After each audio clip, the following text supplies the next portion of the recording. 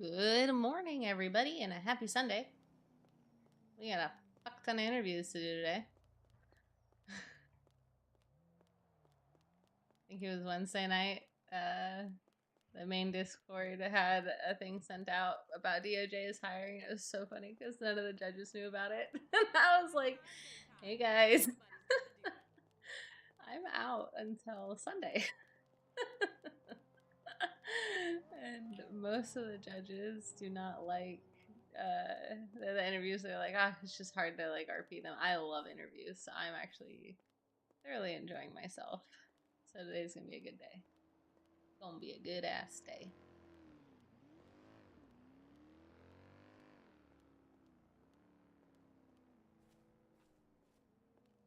Can I help you with something, sir? Oh, hi. Yeah, I'm here for an interview. Wonderful, wonderful. My name's Cassandra. It's nice to meet you. What's your name? My name is Drew. Fabulous. Follow me. We're gonna head up to my office real quick. How's your day going so far? It's going pretty good. Fantastic. How about you? Oh, just getting back from a vacation, enjoyed the beach and the pools, all that good stuff. So it Good. was a much needed rest. Yeah. Yeah, I had to take a few days off. I was kidnapped earlier this week, and it very traumatizing.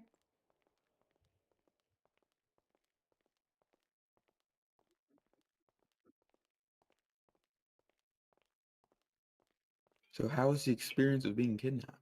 Oh, it was terrible. They kidnapped me. I thought at first it was a prank.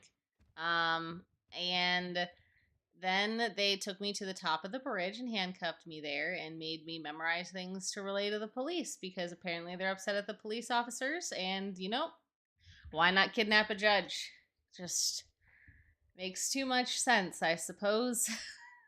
But yeah, yeah. I had to buy a new pair of shoes. I had to take my shoes off, and then I lost them, and it was a whole thing. Well, feel free to make yourself comfortable if you prefer to stand or sit, whichever works for you. I prefer to stand, so I'll probably do that. Let me just pull up your application here real quick on the computer. All right, and it was Cummings, right? Yeah. Perfect, perfect. All right, I got you here. Let me get it printed off. All right, so why don't you just tell me a little bit about yourself and kind of what makes you interested in joining the DOJ?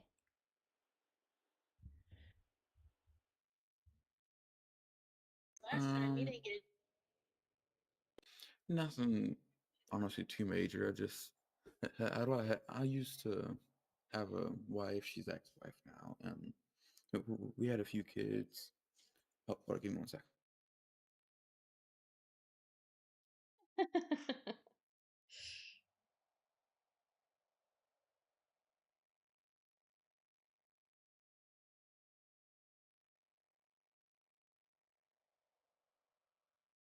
Yeah, not a whole lot.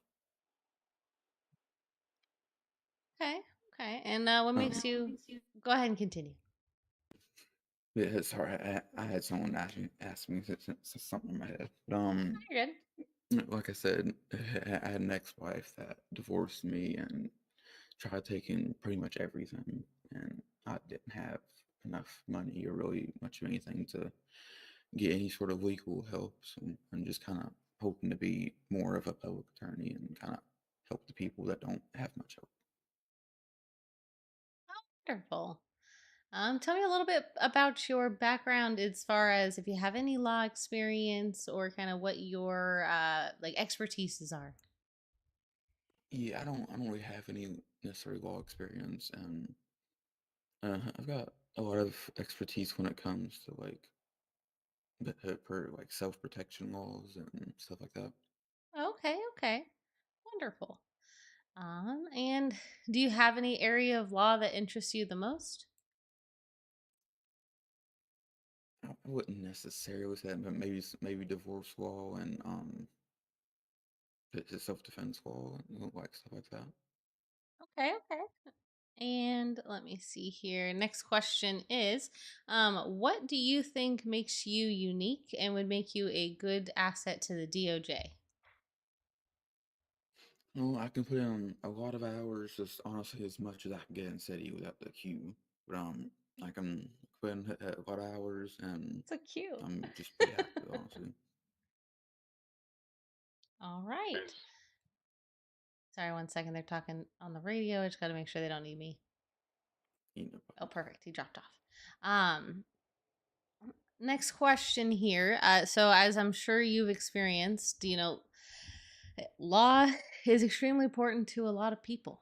Whether it is criminal law or civil law or divorce law, anything like that, tensions can be tight and emotions can run high, and people can get extremely upset and aggravated. How do you yeah. best handle these types of situations? With myself or with somebody else? It could be both. With myself, just kind of step outside for a second if needed. Just kind of take a breather. Um, with someone else, just kind of see if I can get them to sort of do the same. Just take a second, step outside if they need to. Just kind of chill for a minute.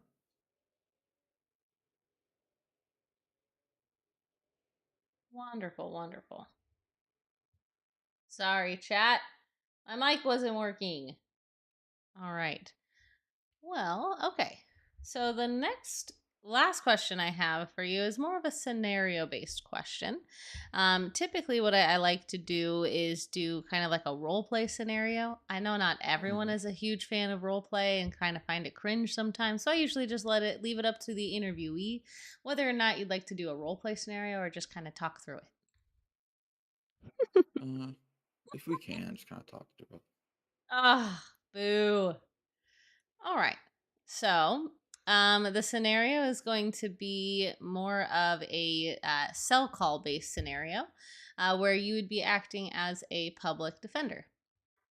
So Uh, the suspect has been charged for possession of Schedule 4 drugs with intent to distribute. Oh, hello, ma'am. Excuse me. I just burst in here. I'm gonna wait Yeah. outside. um. Okay. Uh. Sorry, I think she is another candidate that we're interviewing today. I don't know if I think the COJ is meeting with her. Okay. Sorry, let me retrace my thoughts here. All Okay. right, No where problem. were we? So you're down in the cells and you're trying to help a suspect who has asked for a public defender. They've been arrested for possession of a Schedule 4 drug with intent to distribute and manufacturing. They had 20 bags of cocaine leaves on them, as well as baggies and a scale. And the officers tell you that they caught him handing stuff off to people down in the university district after getting reports of suspected drug sales. How do you best kind of approach this and handle this type of situation in a cell call? Okay.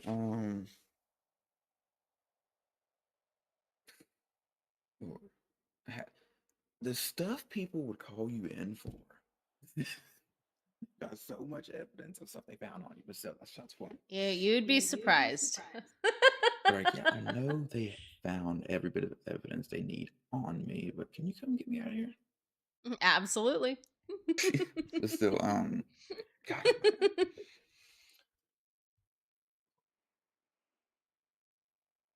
You take your time and think about it. No rush.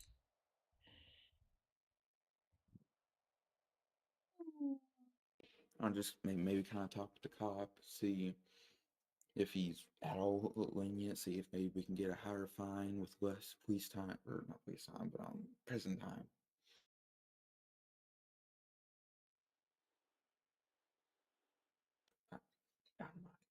I, I And as you can tell, I've never done anything like this. I'm no, still it's okay. That's this is why something to kind of sometimes I learn. think the role play scenario kind of helps with that, just because I can help kind of guide you. In the role play scenario, I would be the suspect down in the cells, And you just kind of give it your best shot, right? There's no wrong answers. I know you don't have any law experience or really know how cell calls work.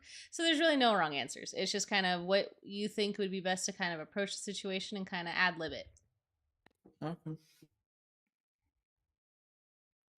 Well, we can try.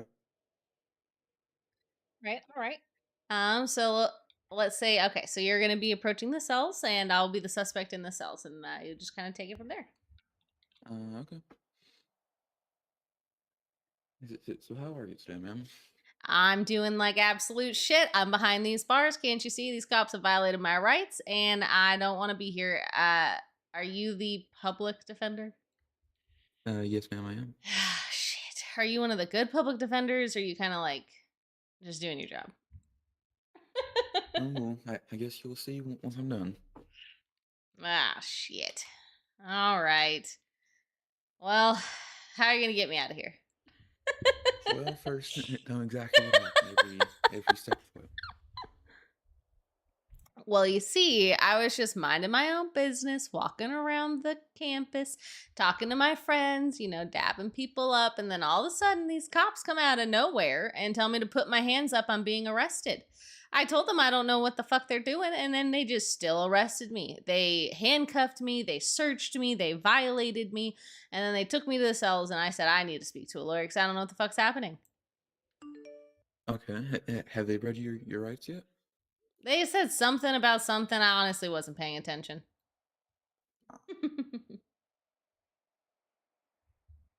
Oh. They didn't even tell me what I was being arrested for. Okay. Can I go talk to the arresting officer? Yeah. What questions do you have for the arresting officer? One, if they read their rights, because if not, that can be pretty much a case dismissal. They were read their rights. Okay. While the suspect was screaming in the back of the cop car. Okay, that sounds right. God, that is so what all funny. was found again? Just a steel baggies and 20 bags of cocaine. Okay, 20 you said? 20.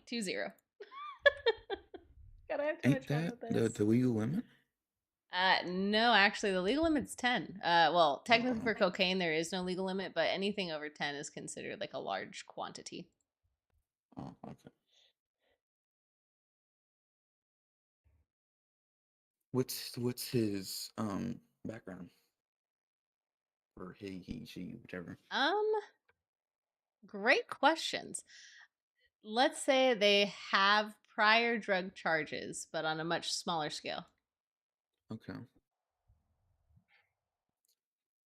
Since it was not nothing major in his background, it's not nothing major, too major that he has on right now. I would say if we can give a little bit bigger of a police fine and give him maybe just some community service instead of actual prison time. All right. And the officers say that they're going to send him for 200 months because they think that he is manufacturing cocaine. Or I guess she, since I'm the suspect. Okay. Oh, So, Jesus Christ. do you think that's a good deal? A little bit higher of a fine and just get some community service time? Let's see. The cops don't want to play ball. They say, nope, we're not going to take that deal. What do you do? Okay, I go back to the prison, or not. I don't want to say prisoner, but go back to the you know what I mean. So be honest with me. Are you manufacturing it? Is there someone else involved in this? Are they trying to get me on manufacturing? It's fucking bullshit, man. They ain't necessarily trying to get you on it, but they definitely think that. I mean, of course I make it. Of course I make the cocaine. But they don't know that. They have no proof. I just had a few baggies on me. I like to do cocaine. Yeah. Oh, fuck. If they raid me, I'm fucked. They can't raid me. Okay. Whatever happens, they can't raid me. I will be out $500,000 if they raid me, and I'll probably get killed. My boss will be pissed. Hear me out. Would you be willing to turn in one of your people for some time? Fuck no, I'm not a snitch. Okay, I understand.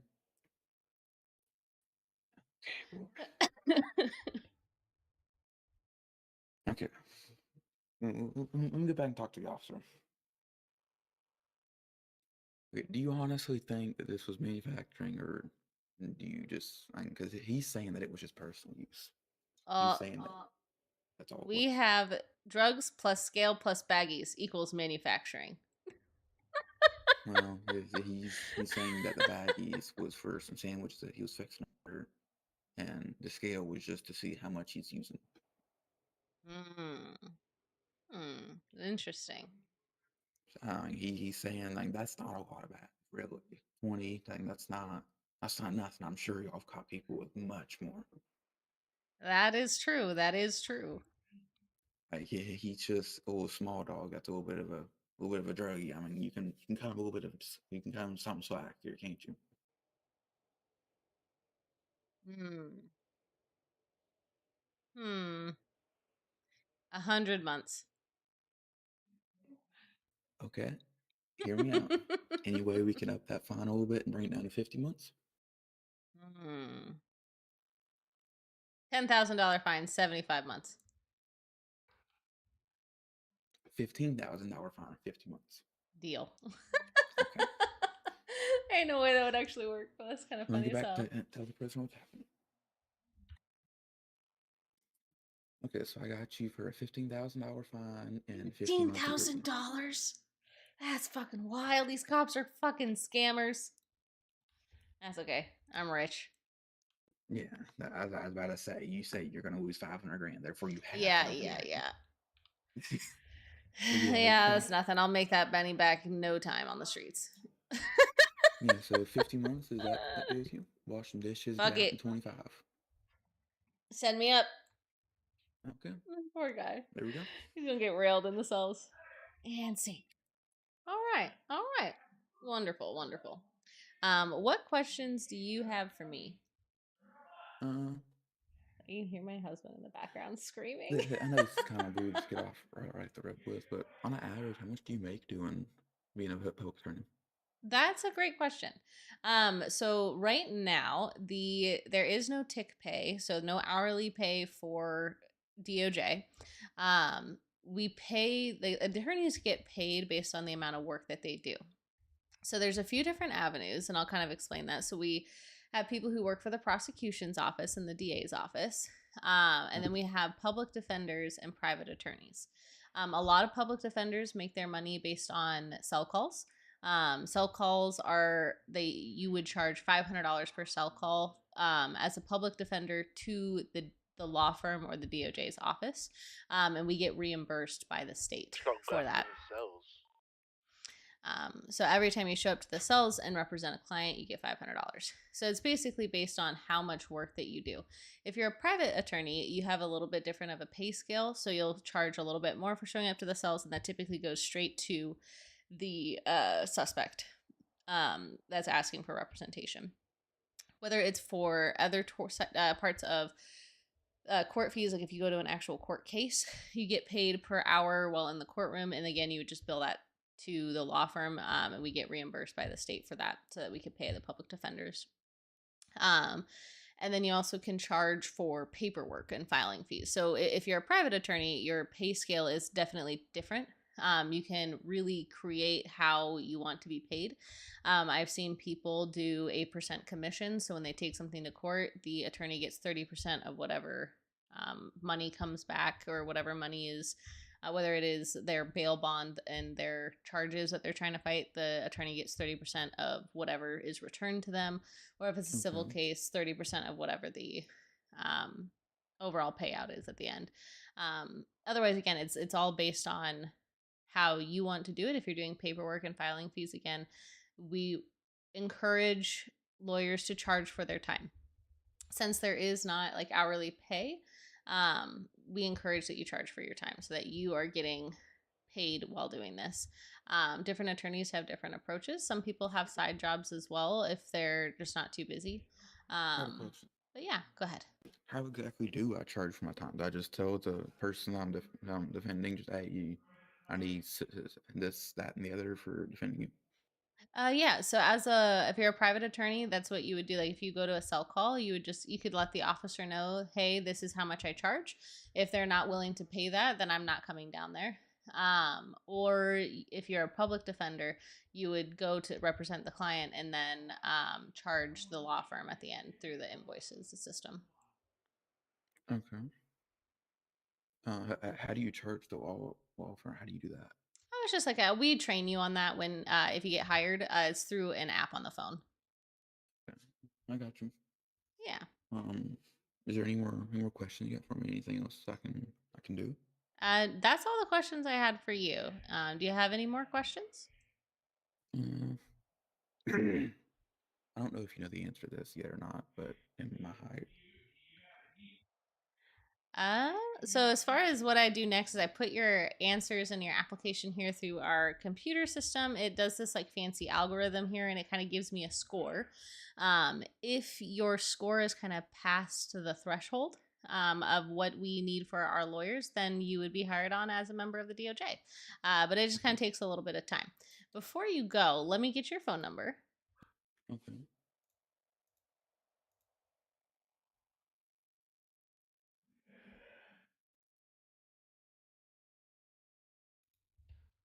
How long do you think it will take? Oh, it really just depends. Sometimes it takes a while, but I'm gonna start processing it right now, and then as soon as I get that answer, I will let you know if you're hired. Okay, thank you. Hold on. Sorry, for some reason I don't know if I actually. Can you send me your contact one more time? It didn't pop up in my phone for some reason. Yeah.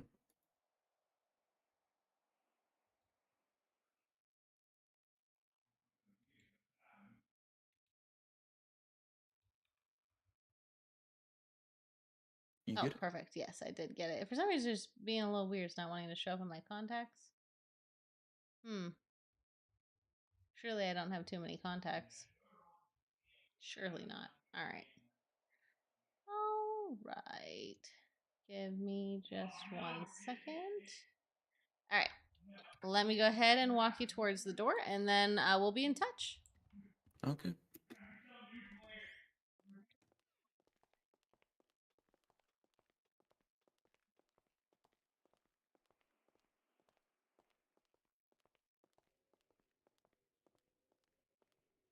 All right. And it'll just be down these stairs and to your right out the front door.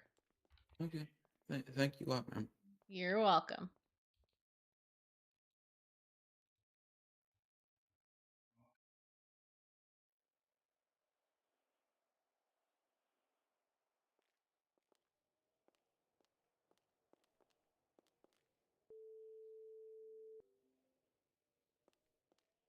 Yes, ma'am. Hey, your application's finished processing. If you're still interested, we'd love to hire you on at the DOJ. Okay. If you want to Just come made it back out the inside, doors. I'll go ahead and get you hired onto the system. Okay, well, good thing I haven't even left the building yet. Hell yeah. I'm going back.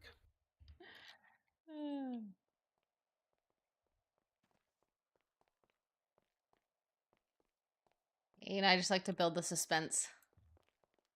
Yeah. There was no application like database thing with it. Oh, no, it's all in my head. It's all in my head. I'm just really, really fast at processing. Yeah. Yeah. I'm out of breath. Hang on. It's okay. Take your time. These stairs are miserable. I'm secretly fat. Okay. Hello. I'm Sabine. Who are you, guys? Hello. My name's Cassandra Cole. It's nice to meet you. Hello there. I think I spoke to you in the emails. It's nice to meet you. Yes. Who is Yes. you, sir? My name is Drew. Drew? Yeah. Like drew a picture, Drew. Not quite sure who that is, but my name is Drew. Yeah. Oh dear. That's fine. That's fine. That's I'm fine. gonna love her. Are you a lawyer here? I'm one of the judges, but I am hiring him on as a paralegal right now.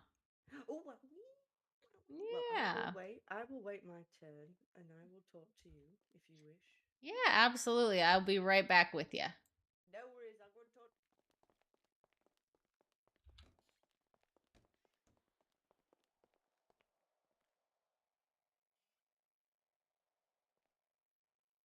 All right. Perfect. Oh gosh. The fact I've just walked out the door, insane. Yeah. Yeah, I was watching. Were you waiting for me to walk out there? Is that why you Absolutely. didn't? No. Yeah. Yeah. I just had to build the suspense, like I said. Yeah. If you go into the emails, there is a section called role requests. If you kind of Okay. follow the template, well, you'll put your name, your roles that you're requesting, and then approved by. And you can say approved by me, Cassandra Cole, and tag me and role manager in it. For the roles that you're requesting, you'll put paralegal and DOJ. Okay, so paralegal, DOJ. Yep. We always start people off at a paralegal. We have a checklist system that we use to kind of get you familiar with our systems and how things work, just to kind of make sure that you are ready to go and represent people. As a paralegal, you can't provide any law advice or charge people yet, but we anticipate being able to get people trained up pretty shortly. I'm going to chat with Sabine, who's just outside, and then possibly just kind of depending on how that goes, I might do some training with you two, kind of giving you a tour around and going over a few things if you're interested. Yeah, I just put that in role request in emails. Fabulous. I unfortunately can't add roles, but our COJ, the Chief Justice, he can do that once he is around. Once you get the roles added, you'll get access to a ton of different sections in the emails, including documents and things like that. Jax, where you at? So once you have time, I would encourage just taking a look at those sections. It talks about like our case laws. It Okay, talks you about mind the grabbing penal one for code me? and some other things. Yeah. But yeah, no rush on that though. Do you have a radio? Yes. Perfect. Go ahead and join radio channel 11. Yeah, I literally got one because I kind of figured y'all would want me to. Hell yeah. Which one? 11. What'd you say? 11. Just 11. Okay. Yeah. And then if you go to your settings and scroll all the way to the bottom, there's an option to update your call sign, and you'll change it to paralegal.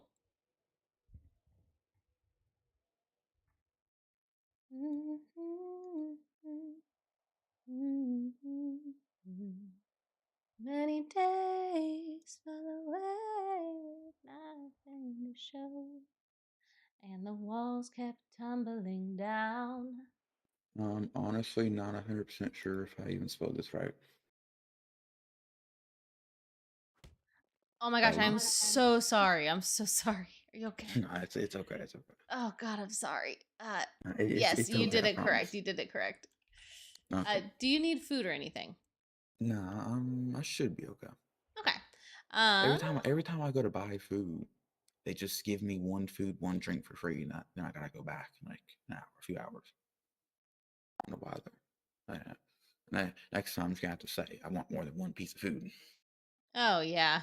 Yeah, no, the food can get expensive, especially while you're training. I try to pay for the paralegals' food and stuff, just because the training can take a while. And since you guys don't get paid yet, I try to at least make sure that y'all are fed and don't starve. So if you ever need anything, you just let like any member of the judges team know. The judges do get hourly pay, so it's like enough to help pay for food and stuff. So I usually try to make sure I do that. Okay, I got you. Hell yeah. All right, let me go chat with Sabine and then I'll come get you. Let me see if Dodds is around. Maybe can talk you through some things. Hey Dodds, are you around? Just maybe. Would you be able to chat with Drew? He's our incoming paralegal. Regarding what? We're just prepping for a trial. Oh, just kidding. I forgot you guys have something at 12, don't you? Yeah, we do. Yeah, we got something in Wonderful. half an hour. Even better. I'll have him shadow along with that. All right, come with me. Yeah, perfect.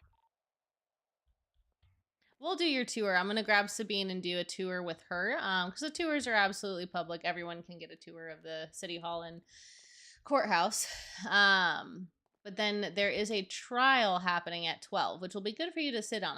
Giovanni Belmont's presiding, and so he'll be able to kind of walk through what the court case is like. But I'd love to be able to get you guys in on that.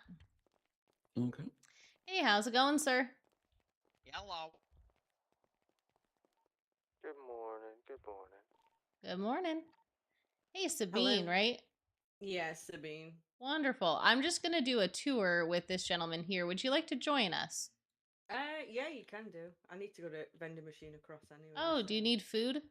I do. I'm very Don't hungry. worry. I got you. I got Oh you. my god, I love you already.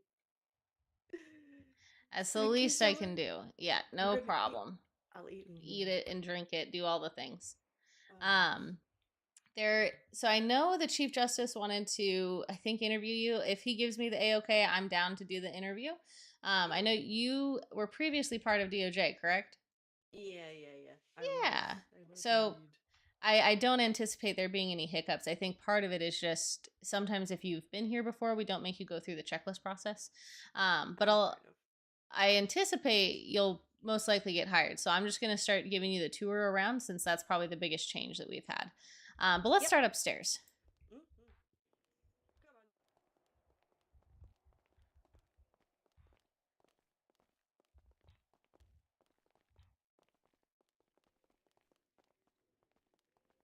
Come on. The stairs are the worst. The elevator's broken on this side. All right. So this is where I typically start. This office up here, this is the Chief Justice's office. It's where we do all our HR and hiring stuff. Mhm. That one does have a lock on it. We just recommend knocking before entering in case people are having meetings. Don't do what I do. Just go in. That's okay. It's okay. It happens. I've done it before too. This office right here is Judge Anderson's office, Kyle Anderson. Oh, is Um, that farts too? Yes, he is. Yes. So he's here. My office is on the other side, and that's where I typically do the interviews and stuff. This is our conference room. So our conference room is great for holding like arbitrations, or if you have a meeting with a bunch of clients and you need a good space to sit down and chat. The one thing I just remind people is that these blinds don't really work, so they'll be open in case people spy on you. However, the room is soundproof, so you at least have that going. Most of the rooms within City Hall and the courthouse are soundproof, which is nice. Just if the doors are open, sometimes people can hear, so just might want to keep your voices down. But otherwise, they're pretty good. This room right up here, this is Giovanni Belmont. He's one of our other senior judges. So Kyle Anderson is a senior judge, and so is Giovanni Belmont, who's actually in City. So we can say hi to him So too. they get the nice rooms up on the little hallway. Yeah. So the Chief Justice gets the nice office. This is also, it's kind of the same side. I will say the DA's office will sometimes hold meetings in here as well. Honestly, it's one of those things where if someone's using my office, as long as I don't need it, I don't really care. The offices up here, I believe, are the only ones that have been assigned so far. Every other office in the building is more like a hot desk where if it's open, you're free to use it.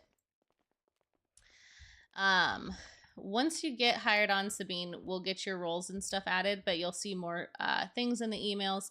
This is usually where I just talk about email etiquette, which I'll go over as well. Basically, we try to use the emails mainly to help coordinate times to meet people in city. So once you get access to all of the lawyer requests, people wanting lawyers and to chat, a lot of the times they try to go back and forth in the emails. We try to limit that as much as possible. We want to meet in city and have those meetings and discussions in city if possible. The other thing that we really use it for is passing back and forth documents for signature. There's just not a good way for us to do it in city, so we'll typically have them sign documents and stuff through the emails as well. If you have a client that's just really hard to schedule with because of time zone issues, we have a ton of lawyers that are awake during all odd hours of the night, so you might just have to recruit some help and see if anyone can assist you in meeting and working with them. We also have, once you have access to all the DOJ documents, you'll get the, what's it called? You'll get access to the ticket naming like spreadsheet, which goes over how to rename lawyer requests and stuff. The dockets are the just for judges though, so just don't rename the dockets. Most of it makes more sense once you actually have access to the emails. But yeah, I just like to review that here because this is just a hallway with a bunch of pictures.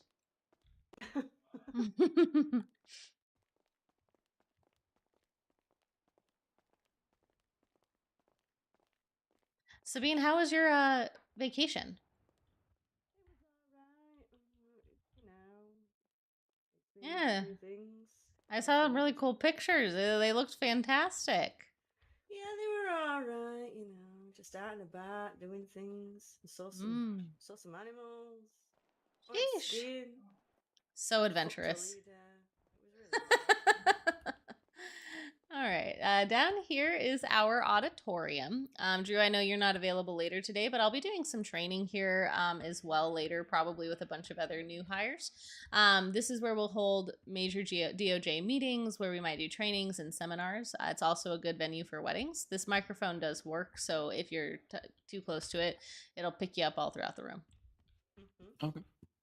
But the chairs are very comfy, so it's perfect for meetings. Yeah, they look really nice. Sometimes I sleep on them, I'm not going to lie. I think I might do the same. Yeah, my office chair is not nearly as nice. And so this is an office that has a few desks here. Again, these are all hot. No one is assigned these. So if you need an office to meet with a client or to do some work, these are always open as long as they're not being used. We always just ask that you clean up after yourself so that anyone who comes behind you doesn't have to have a messy desk.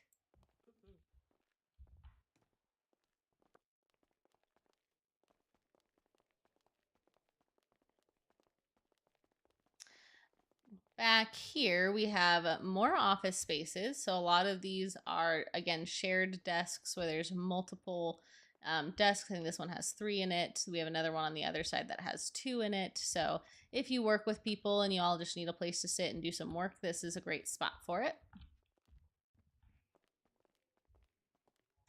These back doors are just nice because it's closer to the garage that's kind of up the street where you can park your car. If you park your car at the cul-de-sac and you leave it there, some people will call the cops and get your car towed. So we recommend parking it. Again, more shared office space, nothing too fancy in here. It's similar to the other side. And then up the stairs here to our left is the same as the other side. It's the same type of office setup, so just kind of like another shared office space. Over here, we have some more private offices as well. Sometimes the locals hang out waiting for their attorneys, so just don't be afraid when they're, yep, here they are. They wait forever. Can I punch him? No, don't punch them. Don't punch them. Fine. They're just minding their own business.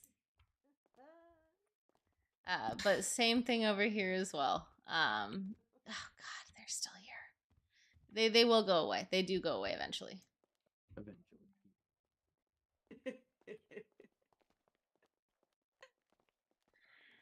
All right, and so that's basically the entirety of City Hall. So this is kind of our administration building.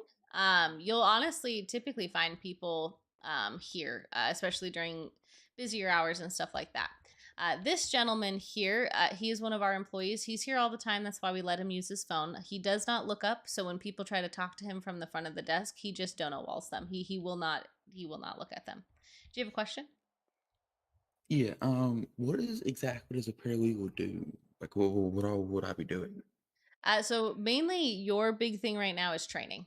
So as a paralegal, you're going to have a checklist that I've already updated. You just can't see it yet.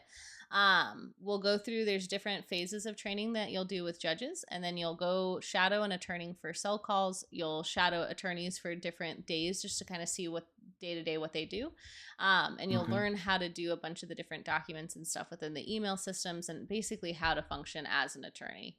Once you have completed your checklist, you'll do a like kind of like an exam with one of our judges that kind of reviews those things and makes sure that you don't have any remaining questions and that you'll be able to excel as an attorney. So that's kind of the main job. It's just kind of the starting position that we have people do first. Okay. Yeah, it also gives you a good chance to kind of chat with a bunch of the different attorneys, DA's office, public defenders, and private attorneys, and get an idea of what kind of attorney you want to be. Because once you take that exam, we'll ask you what you want to do, and then you'll get hired onto that respective role. Great questions. This guy here, he will handle like your licenses, driver's license, ID, weapons license. The police officers will tell people to come to City Hall to get their weapons license and then don't tell them where to go. So you'll see people running around like looking for something, and this is who they're trying to talk to. They usually try to talk to him from the front of the desk, and that's why they can't get him to interact. So you just have to let them know that they have to come around here and talk with them. It is $100 cash to get the weapons license. And they have to have completed the weapons training course and have the PD give them a weapons license and the MDT before they can pick it up. Sometimes people show up here expecting they can just pick up a weapons license. This guy also will handle name changes, and so we'll review that too shortly, hopefully. This printer here, Drew, I know you can access it. The printer is the only accessible by DOJ. You can print cards, flyers. If you hit the business card section, you'll see a bunch of different options. You can do business card, coupons, flyers, menus, other documentation. And you can basically customize physical copies of things for people to take with them throughout the city, and they can hand out to people. Same with books, things like that. We're the only ones that can do this. There is a fee that we will that's in the DOJ like court fees section. And so that is, so we just have like minimum fees. The books are $100 each. Business cards are $25 each, and flyers are $50 each. If you want to charge extra for your time, creating these things, you can also do that as well. But we just have a minimum fee for the actual printing services. Is it still only? I love how whenever you back out of it, it says "Do your job better." Yep. So Yep. the pay for, is it still public defenders and paralegals just don't get paid from today still? So the pay has changed a little bit. So no one gets hourly pay anymore. Only the judges do, and honestly, I use that hourly pay basically to buy food for everyone and feed them, because I understand it can be hard when you first start out. We do have under the DOJ court fees document, there is an outline for what you should be charging for. So really, any services you provide, you should charge for your time. Yeah. If you show up to the court cells as a public defender and the person can't pay you directly, it's a $500 charge that gets reimbursed by the state. And that goes through the Invoices app. You'll typically invoice the law firm, and that will be how you get paid for showing up to that cell call. And then for any other things that you're doing, like if you're printing or if you're doing court documents that you're filing, like all of those should come with some sort of charge. Some people still aren't doing that, but we are trying to encourage it because that's how you all are going to make your money. We want to see you guys flourish. Private attorneys have their own fee scheduling, so sometimes they kind of operate a little bit differently, and you can kind of adjust accordingly. All of the court fees document at least talks about like a minimum charge for certain things. Yeah. Who's Hey, if it's okay, after this, I may have to fly out. Yeah, no problem. Let's head over to the courthouse, and I'll show you that, and then you can take off.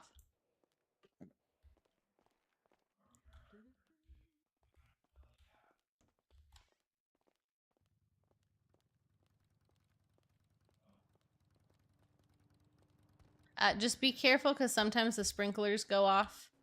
Oh yeah. Yeah, and it's just a no bueno.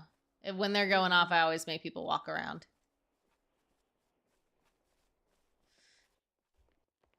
All right. And so this is the courthouse. This is the side entrance here. We have 3 offices, and they all look the same, but they're really nice. So these are another place that you can meet your clients, especially if you're trying to prep them for court cases and stuff like that.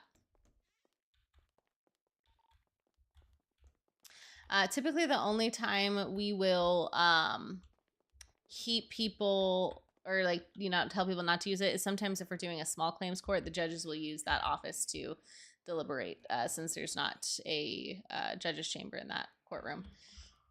This is the front entrance to the courthouse. Not a lot of people use it, but there is some street parking kind of right out front, which is nice. But this is kind of the main lobby. We have 2 courtrooms, a smaller courtroom here on the bottom, and then the larger courtroom we'll go up to shortly. There's a nice Harley Davidson up there.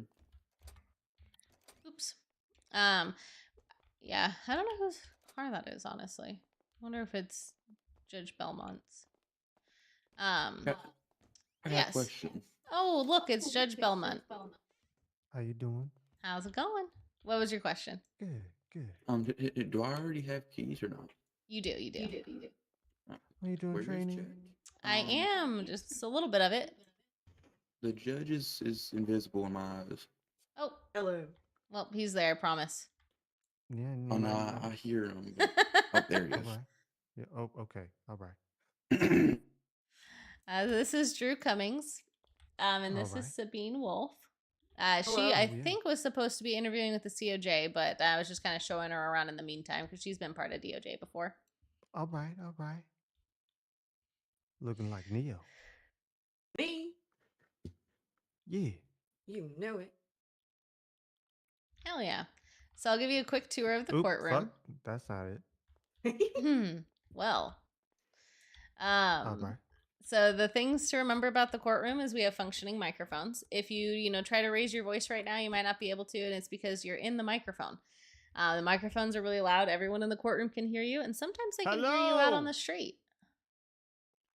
That's what's happening. Yeah. Yeah. So I always point that out because if you're trying to talk privately with your client, you may be talking into the microphone. So you might have to just step away and get a little bit further away from the microphone in order to have private Yeah. conversations. Also, make sure, like, especially in this courtroom, if you're going to shout objections, make sure to shout. So that way we can hear you. If you're not on the microphone, I can be able to hear you. Does that make sense? Yes. All right. Yes, sir. Another thing to note. Are y'all gonna what do you guys want to be when you grow up? Allow you. Lawyer? Yeah, I know. Lawyer, okay. Like a defense attorney, prosecutor. What kind of lawyer? I was a public defender before, so I'll probably do the same again. All right. Yeah, That's what's up. That's what's up. yeah, I'm Okay. probably the same. I kind of like going that route. All right. But I don't mind either way. Wherever I'm needed. Right. Oh, yeah. right. Other places there are microphones in this courthouse is where Belmont is standing. It's a hidden microphone, but I promise you there's one there. And then this witness stand here also has a functional one. So when we have witnesses, we'll have them stand up on the stand. The microphone over on this side is broken in both courtrooms, which is kind of nice in case we have to have a sidebar. Mhm. If we have a court clerk, this is where they would be sitting and taking notes and all that good stuff. Oh, Alright. they're about to be late. No, they won't. We got what, 8 minutes? 5 minutes. Yeah. 5 minutes. 5 minutes. Shit, they gotta go. Judge Belmont is in the courtroom, by the way, just so y'all know. I did tell them to show up at 11, so I mean, I'm not gonna hold them, but continue on. Well, how's it going? Good day. All right, let's go up just to comes the. flooding in. Yep. I think they were literally waiting outside. I don't know if they knew he was in there. As soon as you Alright. say that, you just see 4 people walking. Yep. Oh, did Think you you lock locked them it in? up. I didn't. Did I lock it? Thank you. Sorry about that. So these elevators will take them up to the second floor. There are also stairs, but my feet are killing me.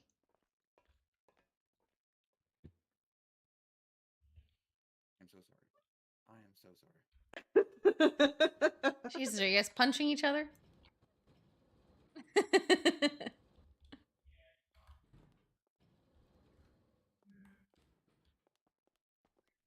Alright, and so this is the upstairs courtroom. It's a very nice large courtroom. We have a waiting room here.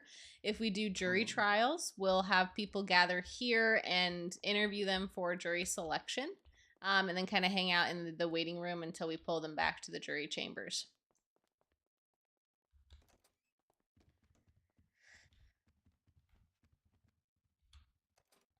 I do try to keep the courtroom locked if we're not actively using it, just so that people don't accidentally get locked inside or locked in a place they can't get out of.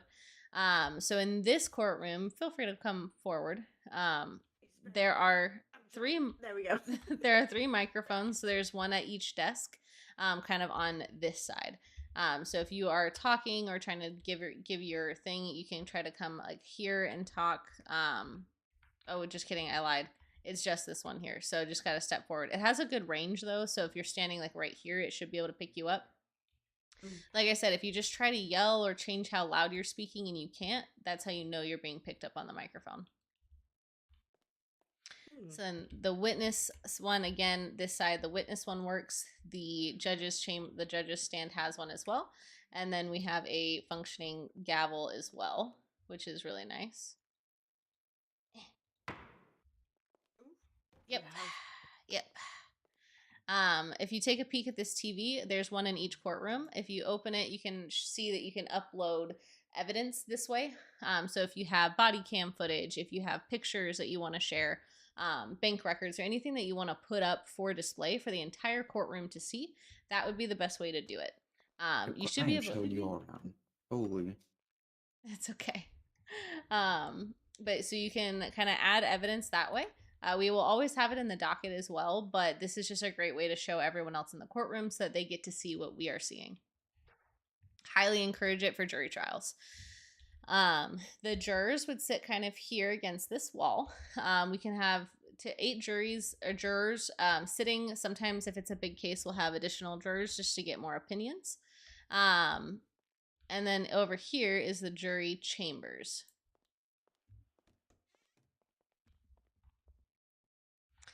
So this is a soundproof room where the jury will come and deliberate, and they'll kind of go over the evidence and everything provided. The judge's chambers to discuss things would be over there if we have to do a sidebar or anything like that as well. All right, and then we'll go down to the holding cells.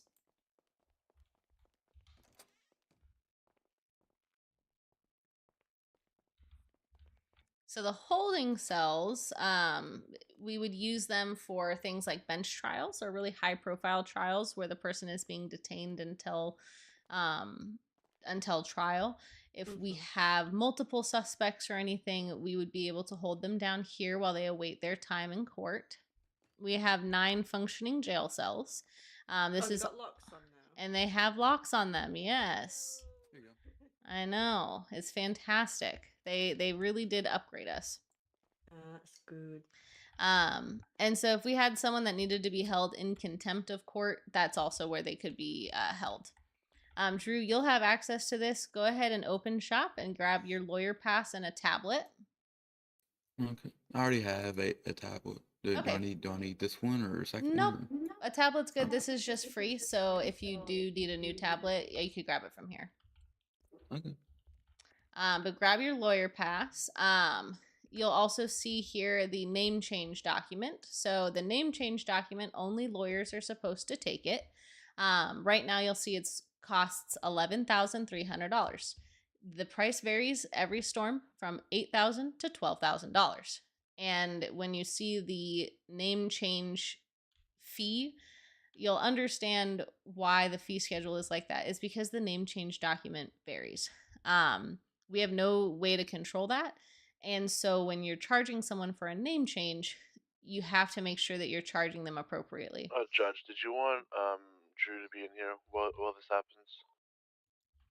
Typically, we charge a 50% increase on whatever is here in the. So if it's $11,300, if I pull out my little calculator here, the cost that you should be charging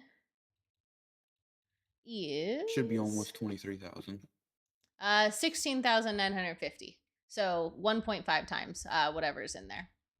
And the reason for that is we are invoicing everyone through the law firm app, like the not law firm app, but the invoices app.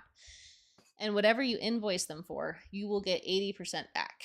And so if you invoice them for $11,300, you will not get that much back. And we physically need that much in cash in order to pull the document. The judges themselves will need that money. And then there's typically like a $500 filing fee that the judges will take in order to process, the, what's it called? The document itself too. All right, come on this way.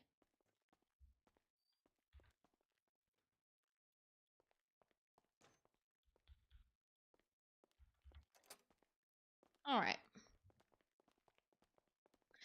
But yeah, so the name change document, once the judge grabs it, we will take it over to that gentleman at the city hall, and we will give the document to the client. We can go out our little side door. This is where the officers would take prisoners in and stuff. Once we give the document to the client, we have to watch them use it and talk to the gentleman and update their name. Once they do that, their head will automatically pop and they will have to fly back in. Once give a warning that they will.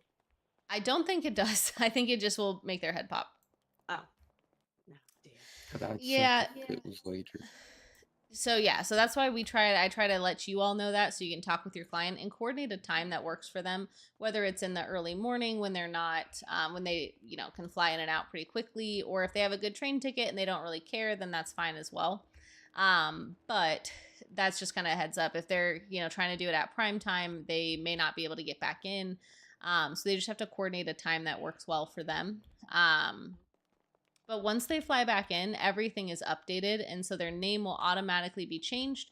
All of their profiles in the MDT will also be transferred over. So yeah, it's kind of a nice system once they get to there. Lovely jubbly. All right. That's pretty much phase 1 of your training. So there's 3 phases plus the cell calls and the couple days of shadowing. I know you got to head out here, Mr. Cummings. So I will check off that we did kind of that first part. The biggest thing is we try to make sure that we are having fun whenever we are here, right? This job gets to be pretty serious, but at the end of the day, we're all here to have a good time. So that's just another thing we try to emphasize as well. When you fly in, just make sure you hop on radio and you can ask any of the lawyers to kind of work with you. Just let them know you have not done phase 2 of your training, which is where we review cell calls. Next time you're around, we can try to touch base with any of the judges to do phase 2 of your training as well. So what, just whenever I hop in radio after I fly in, just tell them I have not done phase 2. Whoever's in radio, just tell them I haven't done phase 2. Yeah. So, because if you can still go shadow them and work with them, that's totally fine. You'll just need a judge to review the phase 2 part. And it's fine if you shadow and do some of the cell calls and stuff before you do that. It's not really a big deal. We just kind of will review it at some point. And honestly, I like it if you've seen some of the cell calls, because then I ask you what you know about cell calls and I can help fill in the gaps.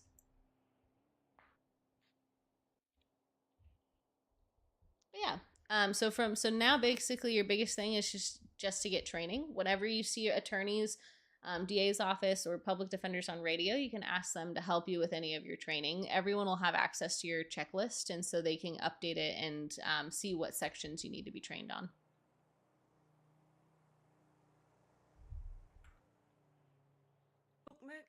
Book Mercy still here? Oh, you didn't hear. No, I've just come back from flying around the world. I don't know how to tell you this. Buck Mercy died. Wait, what? His funeral was yesterday. No, I'm so serious. Are you fucking joking? No, if you look in the announcements in the main Smile emails, his funeral was yesterday. He died. Oh no! Who killed him? I have no idea. I genuinely like I know there was like an issue like there that he was suspended at one point, and Oh my then god. yeah, it was yeah. Holy fuck. Yeah, Not he's Buck. he's gone. Who's gonna call me Bean? No. Oh, I'm so sorry. he's so selfish. Imagine dying just as a company. I know, that's what I'm What a saying. dickhead. What about his wife? Is his wife alright? Oh my god. I don't know. I haven't heard from her. I hope she got all of his money. Hopefully. Yeah. All right. Shit. Well, Mr. Cummings, did you have any other questions right now? You've been asking great ones. No, not really. Is the radio channel still 11? Or is It 10? sure is. Aye. Still 11. It's still 11. And I'll go up and we can do your interview and I can get you all started there. I'll just confirm with the Chief Justice as far as where your Yeah, training yeah. would start. We've already done the phase 1. I'll just kind of review updates on what's it called? Kind of like the cell calls and things that we've been doing, but yeah. Yeah. That's fine. I don't mind starting from bottom if Abijah's busy anyway. I know he's a busy fella. He is a Not- busy guy. Yeah. It's not end at world. Is Richie still here? Oh, he is. He is. He's about to fly in actually. Beat him up. I'm ahead out of here. All right, you have a good ass day. You Bye, too. Drew. Bye. All right, let's go knock out this interview real quick. Yes.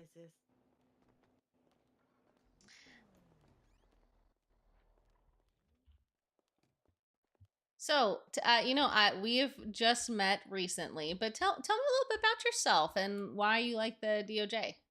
Oh, well, I'm shit at crime. I don't really like it. I'll be honest. When I was a child, I tried to steal some sweets. It didn't go well. I was a bit sad, so I never did it again. And I decided, you know what? I Oh. don't want to be a police officer. And I went into law. Oh, wonderful. I like it. I like it. And I like arguing with people. So that helps. Oh, yes. You will get a lot of that, I'm sure. Mm. All right, feel free to make yourself comfortable. I prefer to. Oh, God damn it! I prefer to stand. Just because I struggle. Sometimes Yeah, my pants get knees. stuck. Yeah. Yeah, my knees. Yeah, I'll stand. All right, let me pull up your application here real quick. Yes. I didn't really put too much into it. I was just like, do you want me back or not? Hey, that's all good. That's all good.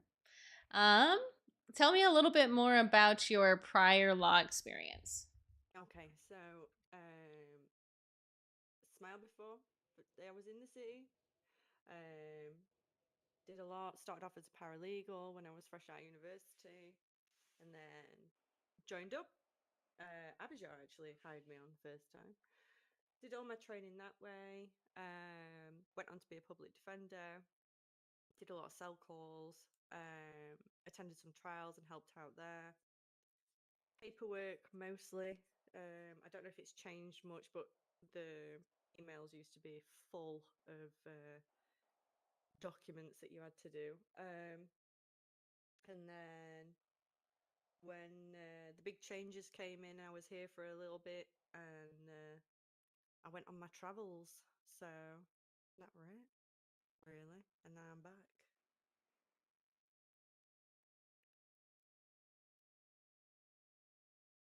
Wonderful. All right. So you've got a pretty good breadth of experience. Do you Yeah. have any area of law that you're interested in the most? To be fair, it's just the same as what I said before to him. I just go where there's a gap because it's all the same, really. I'm not really bothered about private or anything like that. I just want to help people and help where I can, basically. Wonderful. Just for my knowledge, what are your thoughts on the prosecution's office? I were going to join the prosecution, but like I said prior, they were low on public defenders at the time, and I think Ricci was not wanting to take any prosecutors at the time, Mm-hmm. because there were some changes coming in. So, Gotcha. but I don't mind. I don't mind being prosecution or anything. Yeah. I I was think, just yeah, go on. I was gonna say I was just asking because I know we do have a good number of private attorneys per Yeah, usual. I feel like that's the one that a lot of people go to. yeah. Shockingly, we've recruited a lot of public defenders. I'm actually surprised at how Oh, many we've right. started accumulating, which is great. It's honestly great. We could always use more. But Yeah. I've noticed I think there might be a hole that could be filled in the DA's office. I don't know. That's just from outside perspective looking at how they're reports and the like scheduling of the court cases and stuff. They may need assistance. I don't know for sure. I know one of their Mhm. prosecutors died, and so I don't know if they're looking to replace them. Yeah. Question: Is Yeah. Bill here? Is Bill Clayton. Bill Clayton? Yeah. Is he He also public died. defender? What? Yeah, he died a while ago. I am so sorry. I feel like These motherfuckers. I am so sorry. Yeah. This is This how. if you need to take a seat Excuse and me. take a moment, it Yeah. sounds like a lot of the people you know Holy have just fucking shit! yeah. About Jesus. Is Jace here still? Jace. Oh my god! The fact. No, he must not be. It's I Bill's don't house. think he's dead, but I haven't seen him in a while. Jace Creed, Well, right? Yes, he's dead to me. If you've not seen him in a I while. haven't seen him in a long while. Bastard. I think he might be on LOA though. I don't remember.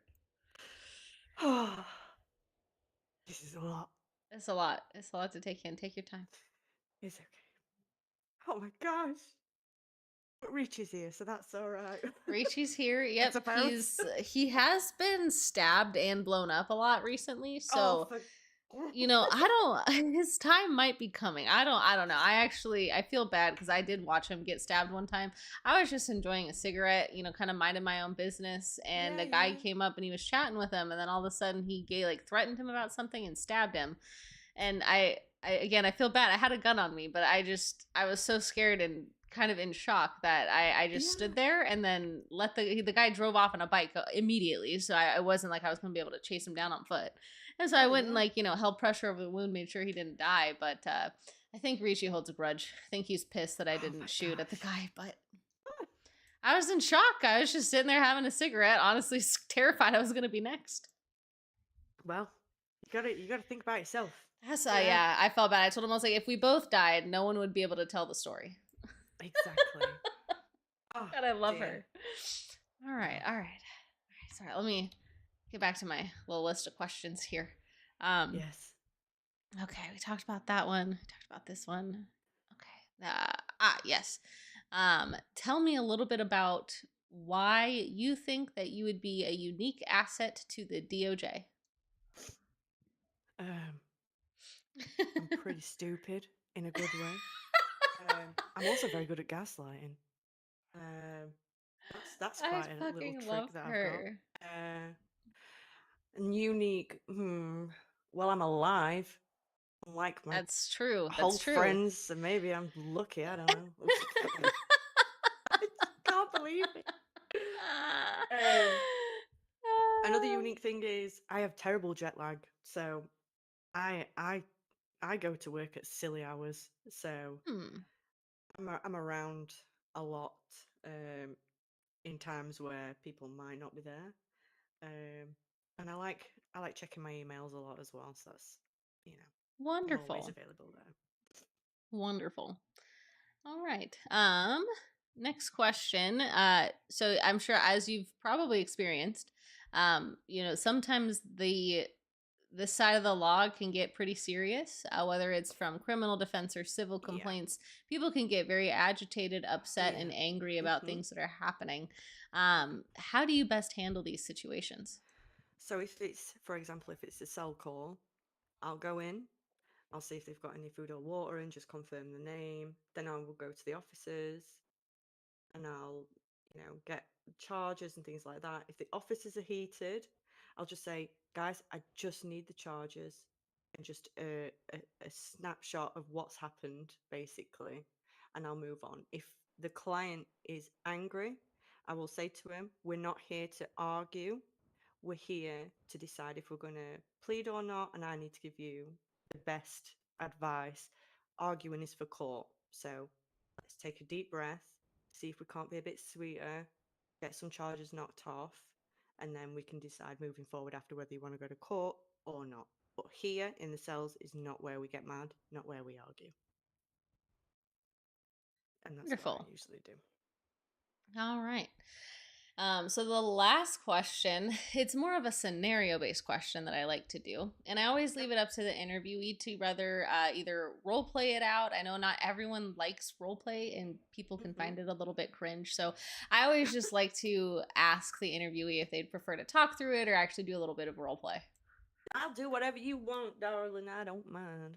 Hell yeah. Well, let's do a little bit of the role play scenario. So I'll set the scene. So you'll be responding to a cell call, which I'm sure you've done multiple of these, and you are talking with the officer on the way down, and they tell you that your client's been charged with possession of a Schedule 4 drug with intent to distribute. They are charged with drug manufacturing. They were found with 20 bags of cocaine on their persons, as well as a scale and some baggies. They were responding to reports of drug sales down in the university district, and they saw your client handing some stuff off to some of the locals around, and that's when they were detained. And so you'll be approaching the cells, and I will be your client. No worries. Okay. Hello. No, I'm joking. Good afternoon.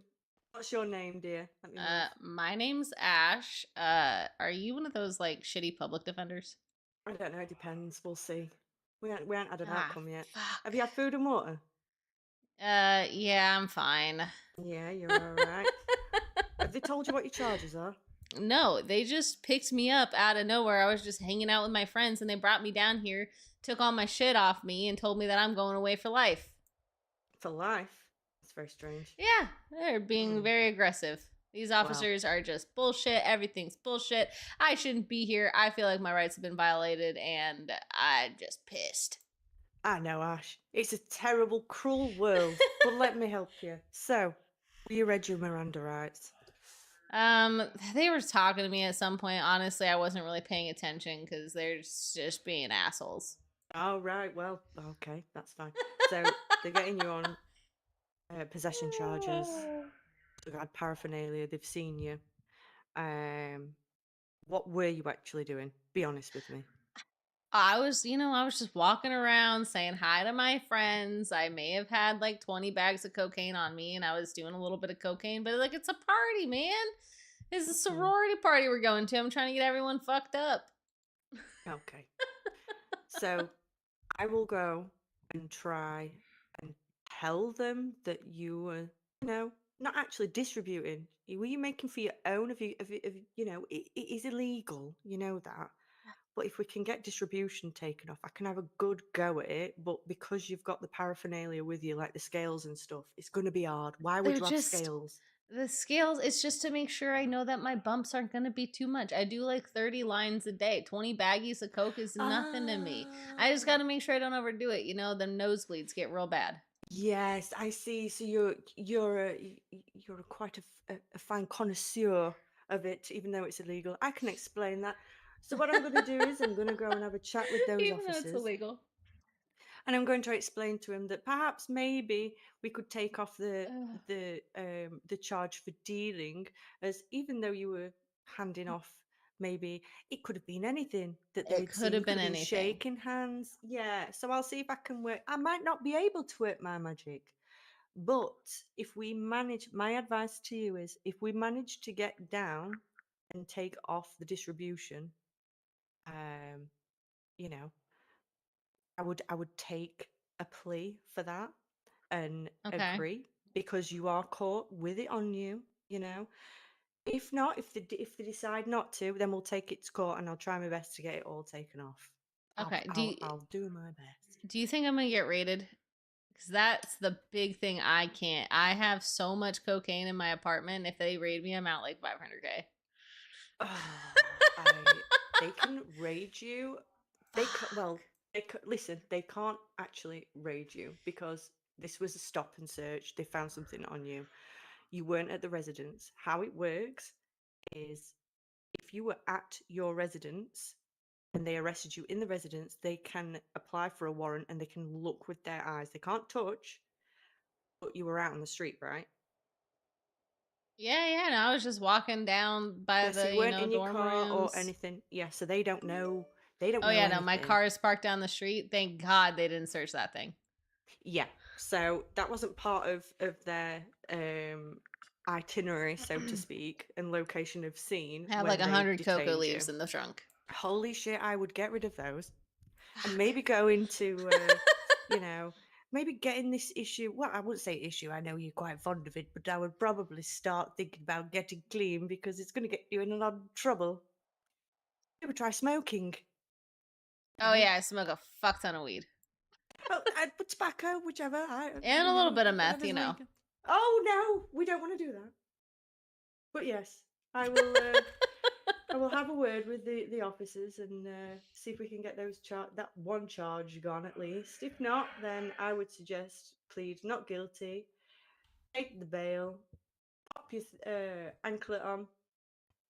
I don't know if you still do those here. Yeah, you're good. Your tag, put your tag on.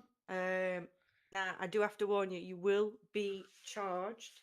You will have to pay the fine. If I remember rightly, it's double. And then when we go to court, you'll be able to retrieve that back. But if you commit any sort of crime, any crime at all, it could be jaywalking, right? You will have to serve both. You will immediately plead guilty to both of those all of the charges that you've gone on the tag for, as well as jaywalking. You'll be charged. You won't get any money back, and you'll be charged for that as well. It'll be a combined sentence, and you won't be able to go to court about it. Is that right? Been a long time. Absolutely. Wonderful. And scene. Great. All right. Well, let me get your number. Yeah. Da. I need to change my name in my phone. I've not done it. God. Hold on. Let me just change my name quickly. Bean Wolf. There we go. Let me just do that. Done. Share with you. There we go. Wonderful. Oh. Right. Let me before I usually do this whole thing where I tell people I'm putting their application through an algorithm and the algorithm tells me what their score is and then I get their phone number and I make them walk out the front door before I call them just to build the suspense. But it works every time. But since you have so much experience, I know I want to hire you on at least as a paralegal so that you can get access to some of the things. I'm going to check in with Abijah to see if he wants me to hire you directly on to attorney or not. Because I think honestly, with everything, like you know the cell calls pretty well. Yeah. The marriage license process is I think the newer one that we have this season, and so that we've already gone through, but the marriage documents, expungements, things like that are all pretty much the same, I'm pretty sure. So I don't think you'll have any problems with that. Trying to think here. Is it still if they want to change the name or anything like that, change the name, get married, needs to have no criminal record, or is that changed completely? Oh no, they as far as I know, they can have a criminal record and get married, or have a criminal record and change their name, because it automatically updates in the MDT. So if they did have a criminal record, it will just change over. Yeah, makes sense. Yeah. So Lovely. so anyone who's trying to escape the law that way is going to be very sad when they realize everything automatically updates in the MDT. I'm glad it's all fine tuned now. yes. No, so that's wonderful. Let me just make sure the other thing that we've been trying to do a lot this season is try to limit the cell calls to 15 minutes. I think what you did there was fantastic. You kind of had a these are our options. You either do it or go to court, and that's basically what we want to do. If you find yourself Yeah. going back and forth with the cops a lot, because some of them are very intent on keeping the charges that they've done, Yeah. even if know, we yeah. provide really good law background as to why the charges should be changed. And if you're arguing with them, just take it to court.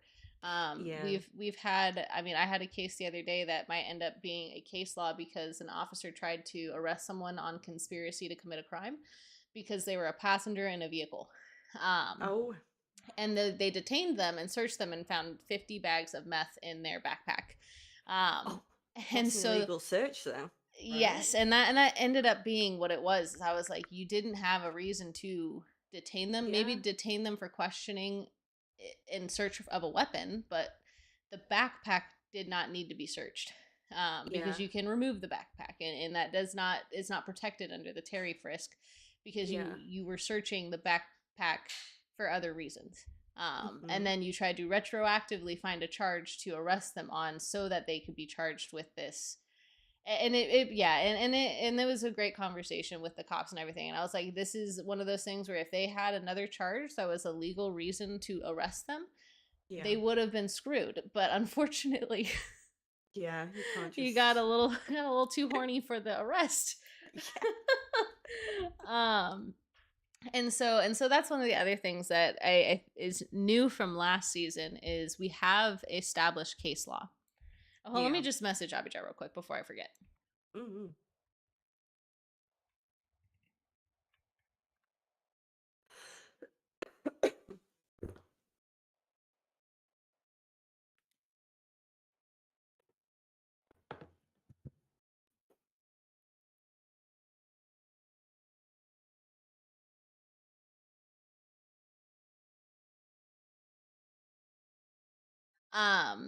So we have case law. Once you get your roles, which I'm waiting to see if he wants me to give you or request the like lawyer roles, or if he wants you to do the paralegal roles. Yeah. But either way, you'll get to see some of the documents, including the case laws. So there's a common list of case laws that judges will accept in the courtroom, and then Smile specific case laws that we are starting to build. So with any major Yeah. court case, we'll kind of build on that. So the one that I just did might becoming case law. There's one that Giovanni did that is going to become case law. That already became case law. And so that just helps us Yeah. 'Cause. narrow the scope because people bring Mhm. these case laws that they've researched on and are super niche and might Yeah. not really be It's not. applicable. Yeah. It's really hard to make sure it's consistently applied because some judges knew a little bit about case laws, and most of us are like, I have no idea what you're talking about. You could tell me any case law and I'd expect it to be true because I'm not going to Yeah. take the time to really do the research on it when I don't really Yeah. want to pause for 2 hours trying to read into it. Yeah. It's not that serious. Exactly. So Yeah. it helps so the case laws are pretty self-explanatory. It includes things like the Miranda rights and the Terry frisk and Yeah. things that the officers typically review, as well as far as their training, so that we can be a little Yeah. bit consistent on how they apply it and how we see it on our end. And Yeah. then we'll keep building on it based off of the court cases that we see. Yeah. But yeah, I think that's the only other like major update that's kind of helpful. Yeah. Sounds good. Yeah. Sounds good. What other questions do you have right now? Do we still have keys to LSPD to go in? MRPD to go in and out, or do we still have to wait for them to get us? We have to wait. There's something to do with if we get keys there, we lose keys here, and so it's one or the other. Yeah. Okay. That's You should fine. have keys here now, though, at least. Yeah, we're thinking when Ajabar. I can never say his blooming name. Okay, I've got him. Just make sure that I keep locking stuff as I walk out. Yeah. Yeah. And luckily, it's not as bad here as it is at LSPD. The other thing is the Invoices app is a little bit new this season. So if you open your phone and look at invoicing, if you click the Send New Invoice button, you should see a drop down where it says Me or Law Firm. So whenever you're...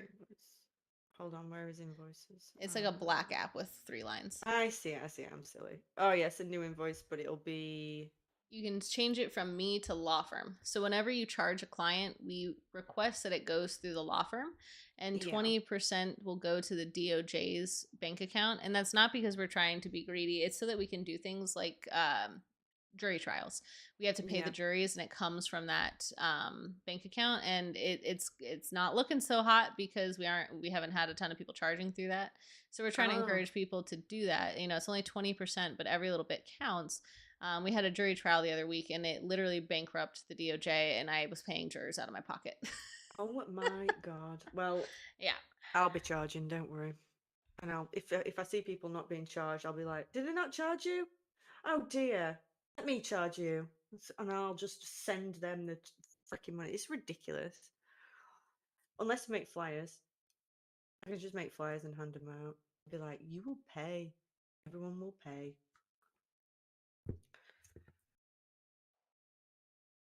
Because that's the thing. If people do sell calls and they don't charge, then people are going to be thinking that, well, it's free.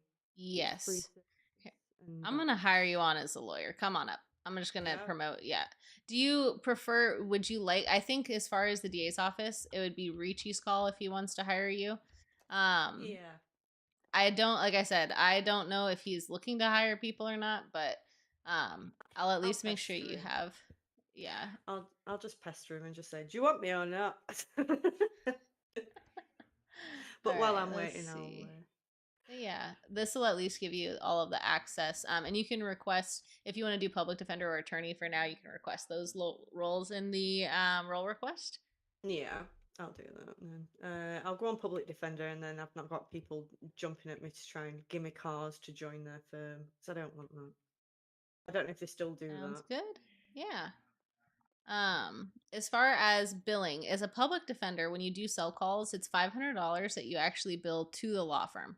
So you'll send through the invoices app from yourself to the law firm, and we get reimbursed by the state for anyone that goes down to those. So please make sure you're sending those invoices. I know some of the private attorneys have been doing pro bono work, and I'm telling them, I'm like, y'all just got to start charging No, because yeah.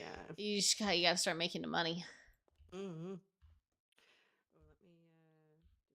Oh yeah, do your thing. It's all right. I got it. I'll do it. I'll do the role request in a minute. What were we gonna say? I forgot. I'm stupid. Told you. Unique. No. You're good. You're good. A unique characteristic.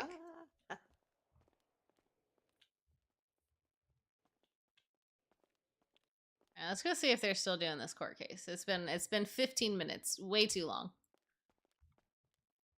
I actually have no idea what the court case is about.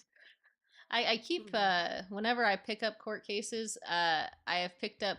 They tell me it's going to be something quick and easy. I find out 10 minutes before that I'm going to be taking over because of judge availability. And then it ends up being a Always complete clusterfuck shit show. And it's a lot more serious than I thought it was going to be, and I had to lock it the fuck in. Oh, fuck the sprinklers. I remember when before I left all this part here, lots of people doing illegal handoffs. Oh yes, my favorite pastime is actually sitting at the sidewalk over on the end there and smoking a cigarette and watching people walk up to me trying to hand me drugs. It's so funny. I scare the shit out of them every time because I'm like, hello?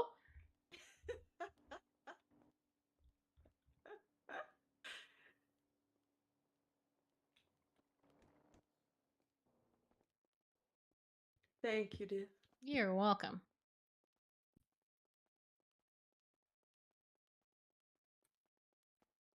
I think most of the document templates and stuff should be the same. The biggest changes I think will be in like the court fees, some of the like name change how to's and stuff like that. But most of the stuff should be the same, which is why I don't feel strongly about making you redo the checklist. We already talked about cell calls.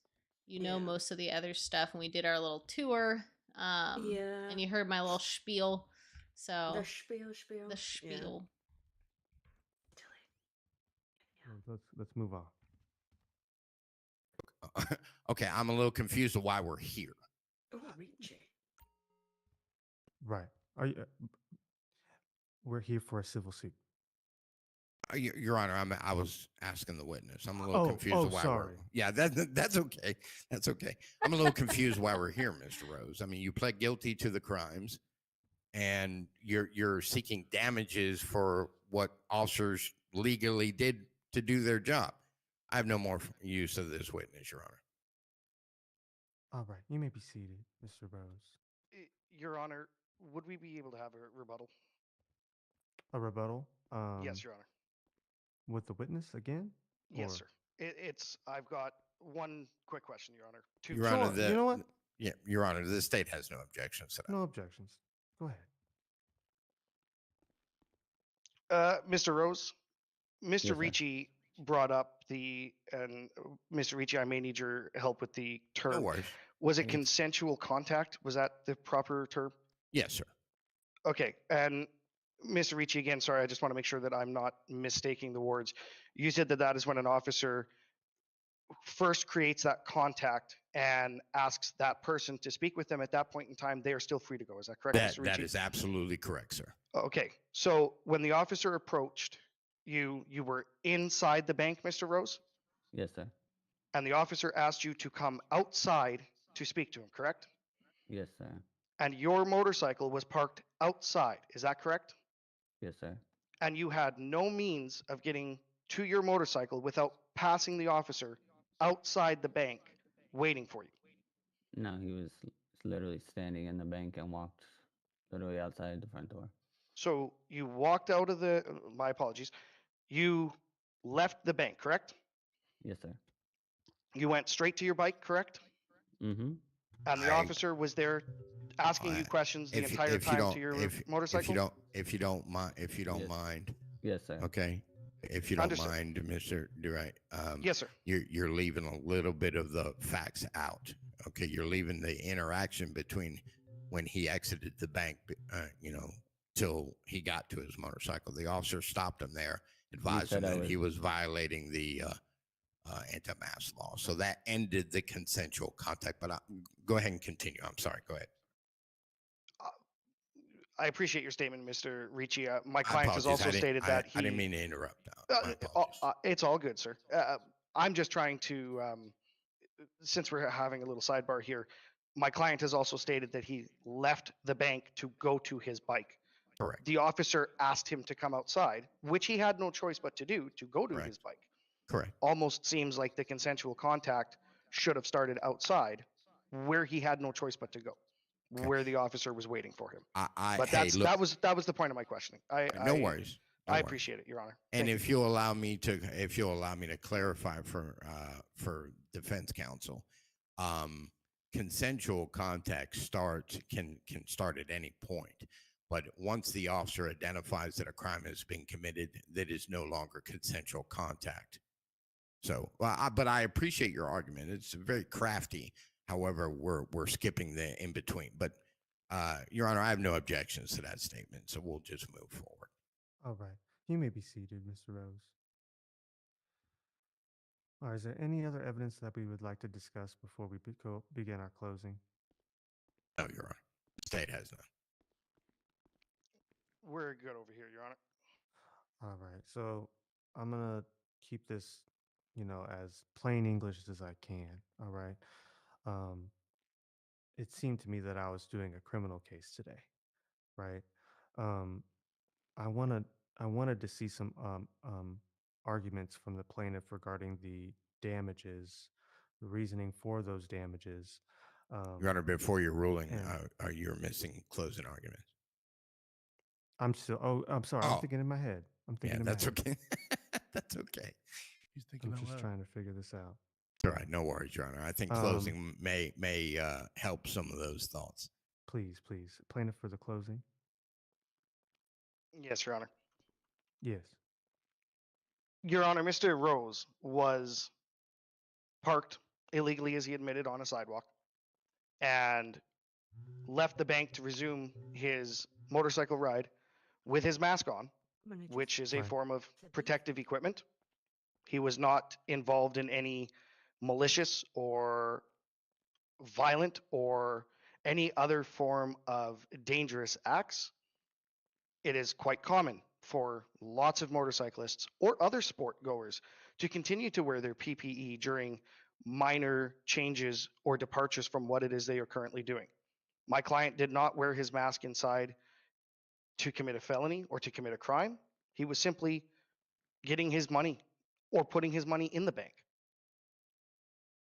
As it stands right now, there are lots of people that park on sidewalks. Again, an illegal act, again, admitted to by my client.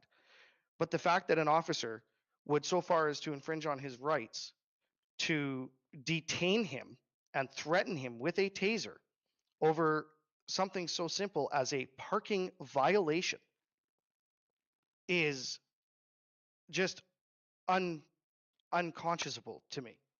Something as simple as being parked on a sidewalk. Something as simple as wearing his proper protective equipment while doing a 2-minute thing could lead to an officer drawing his taser on a man that has shown no criminal propensity at this time, has shown no threat to the officer. It would be my understanding that an officer should only be drawing a weapon, whether less lethal or lethal, in the event that they would feel concerned or scared for their safety. Per the officer's own written report, he pulled it completely because he felt that he was going to flee non-violently from a traffic stop.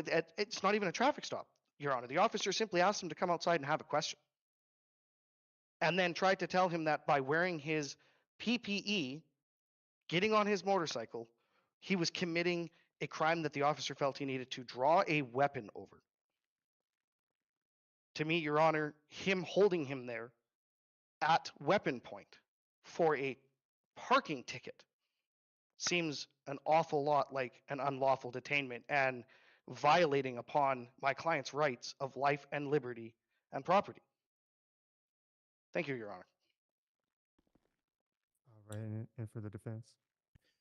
Your Honor, you know, I think the facts have spoken for themselves. However, the state would ask to point out that, you know, there has been no evidence on damages. There's been no propensity that show that the alleged victim was his rights were egregiously violated. The police officer, you know, did his job. But again, as you stated, we're not here for a criminal trial. The state is even focused on, you know, the defendants or the plaintiff's alleged activities. We're here to defend on the grounds that his civil rights were violated. I do not think we would ask and strenuously, you know, ask that the court take into consideration that the plaintiff showed no value to any of those damages and basically proved our case in itself. Thank you, Your Honor. All right. I'm gonna keep it a buck with you. All right. I heard from the plaintiff that when the first thing that the officer asked the plaintiff was, "Why is he parking there? Right? Why are you parking on the sidewalk?" Then he continued on to the bank. When inside the bank, officer came in, said, "Hey, when you're done with the bank, come talk to me outside." You came outside. Officer questioned you about the parking of the mask. Asked for your identification. I think due to the mask or due to the parking situation with the motorcycle, you know, plaintiff refused to give the identification and to remove his mask. Which then he would proceeded with a misdemeanor at that point.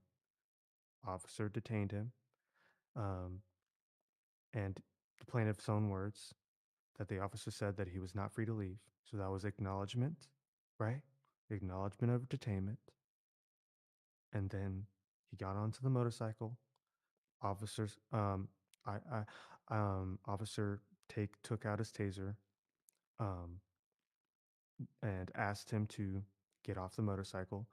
Plaintiff complied, which Thank God you complied. I'm glad that you complied, right?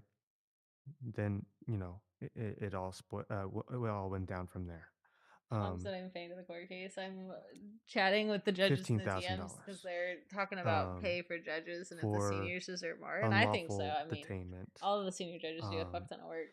I'm out here and hiring, and so they're like, "Oh, unlawful I hate doing that. Like, thank imprisonment. God you're here doing it." And I really like it. Even though Like I said, I'm the hiring probably plaintiff, like 7 or 8 people today. complied, there was verbal. I'm gonna actually just make a list. There was verbal confirmation that the Because officer was sticky detaining note. him, Keep a and that he list. plead guilty to those charges.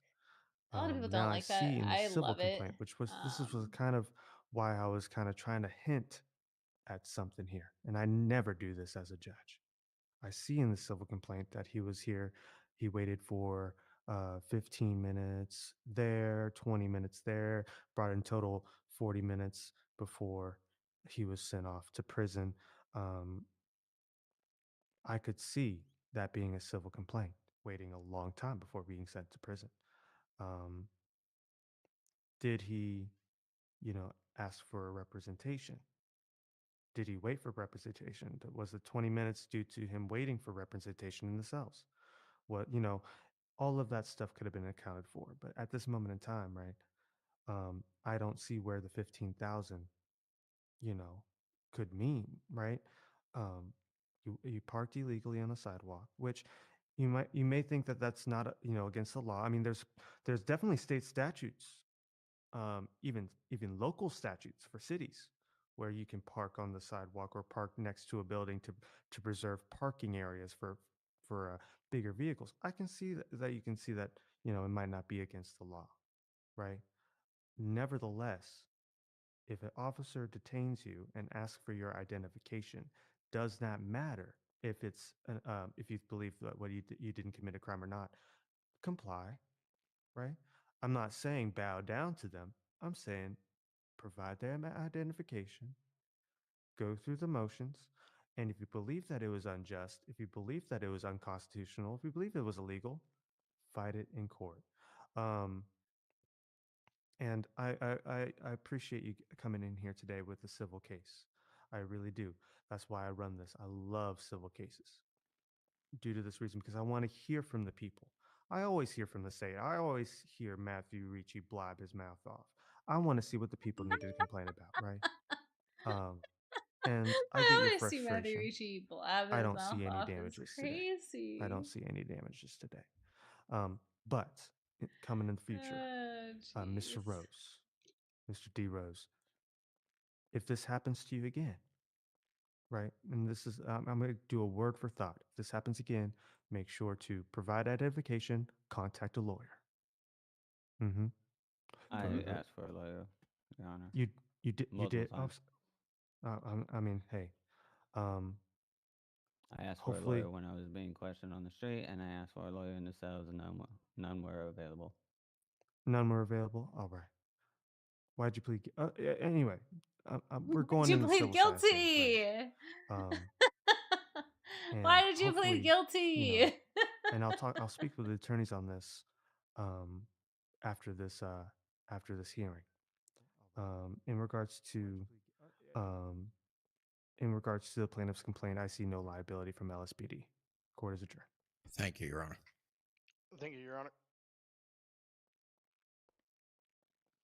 Now, you said you wanted to talk about the something, Your Honor? Yeah, of course. Anybody in the DOJ, come down to the meeting room. Hey, Sabine, do you have a radio? Mr. Rose, we'll meet with you in a Okay, we'll couple get you minutes. one later. I'll get you. I'm gonna go pick up a ton because I'm doing a bunch of interviews today and anticipate needing a bunch. Oh, by the way, I was on a call. There was a call that came in for DOJ, and there's a guy who's coming who wants to speak to you about being hired on. Apparently, he was being dealt with by Chief of Justice. But obviously, yeah. Did you tell him to head down to the court or like City Hall? Yeah, I told him that we were in small claims and to wait. So I don't know if that was the guy. There's like a gentleman. Yeah. God, there's like a pack of us. No, you're good. Hey, were you looking to speak with someone about hiring? I mean, initially it was supposed to be a judge called Cassandra Cole, but then it was transferred over to the Chief Justice himself. Oh, gotcha. What was your name, sir? It's Roy. Roy. Perfect. Okay. Let me see if the Chief Justice wants me to take over since he's not available at the moment. But just hang out here for a little bit if you can. And then I'll be back to get you. We just have to do a quick sidebar meeting in our conference room. I mean, you have the means to reach out to me. Let me right? get your Do number I just in share the case. numbers? Yeah. Perfect. There you go. Wonderful. All right. So, are you Cassandra Cole? Yes, I am. Okay, nice to meet you. Nice to meet you as well. Like I said, we're just gonna do this quick meeting here. I'm gonna message our Chief of Justice, see if I can reach him in the emails, to see if Not we a can problem kind at of all. go from there. All right. I'll reach back out to you soon. All right, then. Sorry, I'm coming.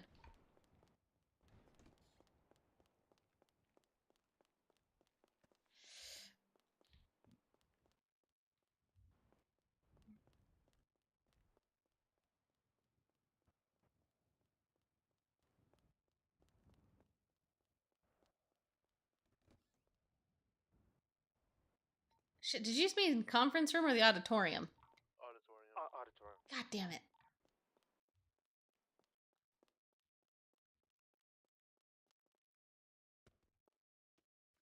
God, ow. Ow.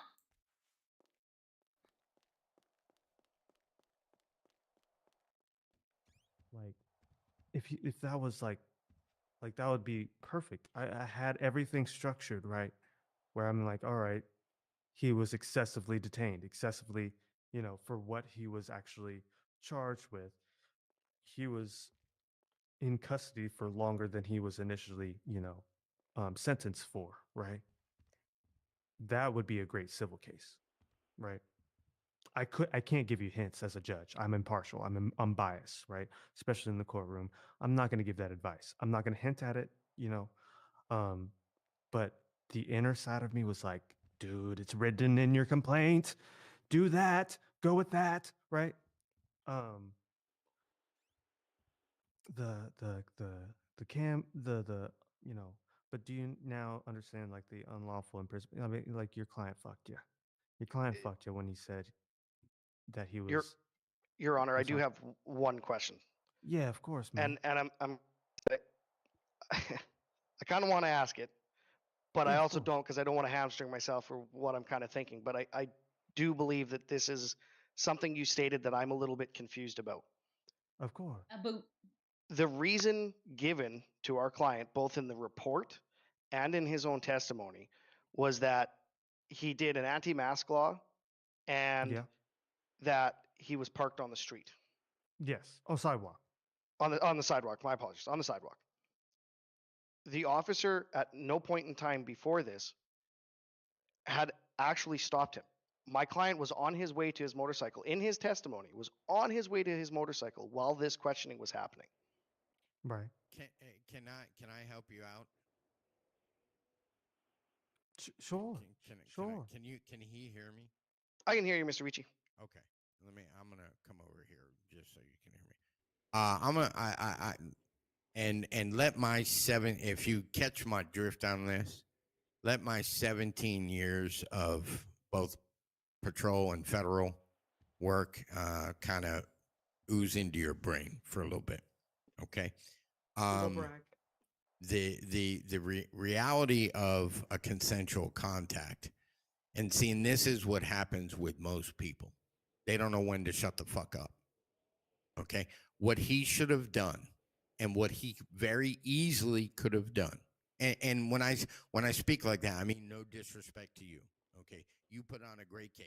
Okay. No, you attorneys were great. Attorneys were great. It was your What client you that should have argued was exactly what the judge is telling you. You should have argued the time that it took to send him off. Okay, not focus on the criminal charges that he already pled guilty for.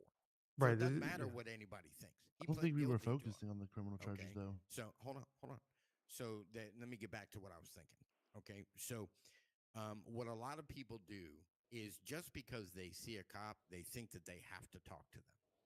They don't have to say a fucking word. What he should have done is just ignored him and walked to his bike, got on his bike, okay? And then if the cop would have said, "Stop, you are not free to leave. Now you are being detained, blah, blah, blah."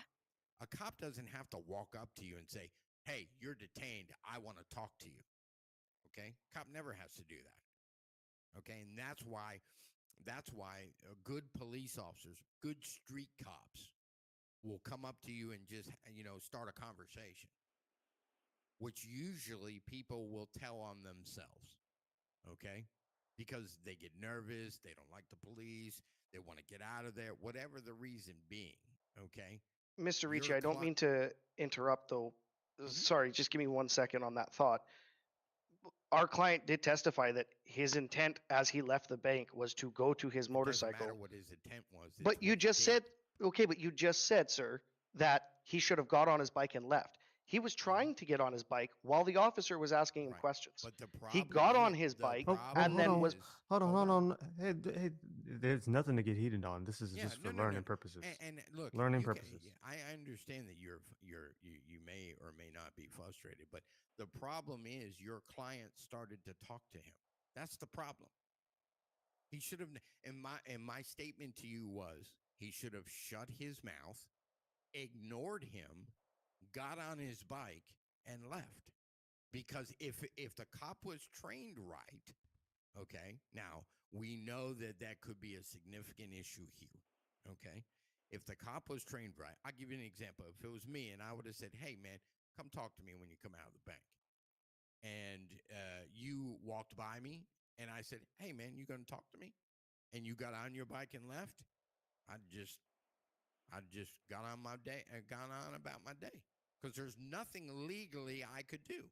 I can't make you talk to me. The second that he said, "I am not taking my mask off," he's fucked. He's done. Now he's legally detained. Okay? But did he know that? Doesn't look, ignorance of the law is no excuse. Any reasonable person knows that if a police officer asks you for identification, you have to comply. You have but to. Both That the counteracts laws what you are. just said, though, Mr. Ricci. You just said if he would have just walked away. So if the Yeah, officer so asks him I would for. be. Hey, let me I'm step just in real asking a quick. question. Sorry, No, you and I'm good, not trying to you be good. fired up. No, you're I'm fine, solely you're asking fine. a question. What Hey. I'm saying is, if he would have shut his mouth, not said a word, not answered any questions, he'd have been fine. Now, But he didn't no, do that. well, He answered He'd have been. the cop's question. no. He didn't Here's my answer the questions. He even said that he told the officer that he wanted to go. right. That was Doesn't his matter what he testimony. Hold wants on, hold to on, hold do. on, hold on, hold on, hold on, hold on, hold on. Order in my auditorium. All right. So here's my thing. You want to know my take on it? And I'm not as structured as Ricci here now. I'm viewing the thing civilly. Y'all are viewing the thing criminally. All right. Um, There this is no should have been civilly if there isn't any criminal. th- That's what I'm th- trying to explain to that's him. what I'm If- saying. Yeah. Yeah. So that's the reason why I'm here in the auditorium here. If this was settled criminally, and there was arguments been made about the unlawful detainment, unlawful arrest, et cetera, and had his, um, you know, um, you know, crimes been, excluded from his, from the case, right, withdrawn, right, and then you can settle things civilly after the fact. Um, the arguments being made are basically, hey, he did admit to those two crimes. Officer stopped him for those two crimes, um, and then he didn't comply after he was being, questioned about those two crimes. Now, couple things like food for thought. It's mainly an oopsie for all citizens, myself included. Right? I'm gonna give you a little short story. In my city, my hometown, we can drive motocross, not motocross. What do you call it? off-road Dirt vehicles, bikes, ATVs, dirt bikes, UTVs. ATVs. Right. What is the word for that though? What's the sport? Motocross, yeah. Motocross? Yeah. Am I right? Anyways, Yeah. so I have a dirt Crazy. bike. I have an ATV. I was what? I was like, I think 17 years old at the time. I was just riding my ATV all over the place. I parked my ATV in front of the high school that I went to. The officer, the school officer, came to me regarding my parking. He said that I'm not allowed to park uh, that you know ATV there. I said, why not? I was a kid. I was 17, right? So I was like, why the fuck not? Where else am I going to park? Right? And then he again said, move it somewhere else. I said, no, I'm not. Guess what happened to me? Guess what happened to me? I went to jail. I went to jail. Went to juvie because I refused to move the ATV. Now, the moral of the story was the officer, after I got out of what's it called? What you call it? You do community service. What is it? Diversion? Diversion. Yeah. Right. After I completed my diversion, because it was the first offense, it was 17 years old, blah, blah, blah, blah, blah, drug test, peanut cup, whatever. After my diversion, I went back to school, and he said, hey, all you had to do was move it from the front of the there was a area literally right next to it. He just pushed it that way, but you didn't comply to what I said. Let this be a lesson to you, right? The thing that I want to point out for the civilians, especially you as an attorneys, because you need to give these legal advice to these civilians here. Comply. They're not. That's all it is. Even if it's bullshit, if you think that it's bullshit, it is. Probably is. With these officers, it probably is. If he had given that identification and it would have been avoided. He would have got $100 ticket and for the anti-mass law, and it would have been done. Now I got a question. Justin, there are things called POP charges. You know what those are? No. Okay, POP is pissing off the police. Okay, I mean, that was like in the forefront of my vocabulary, and because a lot of people say, "Oh, this is just a speeding ticket. You can't take me to jail." Watch me. And if they gave me attitude, if they, didn't comply, if they were, aggressive, I just fucking take them to jail for the speed. No, they can. So they don't have to. They don't have to be. They don't have to be. Sucking dick, No, right? just But I mean, comply. like you can be like, this is utter bullshit. But here's my ID anyway. You're fucking stupid. But here's the ID anyway. You still complied, right? In my eyes, it's not the unlawful detainment. It's not the unlawful imprisonment. It was the excessive imprisonment. If that makes sense. Do you know what I mean? That would have justified. I would have done if you would have gone with that argument. And this is just for next time. Like you're gonna get. Literally, I had a speedy trial yesterday regarding someone failing to provide identification. Right? It's it's been a theme. You need to Have you ever Have you ever gone? You watch lawyers on tube on the YouTubes, right? Yeah, I watched Joma. He's the best Oh my God. defense lawyer. How many times did they tell you? Just provide ID. J the best defense attorney. You broke up. Who? Oh, Joma. Oh, all right. You should really watch Joma because he's really good. Yeah, yeah. But comply. Now the only thing is like the only exception to the rules if you're like at your house and there's no warrant, right? You're in your house. There's separate rights for that. But in terms of what you guys should have done today in this civil case was you waited 20 minutes. waited 15 minutes here. It was a total of 40 minutes before he was sent off to prison. That would have done, I would have, like, in my mind with this criminal case, I was expecting that argument. I was Me expecting too. to give, Me too. I was And I was expecting to give hoping 100. you weren't going to argue that because I have no defense to that other than, hey, once they ask for an attorney, all time stops because it's based on the attorney from there. But that is the direction that I was hoping that you did not go because I didn't have an argument for that. So And I couldn't mention it. I wanted to mention it, but I'm a judge, right? I can't give you any hints. But in terms of civil cases, anytime a client comes to you regarding, hey, this criminal charges were bullshit. They violated my rights. They arrested me. First thing you should ask, did you plead guilty or not guilty? They pled not guilty. It's like, all right, we'll take it to trial.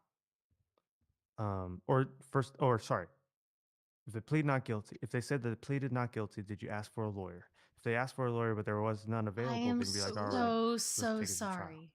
Damn, Once the trial's Judge. done, I'm so sorry. My if you're, muscles if today. you, My I didn't muscles know a senior today. judge was gonna do that. Shit. I mean, hey, it's Shit. Cassandra. It is what it is. I'm so sorry. She throwing hands for everybody. I'm I so know. sorry. It's okay. it's After the either criminal- that or she watches people get stabbed and does nothing about it. See, I Okay. told you he was. I told you he was so upset about that. He's got a bee in his Anyways. bonnet about it. My do the question criminal is, case? though, my question is though, Yeah, sure. Yeah, go ahead. from being an ex-cop in the city, not Yeah, out of of the city, in the city, Uh-huh. how does a You're still upset about that. non-arrestable infraction turn to an arrest? Okay, where does it The say refuse- it's not? Oh, wait a minute. Where I'll answer that, Your Honor. Where I mean, does it says say? it right in the Stop. laws. Did you ask me a question? Yes. Let me answer. Well, you're asking Where me a does question. it say, that Mr. it's Ricci, the way that non-arrestable? Mr. Ricci, I'm gonna kind of start standing up a little bit here. You need to stop doing that. I understand that he asked a question and you two are going both ways, but the way that you try and walk over people is really starting to get annoying. Well, If you well, expect it is people what to it have, is, if because you I'm not gonna expect people change to who I have, am. Mr. Ricci, I'm not if gonna you change who expect I am, know. people brother. to have respect for you, then you should respect them as well. If you do not want people to walk over you, you need to stop I don't walking allow over them. people to walk over me. And so I'm not that's the allowing you to walk difference. over him. That's the difference. Well, Hey Enough. now, hey now, that's your case. Okay. hey now, Richie. No, the bottom I of the get it. line No, is- here's the thing. Go- This I'm is sorry, a go ahead, Jared. no. This is a teaching moment here. Now, we're not in the Yeah, court I'm case. We're not sorry in the he's courtroom. upset, but the fact of the matter is, I'm not changing for anybody. If you don't like Right, me, then right. I'll sleep. I'll sleep just as easy. I promise you. All right, but we don't want no Luca, Alfonso, and DOJ, right? Yeah, true facts. True facts. So Right. anyway, the All right. statement to you, Justin, was where does it say that it's non-arrestable? The infraction. Where What does is- it say that it's non-arrestable? Does it say you cannot arrest? I mean, No, it no, it doesn't. Doesn't. But it's an infraction. Okay, and your No, point. you're fine. I'll answer it in the most in a kinder way. You also So gotta remember, I'm an ex-cop. you're fine. You're You're working fine. on that. police So officer in this city, right? you're good. Yes. So hey now, let me control this, please, because I don't want to deal with the blah blah blah, the blah blah blah. All right. So your answer was what point? At one point does it become arrestable? I'm gonna ask you a question. This is just for food for thought. If you got pulled over on a regular traffic stop and they asked you to provide identification, like the normal traffic stop, and they refused, what would escalate to that? Like what would it escalate to? No, I see. Now you stating it that way, I see where you're coming from. Now I You, see. do you see what I mean? Like Yes. that's what made it that's what made it an arrest. If you would have given the identification and said, "Hey, take the mask off," he says, "No, it's for my it's for my motorcycle. I'm protecting my head." Right? That's when he'd be like, "Hey, Yeah. next time, don't make sure to take it off when you go to the bank," or "Hey, make sure not to park in this park on the curb, on the side of the curb. Make sure that it's not a fire lane, but the side of the curb, not the sidewalk." Right? And then that would become more of an infraction, more of a ticket. Ticket for the parking situation, ticket for the mask. The fact that he refused identification, that's what escalated to being arrested and detained, right? And then escalated to being searched, then found the other stuff. Does that make sense? It kind of goes into like a tumbleweed Yeah, situation. it makes sense though. Right. And That's what I was trying to, that's how it escalated that way. And so, it's a simple, it makes sense for the normal civilian, right? What I wanted this, auditorium to be is, um, what we need to do is teach your clients. Um, and I want you to, take this in because you're going to get a lot more complaints like this, right? You're going to get a lot more complaints like this. I want to have these seminars. I want to host more seminars. Cassandra's being great with training. I want to host seminars for civilians um, regarding their rights, et cetera, et cetera. But we also need help with you guys because not only do you have your job is not only to defend people in court, but to give legal advice, right? So yeah, that's the whole take of it, right? Um, oh, let me see here now.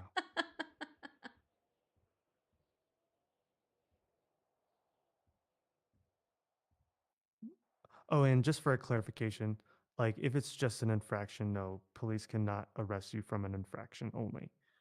But if you're being uncooperative and not providing identification because of that infraction, it escalates to the misdemeanor of failure to identify or disobeying a police officer, et cetera, et cetera. Does that make sense? Cool. Wait, can you hear me? Yeah. We can hear you, Your Honor. All right. Can you hear me? Yeah. Yeah. Yes, sir. Can you hear me?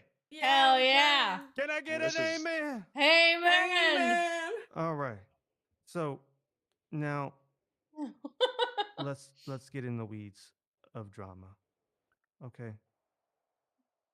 Beat the drama. If you have any, brush, if you get, upset at someone's tone, if they're, I would first, you know who to call. Ghost, but no, you need to call Chief Justice Abaja. Be like, hey, look, I was looking for legal advice, and then I was blah blah blah blah, and you can find that legal advice, somewhere else if it need be. But we're trying to be a DOJ that is strong and that we are like an all-in-one encompassing, department here. Matthew Ricci is going to be this hard lawyer. He's going to give the facts. He's not going to, but he's also a person of, he's not a professor, right?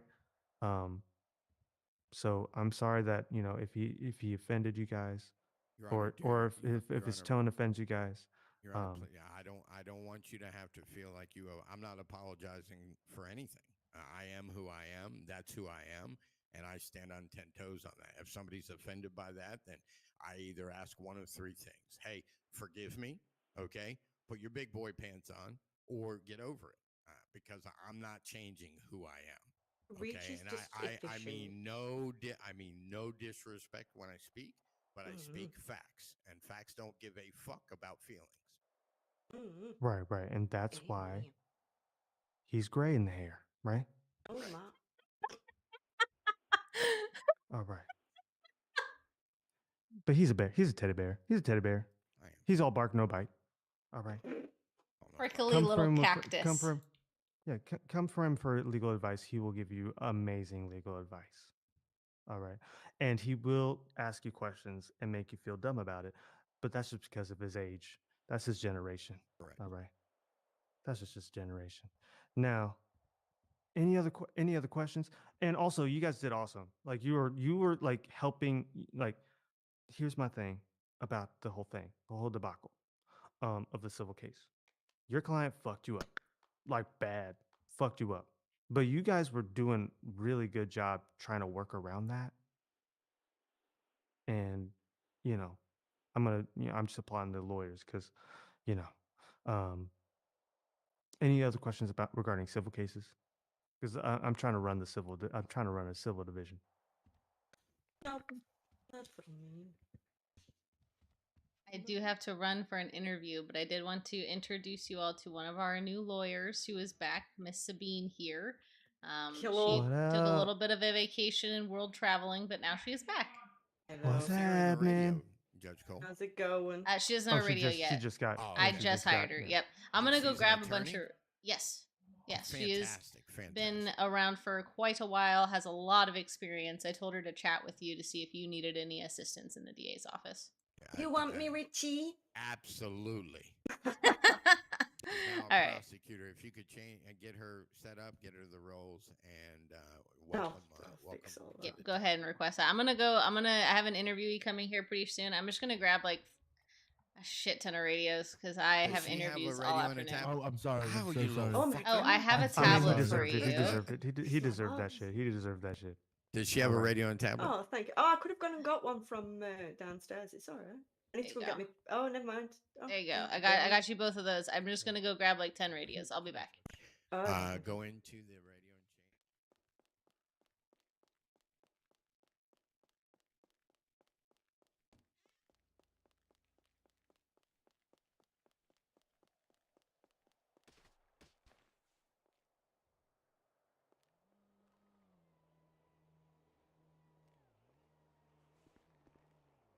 The fuck are you doing here?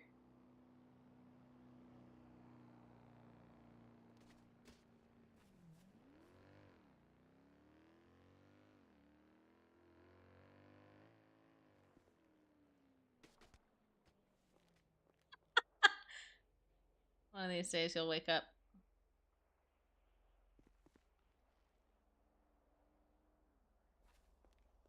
I hope you see what's happening right now. You just keep limp noodle. I need to go pick up radios.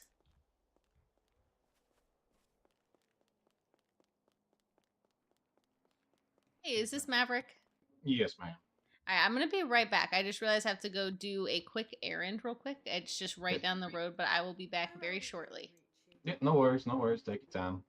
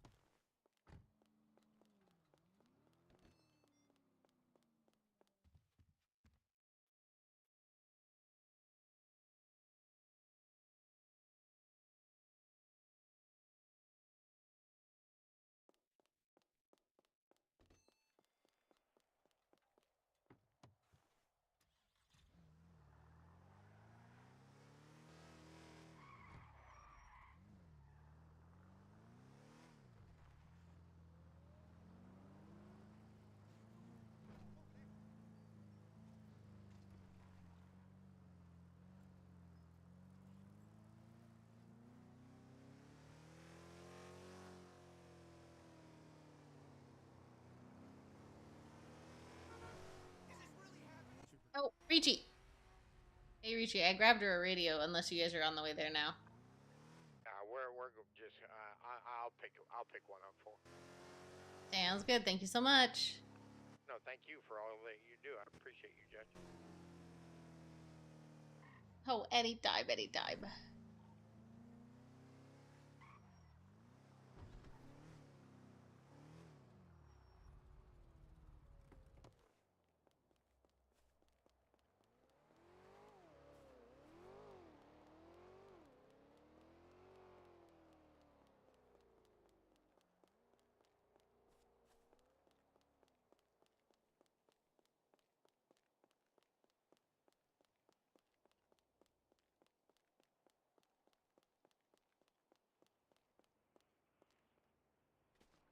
Oh my god, I'm so sorry I tripped.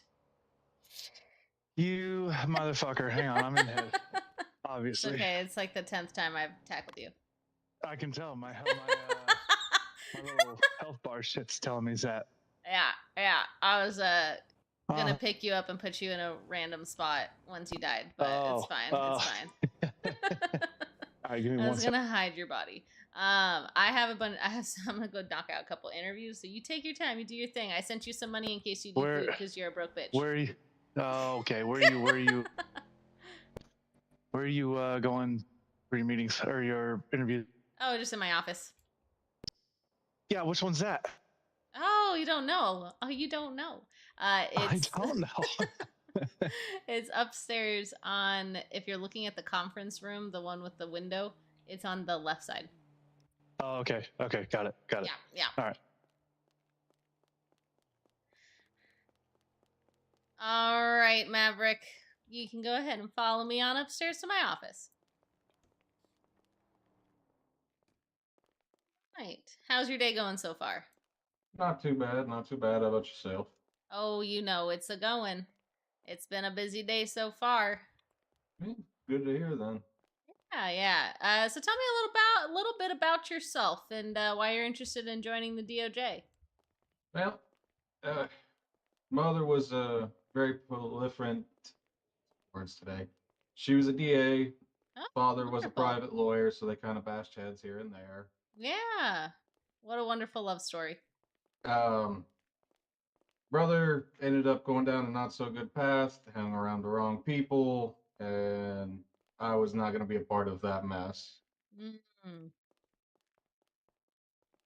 And I've always had a strong sense of holding people accountable for their actions. So it's either hold the police accountable for their actions or hold them accountable for their failure of action.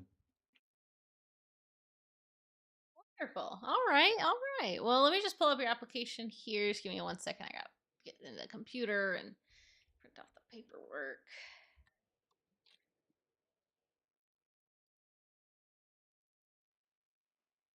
All right. Okay. So, let's see. So I know you sounds like you have some good experience in the family with law with like DOJ and law.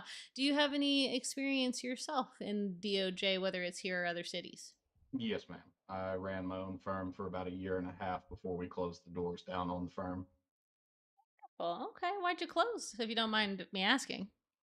There was a bit of a complication with the client, and he was not too thrilled with the outcome of his trial, so he decided he was going to take it out personally on me and my firm. So we closed doors after the firm burnt down. Oh, geez. Oh, I'm so sorry to hear that. Well, what kind of law are you most interested in? It sounds like you've had some good experience as a private attorney, but I don't want to make any assumptions. I've had experience as a private attorney, but I do also believe that I'd like to be a district attorney at some point, maybe even now, follow in the family footsteps, I suppose. Interesting. Wonderful. Now, I'll give you a little bit of background on how our DOJ is set up. So we have our judicial branch with our Chief Justice, a few senior judges, and other judges as well. So we have a handful of people on the judicial side. And then we have our DA's office. Currently, the DA position is filled. But there are ADAs and prosecutors roles that are available. Matthew Ricci is currently our DA, and he would be one to talk to if you're interested in kind of pursuing the prosecution side in the district attorney's office. We also have public defenders who work with people who can't afford to represent themselves with a private attorney, and then we have private attorneys as well. So we definitely have a broad scope of things. Kind of the world is your oyster when it comes to what you want to do as a part of the DOJ. Let's see. I asked this question. Sorry, just making sure I get all my questions here. All right. So I'm sure you've probably experienced, and it sounds like you have. People can get very upset, and emotions can run high, tensions can be tight when it comes to DOJ and how things are handled, whether it's on the police side or the defense side, criminal side, civil side. All of the things, people can get very upset on how things are handled, and from all sides. How do you best handle those situations? Get some food. Well, aside from the one particular incident with my firm, most of the time you just have to reassure them that even if it didn't play out the way they intended it to be played, that these are the results. There's nothing we can do to change it unless they decide to reappeal the rulings. Just level with them as much as possible to keep things as calm as possible. They're already irritated. There's no sense in trying to have an attitude back with them now. Wonderful. Tell me about what makes you unique and would make you a good asset to the DOJ. Well, personally, there's nothing really unique about me. I'm just somebody that studied law for a while, followed in the family footsteps, been doing it for a couple of years now, I think. I can't say that you should pick me over any other applicant because every other applicant could be just as different or unique, but I don't believe I'm unique in any sense. I'm just trying to help the city in some sense. So the last question I like to do is a little bit of a scenario-based question. I do leave it up to the interviewee how they would like to respond. Typically, I like to do a little bit of a role play scenario, but I know not everyone likes role play, and some people find it a little bit cringe. So I just like to offer that up if you'd like to talk through it or do a little bit of that role play scenario. I'm fine with role playing it out. All right, wonderful. So I'll set the scene. You're going to be acting as a public defender in this situation where you'll be responding to a cell call. The officers on the way down tell you that the suspect has been arrested for drug possession with intent to distribute, as well as drug manufacturing. They were found with 20 bags of cocaine on their persons, as well as a scale and some baggies. They were responding to reports of drug sales in the area of the University District when they saw your client running through and handing what they looked like handing stuff off to people in the university area. And I'll be your client. Alrighty. So the officers have went over the charges with me already. They told me that they're going to be hitting you with possession and distribution charges. You got to be real with me and you got to level with me here. Is that what you had on you? I'm sorry. Who are you? Are you like a public defender? Yes, ma'am. Ugh. Are you one of those shitty public defenders? Fuck. I'm screwed here. All right. Well, I mean, I was just in the university area, just, minding my own business, and all of a sudden these cops ran up on me and arrested me for no reason. So you're claiming that they had no cause to arrest you? Well, I mean, I had cocaine on me and I like cocaine, but I was just doing my own thing, talking to my friends, and all of a sudden I'm getting arrested and they're telling me that I'm a druggie and I gotta go to jail for forever. Okay, so let me ask you this. When you were arrested, did the officers in question you at all on your way to the station or during the time of your arrest? Honestly, I don't know. I was just pissed the whole time. I was yelling and screaming at them, and they were talking some shit. And so honestly, I don't remember much before that. What they said, they were just talking some bullshit. Okay, that's fine. Do you remember if they read you your rights? They probably did. I honestly just wasn't really paying attention. It's all just bullshit, man. I like I said, I don't know why the fuck they came up and tried to arrest me. They just came up and said that I'm selling drugs and searched me. Okay, well, I'll speak with the officers a little further, get some more information from them, and see what we can do for you, okay? All right. Look, man, I'll be honest with you. I'll be honest with you. I do Okay. a lot of cocaine. Like a lot. I probably snort 30 plus bags a day. I the scale was there just to kind of make sure I'm not snorting too much at one time because the nosebleeds get really bad. Mm-hmm. And the baggies, it's just to help, section out my bumps, just section them out a little bit. I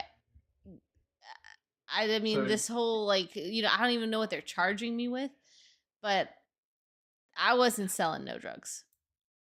Okay, so you're saying that you use 30 plus bags a day. Maybe closer to 50. Okay. I like cocaine. Have you sought out rehabilitation or anything of the sort? I have completed rehab at least 5 times. That's gonna be off the table then. Yeah.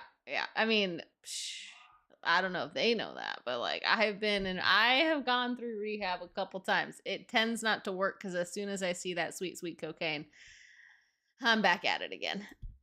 Well, here's what I'll try and do. I'll speak with the officers, see if we can get the charges lowered, if we can get you into a program. Okay. I'm willing to do the steps again. I'm very familiar with them. Whatever happens, they just cannot raid me. If I get raided, I am fucked. I probably have at least $500,000 worth of product in my apartment I'm right gonna now. stop you right there. I'm gonna stop you right there. The less I know, the better. Okay? Right. And for all we He's know, doing great. there He's are doing great. recording devices in here because this is What? station. The fuck? I thought this We was are a private conversation. We are currently just in the cells right now. Ah, Just- shit. We're off to the side here, so mindful of what you say.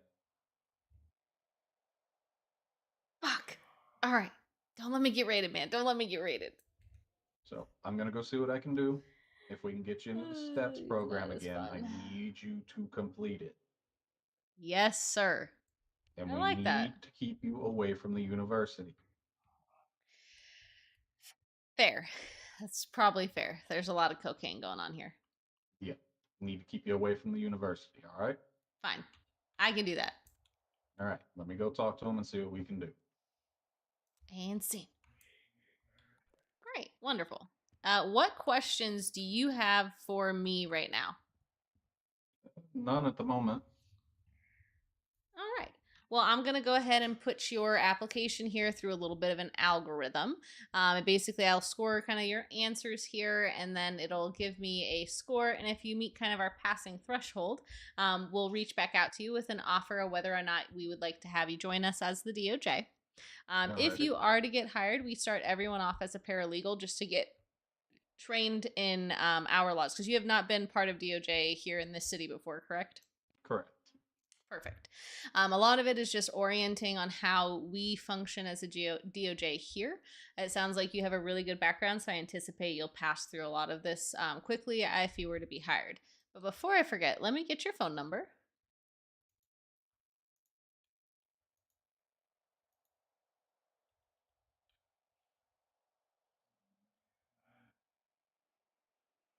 There you go.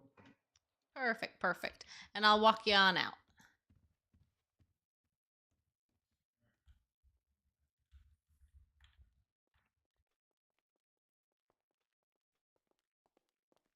All right.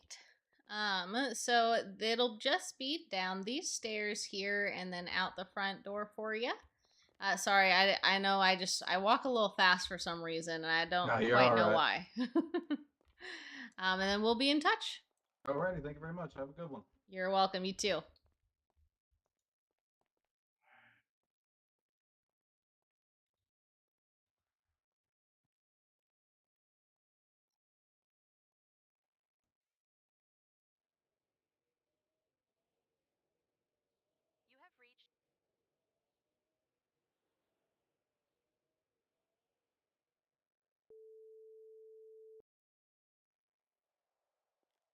Hello, this is Maverick. Hello, looks like your application has been processed, and if you're still interested, we'd like to offer you a position within the DOJ. Yeah, absolutely. All right, you can come on back inside. I'll get you all hired on. Alrighty.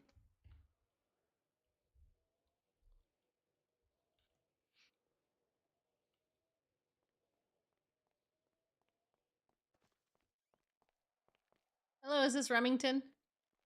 No, it ain't. This is Pierre. How you Oh, doing? Pierre, how are you? I thought I recognized you. Oh, yeah, I was just hanging around. I thought I'd swing by and say hello. Hello, it's nice to see you again. I'm just hiring this gentleman on real quick. Like I said, 2 weeks, get that expungement, man. Oh, I actually already working on the expungement. I have like, I think 8 more days or something like that. Hell yeah, I'll be waiting for the countdown. Thank you. All right, we're gonna get you all hired on here. Once I do, I'll also have you in the emails. You'll see a role request section. Mm-hmm.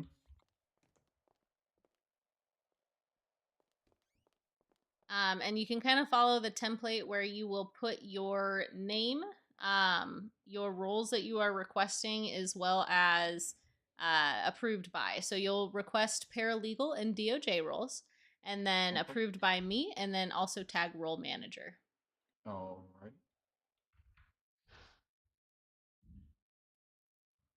Do that real quick.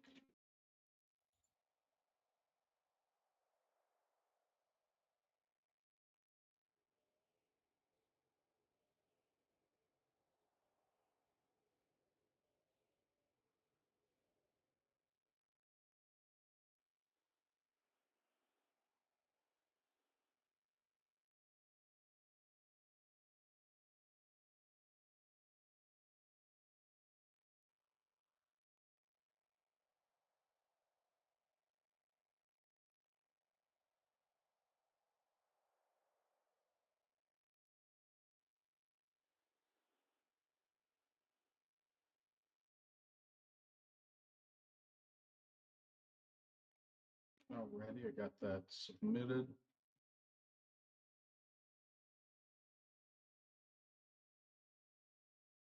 All right, wonderful, wonderful. I'm planning on doing some training later today as well. Do you have a radio? I do not. I have not stopped by to grab one yet. No worries. There you go. Go ahead and hop on radio channel 11. And you will update your call sign in the settings. It's all the way down at the bottom, and just put paralegal.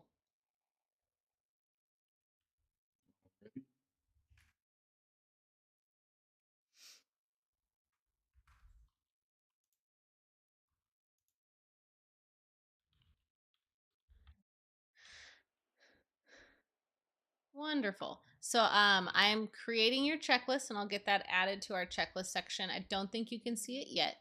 I can't add your roles, but once our role manager does, you'll get to see a lot more sections within the DOJ, within the emails. I would take a look at the DOJ documents, especially the ones pertaining to case law, court fees, and things like that once you get those roles. I'm hoping to do like a group tour and training thing starting here around like 3 o'clock or 3:30. But I will let people know on radio. I have someone coming in for another interview here shortly. So I'm going to knock these out real quick, and then I will gather you all to do a nice big tour. Copy that. Yeah, in the meantime, just once you get the roles, just familiarize yourself with the DOJ emails. We have a couple attorneys on, as you can see, Mr. Ricci, he's the DA. If you're interested in joining his office, you can chat with him. Just let him know that you haven't really done much of your training yet, and that you just express your interests, and let him know we're going to do some training as a big group later today. Okay. Hey, Mr. Ricci, are you near City Hall?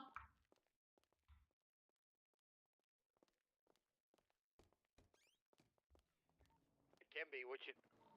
Oh, no MB, worries. what you need? No, you're fine. I just have Maverick Asher. He's a new paralegal. I just hired him. Still got to do some of the phase training and stuff. I'm gonna do it as a group probably later today.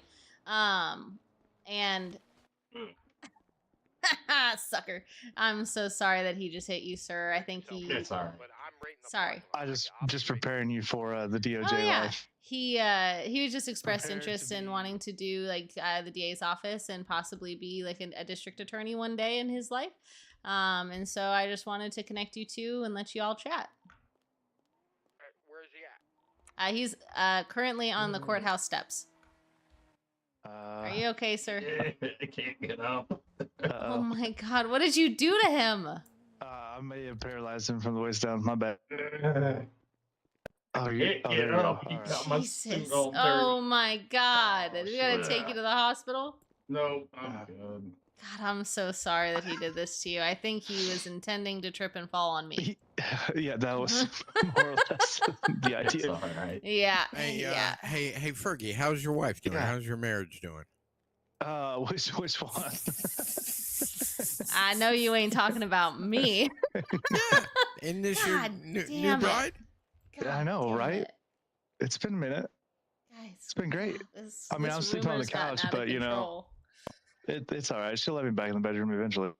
This rumor's gone out. This has gone too far, guys. It's gone. Ah, God. See, we were talking about you know, the little red-headed children running Gonna around. say, You any know, kids? Jesus any Christ. kids in the not future?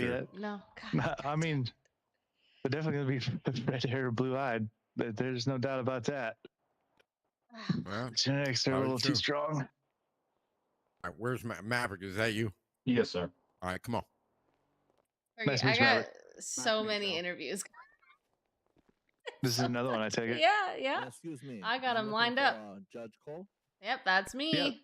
That's me as well. Hello, I'm Which Remington one? Lato. Sandra, are you doing a group session here? in Remington? Is that what you said? Sorry, give me one sec. Yes, Remington. I have, Okay. I think, like 3 other people coming for an interview in the next 30 minutes. So I'm going to knock them all out and then hire the ones that are a good fit and do a group session of like a nice tour and everything. Unless if you, and so I'll kind of do all of that here in just a little bit. When you are ready to do the tour or start the tour, let me know, and I'll do it with you. Sounds good. All right, Mr. Remington, follow me. Hey, Fergie, are you hungry by chance? Yeah, kind of, maybe. Why? Do you have money? I mean, you sent me money, yeah. You grab me some food? Yeah. I can go grab something. Thank you. Yeah, no problem, Ivy. God damn it. He is not my husband. Let me just clarify that. No problem. Oh, how are you doing today? I'm doing good. How are you? Doing pretty good. So, Mr. What was your last name? It was Remington. What was it? Lato. Nice to meet you. Lato. I like it. Tell me a little bit about yourself. No, You okay? Yeah, Speedy Walker. Yeah. I'm Yeah. From, from the Bayou, Louisiana. Oh, nice. Been in other cities before. I was a lawyer and a judge in another city.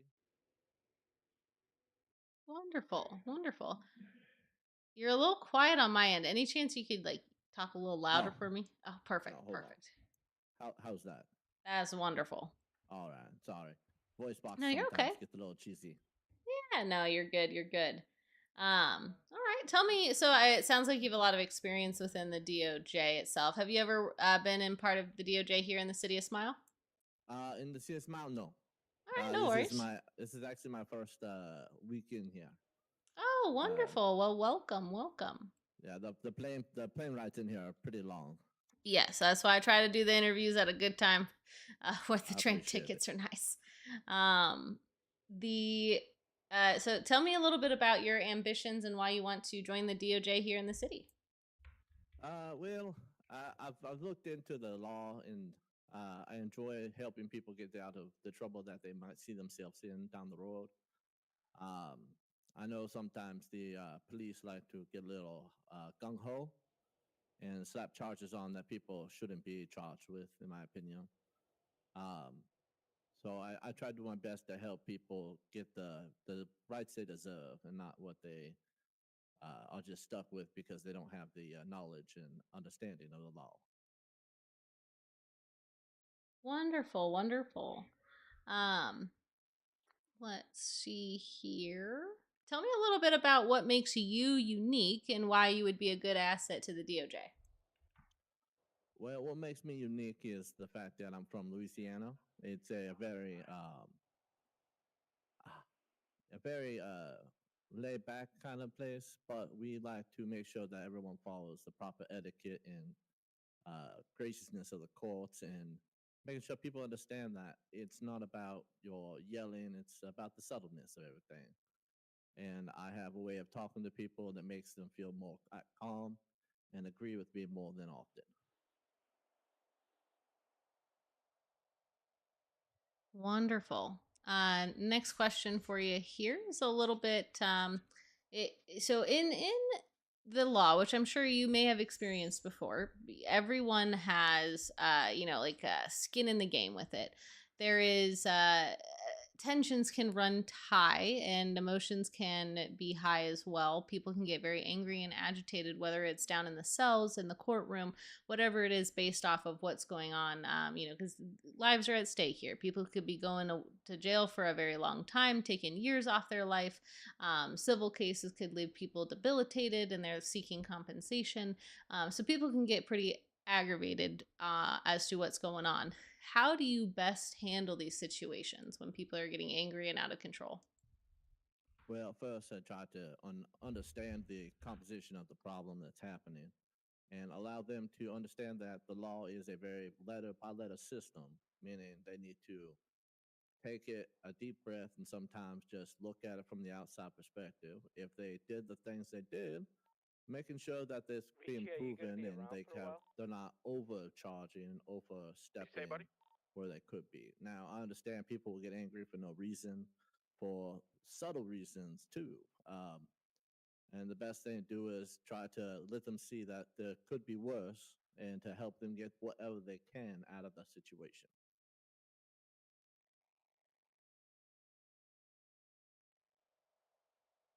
Wonderful. All right. The last question I have here is more of a scenario based question. I do always leave this up to the interviewee because I like to do it more as like a role play scenario, but not everyone likes role play, and some people find it a little bit cringe. So I always just leave it up to the interviewee. We could kind of role play out the scenario, or we could talk through it, whichever you prefer. I'll let you decide. I'm up for either. All right, let's do a little bit of a role play scenario here. So I'll set the scene. You'll be a public defender representing a client down in the cells. They have been, as you're walking down there, the officer lets you know that they've been arrested for drug possession. They are also being charged with possession with intent to distribute as well as manufacturing. They were found with 20 bags of cocaine on their persons as well as baggies and a scale. The officers were responding to drug calls in the university area when they saw the suspect handing stuff off to some of the locals in the surrounding area. So you'll be kind of talking and meeting your client for the first time. All right. So this is basically, I'll be walking into the client, talking to them. Yes. All right. First thing. So what do they have you for? Fuck if I know. Are you my attorney? Yes, I am the attorney you call for. Are you one of those public defenders, like the shitty ones? Well, unfortunately, I am a public defender right now because that's what you asked for. If you have a number for someone you would like, I could give them a call, but I am your best chance of getting out as much as possible. Jesus, I'm fucked. All right. Well, okay, fine. So what were you doing? I was just hanging out in the university district minding my own business when these fucking cops, they showed up out of nowhere and arrested me. Okay. Did they find anything on your person? I mean, I had my personal supply of cocaine. I was just having a good time. I could probably go through like 20, 30 baggies of cocaine every couple hours. I really like cocaine. It is a very fun thing to have on occasion. Now let me ask you this: did they see you talking with anybody or in the area around you? I mean, I definitely have a lot of friends here in the university district. I was, talking with them, shaking their hands, all that good stuff. But I didn't see any cops around, honestly. They just came out of nowhere. Came out of nowhere. Let me ask you this. Here's a good observation.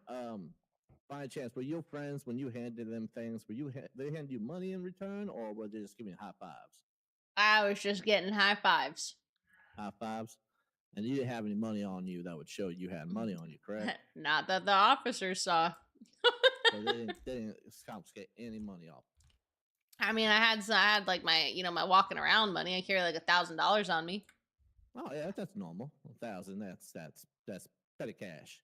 Well, what we could do is, so this was your own supply of cocaine. Absolutely. What is the legal limit in the Smile City? It's 10.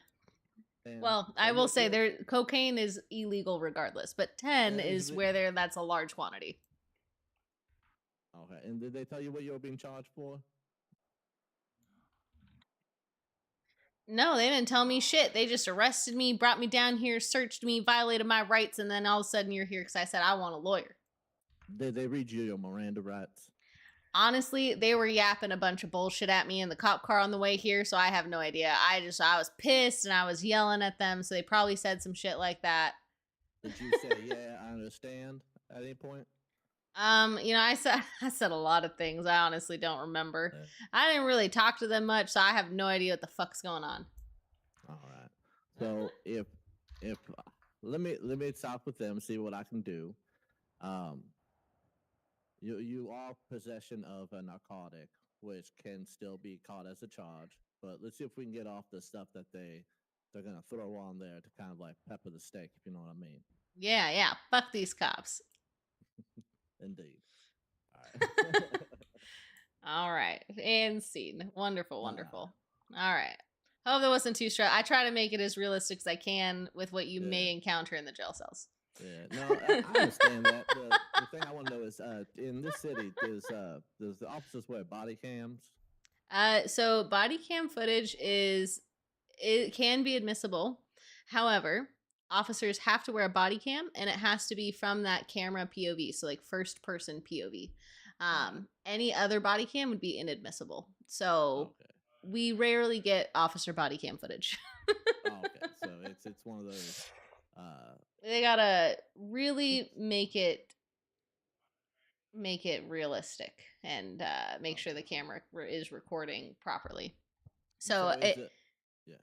No, go ahead. Sorry. So we can get body cam footage, but for it to be admissible, the officers kind of may have to make sure that they cross all their T's and dot their I's. I will say, since this season has started, I have not seen a single body cam admitted. Now I've been in other cities and I understand like the turmoils of certain kind of like play. Is the PD here more on officers' testimony or more on proof and testimony? So it really depends. These are great questions, by the way. So you'll learn more about this as well if you are hired under the DOJ throughout your training. So officer testimony can go a long way, especially if it's eyewitness testimony, if it's written in their report, things like that.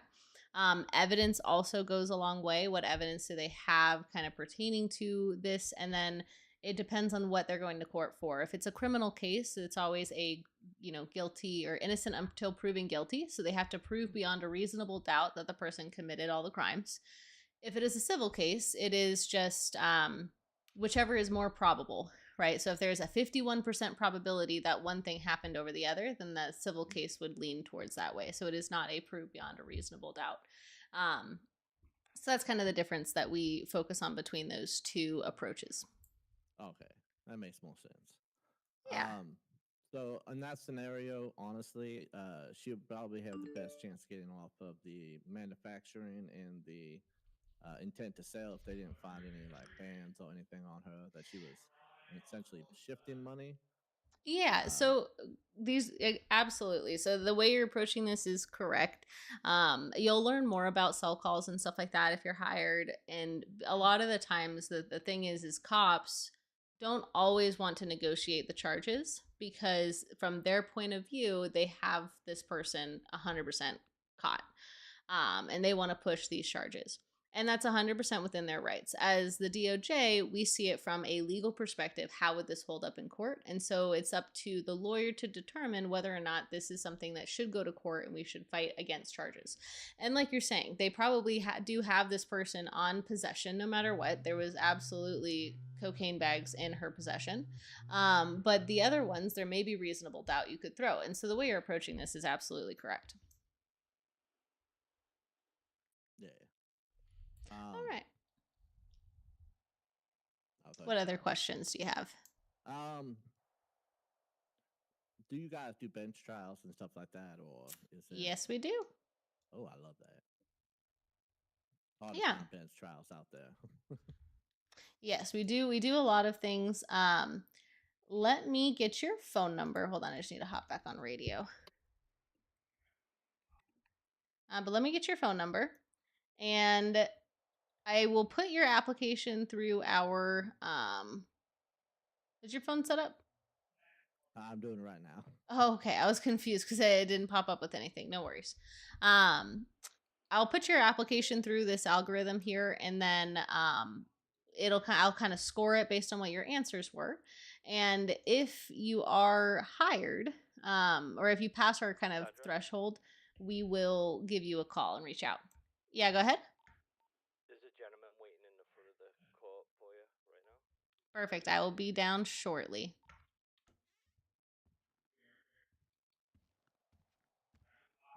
I need to share a phone. Oh, yeah. Sorry. There you go. Perfect, perfect. Did you get my number when I sent it? I don't know if you did. Yes, I did. Wonderful, wonderful. I got it again. Perfect, perfect. Thank you so much. Do you have a radio by chance, Mr. Remington? I do not. I'm Okay. fresh. No worries at all. Are you handing me something? I mean, I'm trying to. It's not working. That's okay. All right, Mr. Leteau, I'll go ahead and walk you out as soon as Fergie wants to hand me this food. Or you're gonna put it on the ground. All right. Hell yeah. It will not. It will not. Here, let me walk out from behind the desk. Maybe it'll help. There. Fucking dead. Jesus Christ. It won't give. Right. I think it's user error, but you know. Yeah. You know. User error. All right. So you follow me this way. I'll walk you down towards the front. And like I said, once your application is processed, I'll give you a call. All right. If I'm not in the city, you guys can email me. Absolutely. All right. How you doing today? All right. I'll just be down these stairs and out the front door. Your email and huge congratulations. Well deserved. All right. It was a pleasure meeting you, Miss Cole. Yeah. Sorry, what was that? Oh, thank you. Thank you. You too. Beautiful meeting you. Come on, Cassandra. Can you please change your call sign? Oh yeah, please. And Judge Cole, congratulations to senior judge. Thank you so much. Yes, sorry. I've just been a little hectic, busy. I haven't had a chance yet. She's been busy. She's been doing her HR. I mean, having her as HR is phenomenal. She does a phenomenal job. Hello. She's amazing. Hey, so your application's been processed, and if you're still interested, we'd like to offer you a position within the DOJ. That was the greatest interview ever. Hell yeah. Yes. Come on back. I'll get you hired. All right. I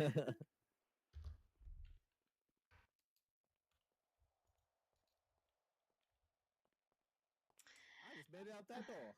Oh, wow. Yep. Not coincidental timing at all. No, not at all. No, not at all. Did it really build up the suspense, though, didn't it? Like you said, it'll send to an algorithm. I'm like, I'm fucked. No, you did great. You did great. Oh, thank you. All right. So we'll get you all hired on here. You will also go into the DOJ emails and you'll see an option for role requests. So just kind of following that template, you will put your name, the roles you're requesting are going to be paralegal and DOJ, and then approved by myself, and then tag role managers. All right.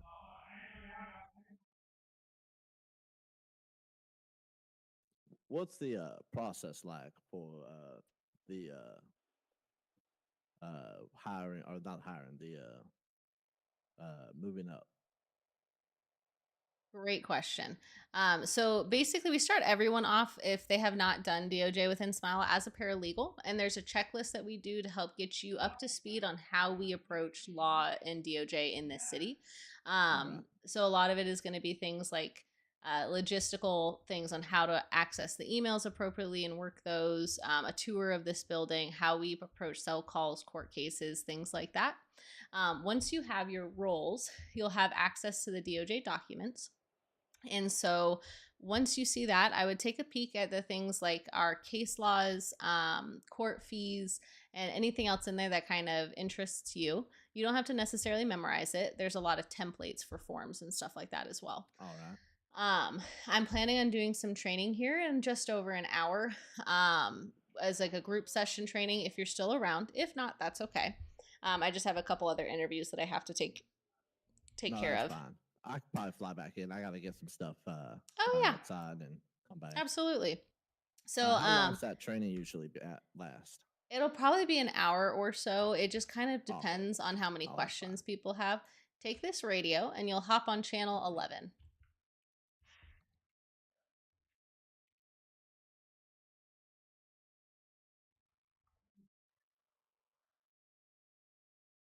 I am horrible at technology. No, you're okay. So you'll hit the connect button and then type in 11. Oh, there it is. And then once you do that, you'll go to your settings in the radio, scroll all the way to the bottom, and there's an option to update your call sign. And you'll put paralegal.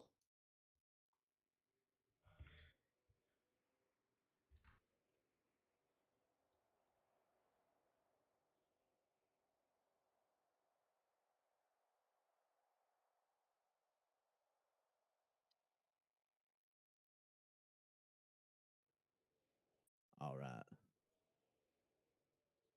Think Perfect. I got it. All right, so I'm making your checklist and everything now. You'll get those rules added shortly. And then we'll do a group training session here in like an hour or so where we'll do a nice big tour and everything like that. If you got to fly out in the meantime, that's totally fine.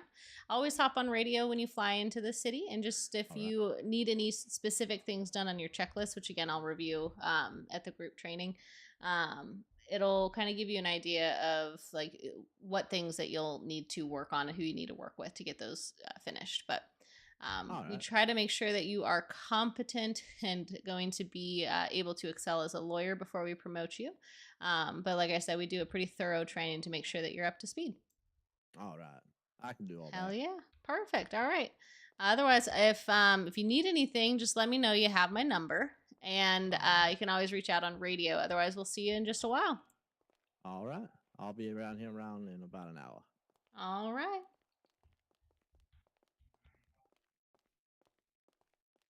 I really do appreciate this opportunity. Hell yeah. No, thank you for applying. We appreciate it. I hope you find the DOJ exciting. Yeah, I was in a city called Phantom. I was attorney there, and I was also a judge in that city. Nice, wonderful. So you'll pick it up here pretty quick. Yeah, I hope there's a lot more law instead of cops and robbers. You know what I mean? Yes. I'm not gonna lie, that might have been. All right, see you in about an hour. Hey, Judge See Cole. you in a while. Yes. Judge Cole, who does this guy look like? If I told you he looks like Better Call Saul, would that ring a bell? No. No, he does from here. Oh, he does. Man, I don't even, Cassandra, I don't even know why I ask you those things. I don't even know who that is. Probably not. Do you know, seriously, you don't know Better Call Saul? I have heard of it. I don't think I've actually. Oh my gosh. You know seen what? anything She about spends it. too much time in the hospital. That's what it is. Yep. Yep. You have to watch that show. That Oh, show is yeah. awesome. He's a Breaking Bad. ridiculous attorney that, yeah. That's very different. Did I have? Anyway, Oh my god! I'm trying to get in your car. Oh god. All right, Ronan, Was I'll see you, someone- Bubba. If you have any questions, just reach out. I appreciate it. Thank you. Oh, no worries. Come here. Are you here for an Congratulations. interview? No, you're. Oh my god! I'm so sorry. What's your name again?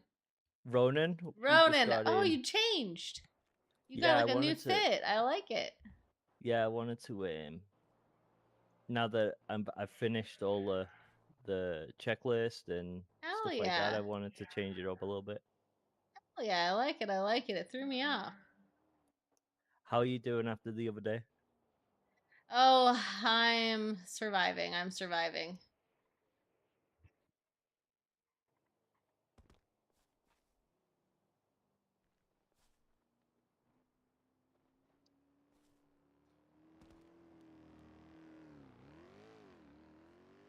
Can I get a lawyer down in the sales, please? I'm so sorry. I was trying to type out a message and I had some muscle spasms. Coming to you. So, do you need me? Oh, okay, guess not.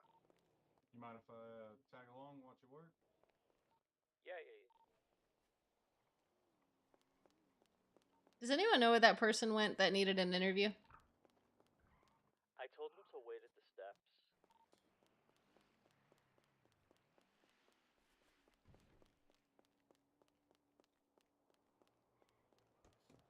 Oh, hey.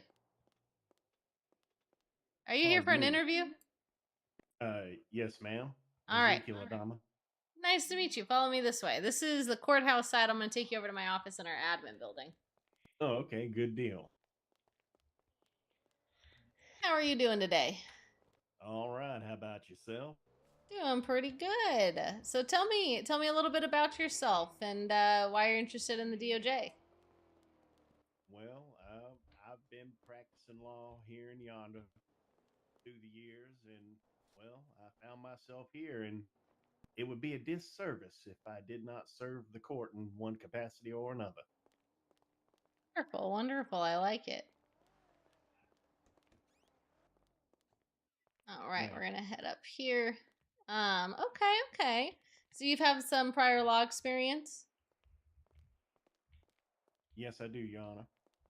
Wonderful. Tell me a little bit more about that. Oh, well, I started off as kind of a problem solver for the Holiday Law Firm, and then from there I became a paralegal and decided I would study and take the bar my own self, try my hand at it. Oh my god. I'm so sorry I tripped. My apologies. Sorry. No worries. Sorry, you know, it's just a little slippery up there. Yeah, it happens. So, you know, after Couldn't help that it. opened up. Well, I'm also a bit of a entrepreneur. Well, I was in the past, at least, and common business interests with some of my associates. You know, I started doing business law, and then I got into wonderful. criminal law. Yes, and served as the chief public defender, and oh yeah. Hell yeah. So that's interesting. Went on a good run with that, and some family members have served on the other side of the bench, which was interesting to see. So this is Fergie. He is assisting me today. Do you need any food or anything? No, just a bit ago I had some Pepsi and peanuts. Thank you very much, though. All right. Well, you know, if you need anything here, my assistant can help you out.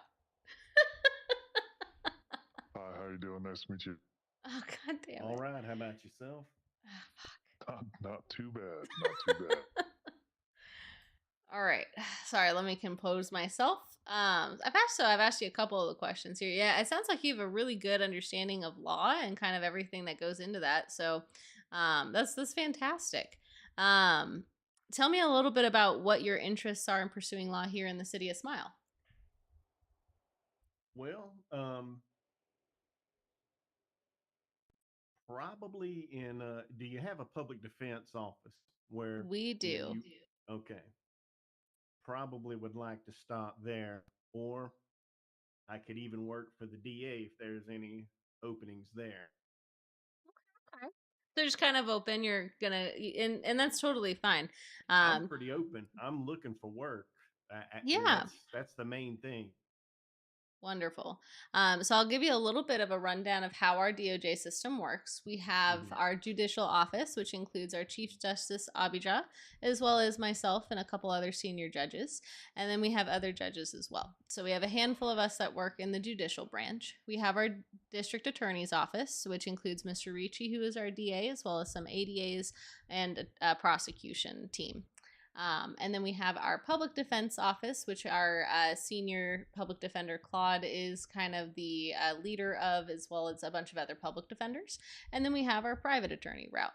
And so some of those kind of coordinate together and work on things as a team, while others kind of run their own show. But there's a lot of opportunity to kind of do whatever you would like. You don't have to make any decisions now. If you are to be hired within the DOJ, everyone starts off as a paralegal, and we do a very thorough training to make sure that you're up to speed on how we do law here in the city of Smile, because it might just be a little bit different from what you're familiar with. Right on. There's a really good checklist that we use to make sure that you understand the logistics on how to approach things. And then once that's completed and you've passed our promotion exam, then you would be promoted to kind of whichever office you're interested in. If you are interested in doing DA's office, we would have you work with kind of the DA and talk with him about what would go into obtaining that role. Sometimes they want you to get a little bit more experience in like the private attorney or public defender's office before pursuing that, but it's just kind of up to him.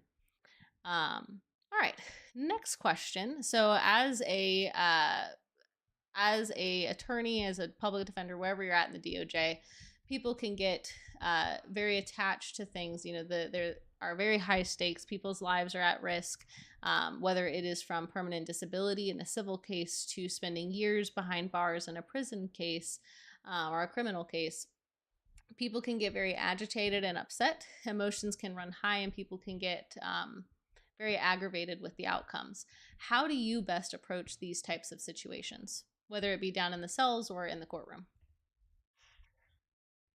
Well, I've had the pleasure or misfortune, depending on your stance, of working with a very difficult case that drug on for weeks with a very agitated defendant. You know, it becoming increasingly agitated defendant over time. And during that case, you know, basically what I kept doing was my best. I was patient with this person. Got a couple very sweet plea deals, but they were insistent on complete exoneration. The whole thing ended up, because of one thing or another, timelines were exceeded by the prosecution office on communication. It ended up being a mistrial. It was a mess, and this person was not happy. But at the end, I did my best and walked away from it. They took a flight out of city not too much longer after that. But anyway, it was a mess, but it was a very good learning experience. Sometimes your best just ain't going to satisfy a person, but I wasn't upset with it at the end because I really couldn't have given them any better than what I did. And again, there was some pretty sweet deals I had, but they just flatly refused. Wonderful. So that's me. a good example. Yeah. I know that, well, you know, weren't very precise details in that, but you know, the details are obscured slightly to protect the innocent, presumed Yeah. innocent. Yeah, no, wonderful. Hell yeah, fucking hard. All right. Well, the last question I have for you, it's more of a scenario based question.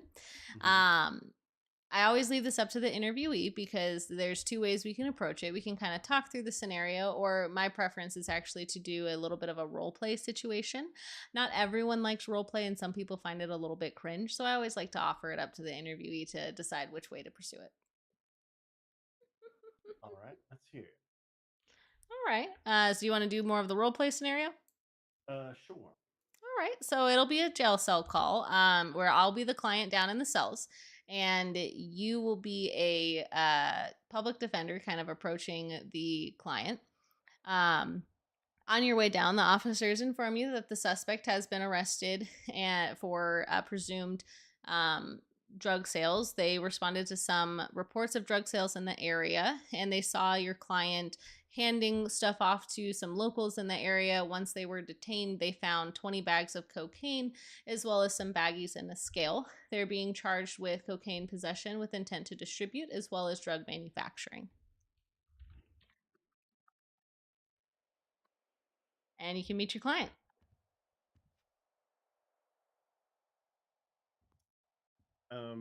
Hello, Miss Smith.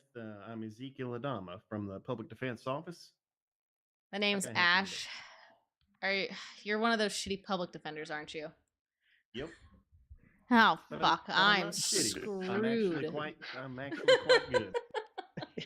Pretty great record. Do you want to check my credentials? Fuck, let's just get this over with. Oh, fuck me. All right. Yeah, you see here? Here's look at this. The state versus Makota. W. Uh-huh. The state All right. versus So you're gonna get all these charges Lockhart, dropped, right? W. All these charges? Well, first I have to we have to talk. Well, you have to agree to let me represent you first. And Yeah. then, after You're kind of after we my get only past hope. that, we can Where's my money? Where's my drugs? we'll I'll get the facts from your Sir, from who your are you, point of view, goddammit? and then you know we'll go have an arraignment. The judge will set Oh. a date, and then we'll have Oh, a Jesus, discovery. I'm so sorry. Trying to So be sorry. honest, fucking So dude. sorry. God, So damn. sorry. I So swear to sorry. God, Jesus Christ. All right. So after the judge sets a date, we'll go through what we call discovery, and I'll subpoena for the evidence from the state, and they'll Evidence, show me there their ain't no body evidence, cam, son. their reports, and all that other good stuff. And I'll come up with a defense strategy. We'll go to court. Well, first, when I see what they actually have as far as evidence, I mean, they told me a story, right? We'll review the evidence. We may be Sir, offered why? a plea deal, and then No, you'll ain't have no your day plea in deals court. here. She's innocent. You hear me? She's innocent. Oh, I totally believe you. I This swear. guy's a psychopath. You can ignore him. Ashlyn, come on now. He is a crazy guy. So I don't even know what the fuck they're charging me with. I just have my personal supply of cocaine on me. I like to do like 30 or 40 baggies of cocaine a day. I like to weigh out my cocaine and make sure I don't give myself too bad of a nosebleed. I don't really understand what the problem is. They came out of nowhere, arrested me, and detained me for no fucking reason. These cops are all bullshit, man. Well, that It's fucking I agree bullshit. with You hear? you. She's targeted. You She ain't know. doing nothing but getting high on her own supply. Right. Exactly. Well, first off, we need to, watch how we communicate these things in a shared space with others. You don't want to incriminate your own self with your words. Oh shit. But I'm fine. Well, Wait, gotta agree to are let you me gonna rat represent on you me? first. Yeah, no, you're my lawyer, right? I think that's what he Oh said. shit. Yeah. I think he Are said you he's gonna gonna rat on you. Oh shit, are you part of the You DA's should office, stab- man? You should stab him. I would You never. should stab him. Don't worry, I You won't can check stab my you. I won't credentials stab there you. too. You can ask. You can check with everybody in the city. I got a clean record as far as that goes. Right, I got a clean record too. Wink, wink. Right. Oh, yours been expunged? You can say that. Oh, okay. So tell me, why are you carrying so much product? I told you I like cocaine, man. There was a She's party a fiend. happening tonight. 40 I baggies? just yeah. She's a fiend. That's like my hourly dose. If I I don't don't know do what 20 baggies an hour, I go through withdrawals. I've It's gone through like, rehab at least 3 times. Okay. It's not while whiskey this- dick. What do you call it? It's clam chowder or whatever they call it. I think when you do that much. While all this is true, and I believe you totally, we have to rein it in just a little bit so we can present ourselves in a positive light for when we speak publicly with others. You know, there's the us that we are, and then there's the courtroom us or the work us. You know, that persona that we put on for the rest of the world. We're gonna need to do that just a little bit. Yeah, that means put on your bustier, baby. For them days of the court. All right. Oh, Well, God. I am a Ugh. pathological liar, so it is no problem on my Then end this to is gonna be great. Yep. Don't We're you gonna worry. work well together. I can act extremely innocent. All right. Don't let her fool you. She ain't no innocent. Well, I mean, who is? You've been around the sun a few laps, you start losing that more and more. You know what I mean? All right. So you're telling me that they're not going to raid me for this, right? That's my main concern. I got like 500K worth of product in my apartment right now, so if they raid me, I'm fucked. So what we need to do is, does anybody else have keys to your apartment? Since I'm your attorney, I can communicate freely with your associates outside here. We need to make sure. Well, that your technically I'm product is crashing on safe. my cousin's couch, but you know, she Well- won't set foot in there. Well, see, that's part of my service to you. Make sure your business interests are protected. But, Don't worry, her cousin's over at my place. all right. She's So sleeping in my bed. You got you. Okay. You got your bag secured, or do I need to? Oh, make a phone they're call? they're nice and locked up in the apartment.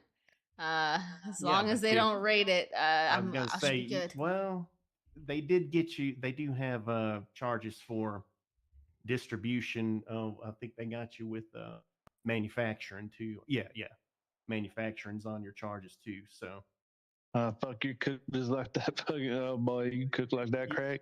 you need I to will get take whatever deal as long as I don't get raided. Okay.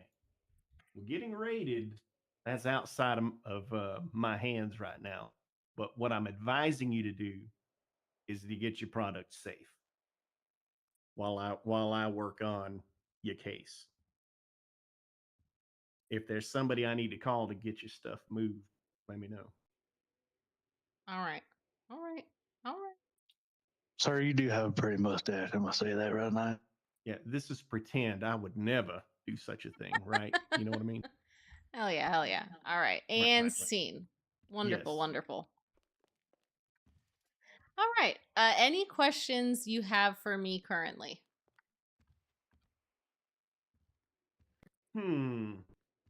No, when can I begin? I guess that's my only question. It's a great And, question. We'll go So, with you can represent public- me right now. He public does defense. not work here any longer. So as far as the hiring process, what I do now is I put your application through a complex algorithm. I kind of score each of your answers here.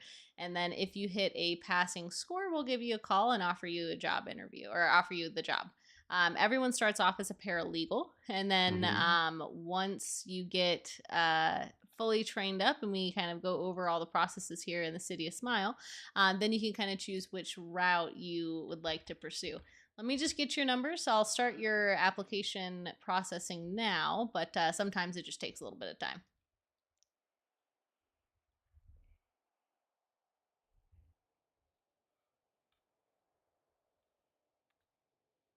Perfect, perfect. All right, let me go ahead and walk you out.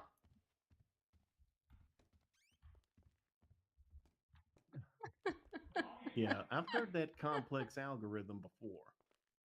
Yes, it is You wouldn't a... be joshing me, would you? No, not at Or all. Pandering as it is. Not at all. It's a complex algorithm. Okay. So the doors will be right out there towards the front. We'll reach out to you shortly if you got the job. All right, sounds good. All right, have a good ass rest of your day. Thanks. You do the same. Be good at it now.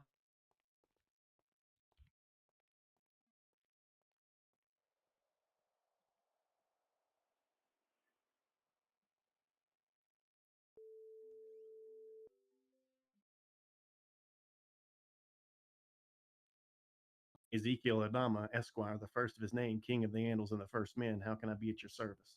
Hey, Ezekiel, it's Cassandra. The algorithm just processed, and it looks like if you are still interested, we'd love to offer you a position here at the DOJ. Oh, outstanding. Yeah, I'm Hell still yeah. interested. If you just want to come on back inside, I'll get you all hired on. Sounds wonderful. On my way. I will be back in just a minute, and I'll be free for another like 45 minutes before I do more training.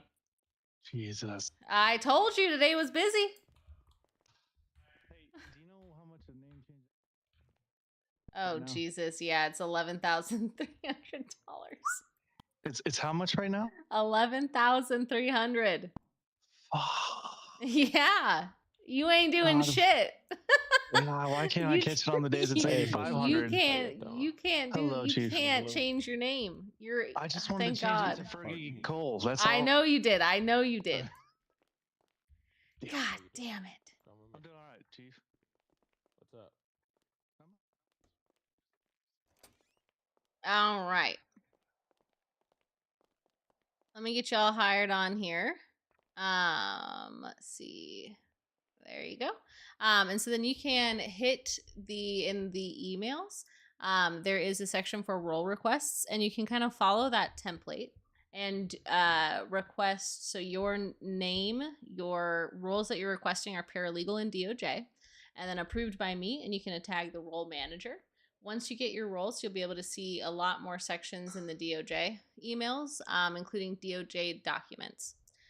Once you have access, I would review the DOJ documents, take a peek at like the case laws, the court fee schedules, and any other documents that pique your interest. There's a lot of templates for things like name change, marriage licenses, stuff like that are relatively self-explanatory. But there's a lot of good resources in there. In about a half an hour or so, I'm planning on doing some training as a group because I have a handful of people who just were hired. And so we'll do a big grand tour and kind of go through some basics of the training. That way you guys can get on your way to completing your checklist. And I'm going to update that now. All right, sounds good. Do you have a radio? I do not. There you go. I do have a radio. Go ahead and turn to radio channel 11. And then you'll update your call sign. If you scroll all the way, if you go to the settings and scroll all the way to the bottom in the radio, you'll see an option for call sign. And you can change it to paralegal. Which I need to update my call sign as well.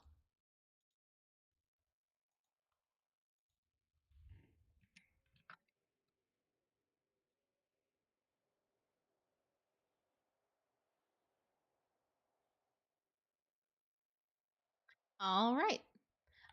So like I said, once you get those roles, you'll see kind of your checklist. You can kind of take a peek at that. We'll review a lot of the basics here shortly, and kind of get everyone taken care of. All right, good deal. Hell yeah. Is there I saw some snack machines across the street. Is that the closest food? It is around the here? closest. Some people might have food. Hey, does anyone have food on them for one of our new paralegals? Otherwise, like Cookies does a really good, like they're pretty cheap. I'll probably end up getting a lot of food for our training and stuff later. Food as well, so let me see what I can do. Hell yeah, I know I ran out of food, and I will need to buy more. Appreciate it. But yeah, I think the Chief Justice is going to try to work on getting some food, but there are some snack machines upstairs across the street. They're just expensive. They're like $100 for a small snack. Yeah. Sometimes we can get Hookies to deliver, and if they deliver down here, almost everyone in the DOJ will buy from them.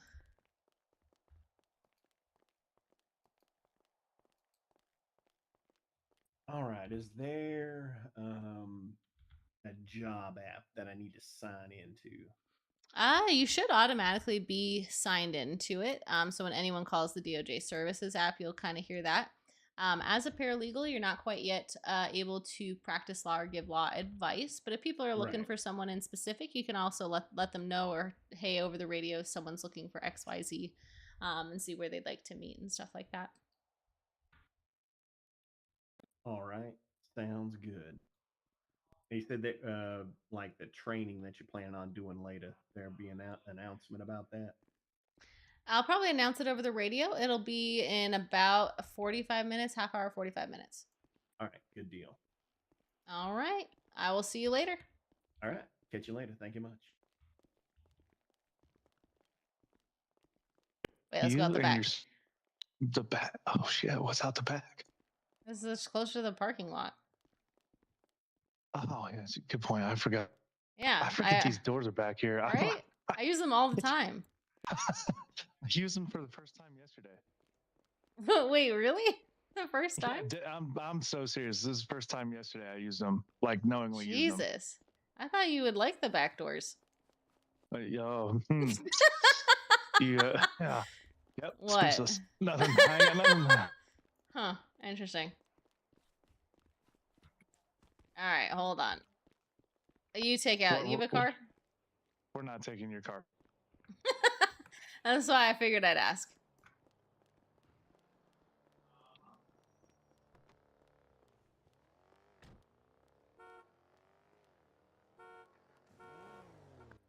Jesus Christ.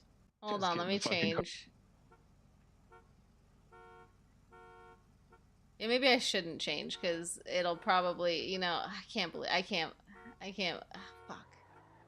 Worst This case, is you your just save car, right? 30. Yeah, I just forgot the keys at home. I hate you. You know, I feel like your cousin really, really would love me, but She probably would. She's a psychopath.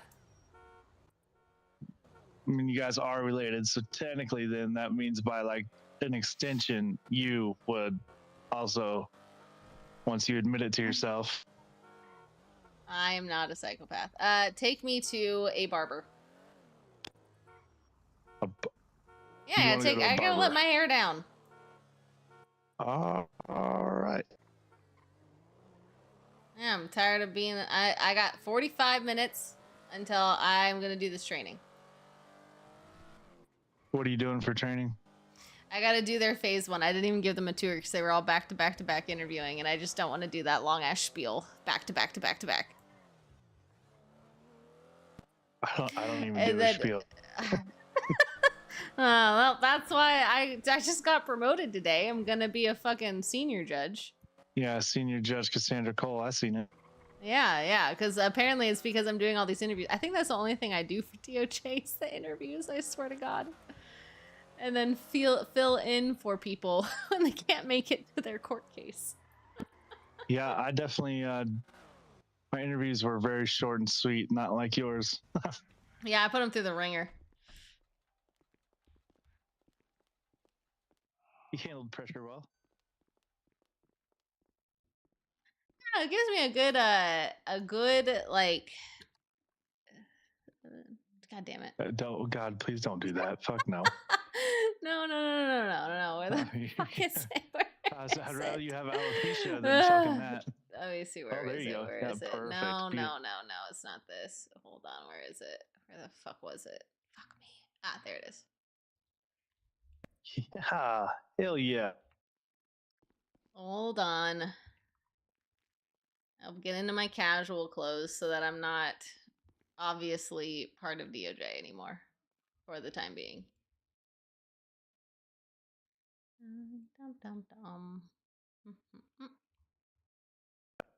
Oh. Well. I look like a totally different person, right? Yeah. Fuck.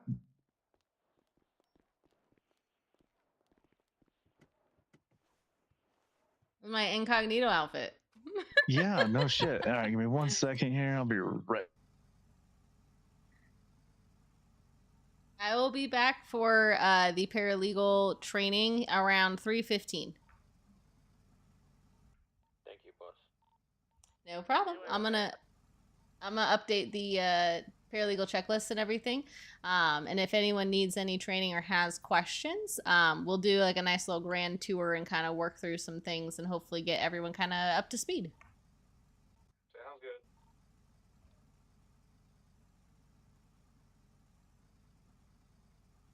What did the Chief Justice pull you aside for? I'm curious.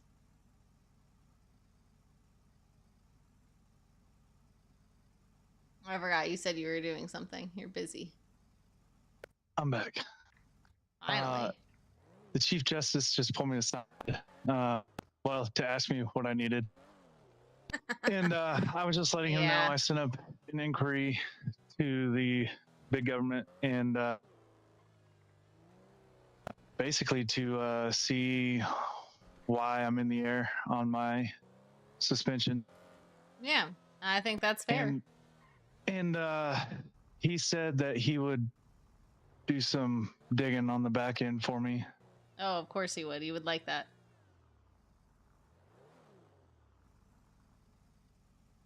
Sorry. What would you like to do? I don't know. Like I said, I'm not shitting you. When they took me hostage, I thought it was you because they immediately drove to your house. And I was so confused. Like, I was being an absolute troll. And then I was like, oh, shit. You guys are, like, serious. Yeah. Oh. And I saw literally the most of the city I had seen that day. Because then after that, they drove me to a whole other spot and took me on top of the bridge. They handcuffed me up there and left me there. Claude had to carry me down. The whole time he was making comments.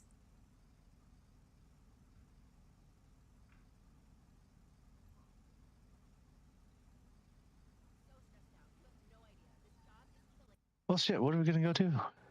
Mrs. Cole? I can call you Mrs. now.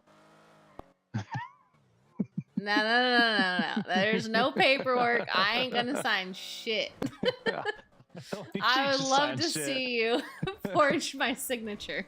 Oh, I'm going to. God damn it. 100%. We should go get food. I'm gonna need food. I lose so much money when I do hiring. I am going to bring up that I should get paid to train.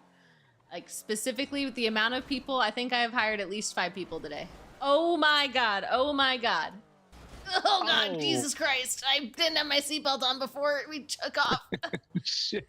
Jesus. I did not expect this thing to nosedive. That's Oh god, my neck. Oh, my back.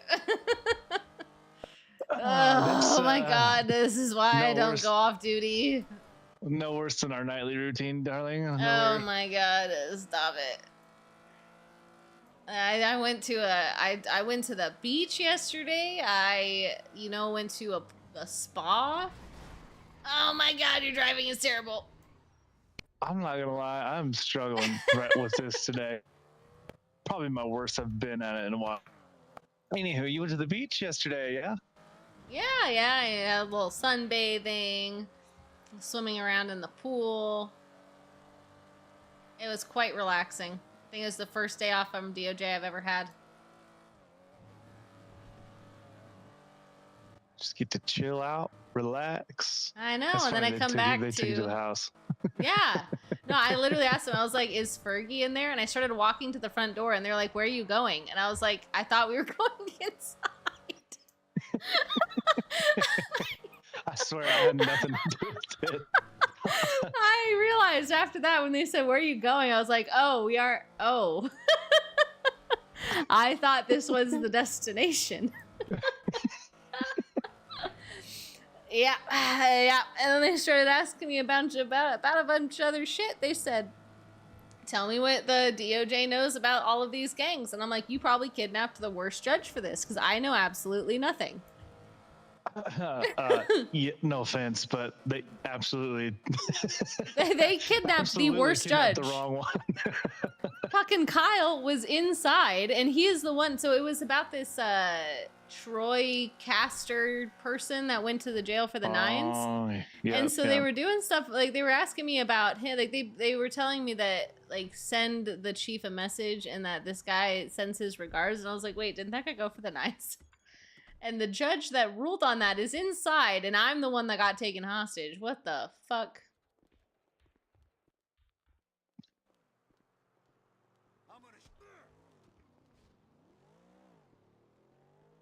Jesus Christ, Fergie.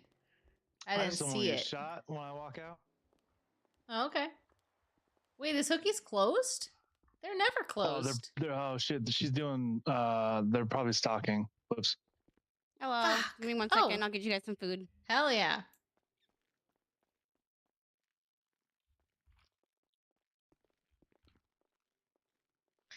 How much money do you have? I feel like if I tell you, you're gonna make me pay for everything. I have 6,500. Jesus. How do I have more money than you?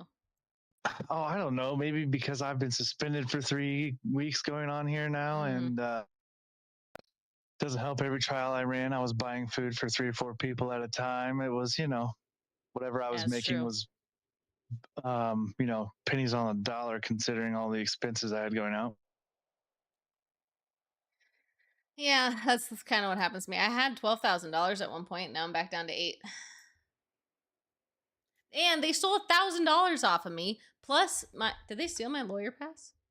No, they didn't. They Did gave they me back they stole my gun. They stole my gun and the $1,000 off of me. I put it in a police report about. I told them, I was like, they stole my gun. They stole my gun and my weapons license.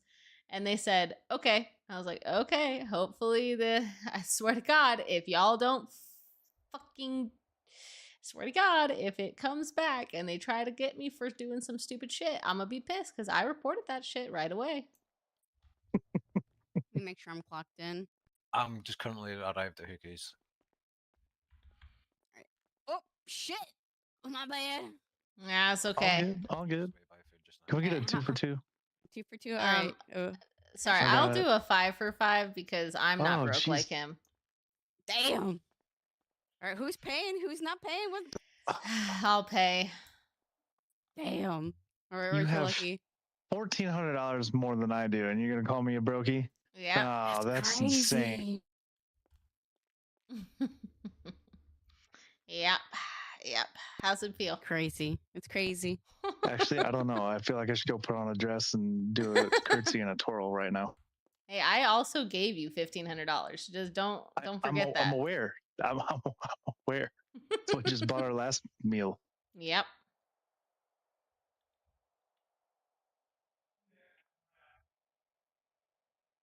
I'm doing training later. I'm going to end up giving away all this food. I don't know how I feel about going from judge down to secretary or judge's assistant. Personal I'm not really sure how I assistant. feel about this. Yeah, I'm not really.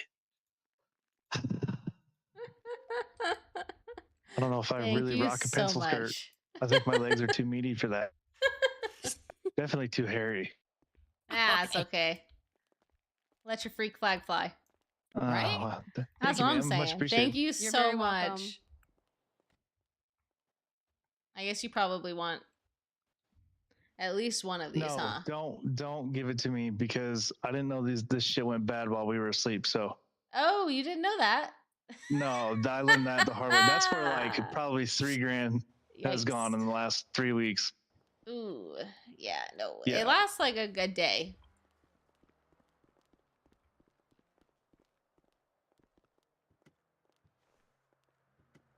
So where are the exciting spots around the city now that you've had a chance to explore on your own? Exciting spots around the city. Yeah, I think I've been to Hookie's, PD, I mean, I don't know. the hospital. That's about it. There's golf down on the beach by the pier, but I don't know about exciting. To be honest, anything I can show you that I know is exciting might not be so exciting for you. Whatever do you mean? I've seen nothing. Damn it. Thought I was going to stick that one. Should I hit him? Oh my god. Oh god. How did you not die? I thought you were going to kill us. I thought about it. Jesus Christ. You almost hit the What? guy. Well, I mean, he's in the way. You ever been to Forest? I don't think I have. I don't think they're open. They might be. No, I don't think they are. Ow. Fuck. This is where you get alcohol? Yeah, they have food. They're the cheapest around for food and Oh, really? drinks. Yeah. Hell yeah. They're like, I think Hookies is what, 400? I think Force Something is like 3. that. Oh, hell yeah. This is a good vibe. There's an upstairs up here too. What?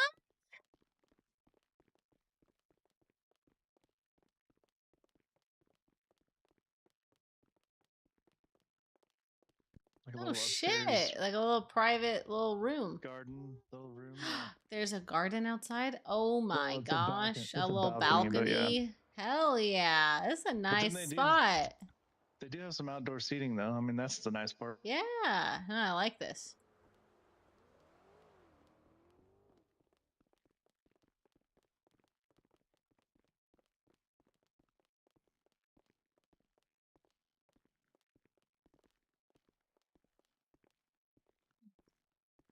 Walk so slow.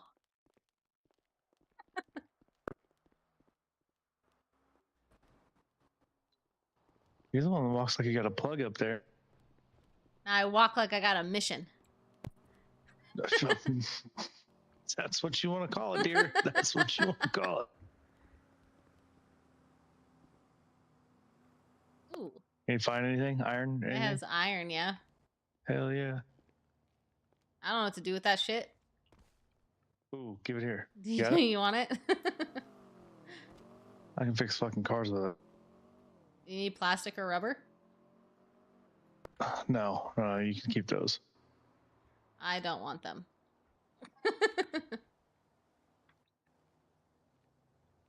Nice, nice. I will say that's probably the extent of illegal things I do is possibly littering. I'm just gonna look the other way. Yep, you didn't see anything.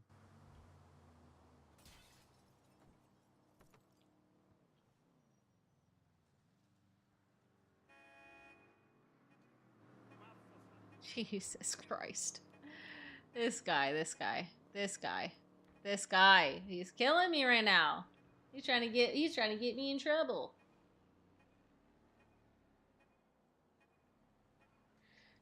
All right.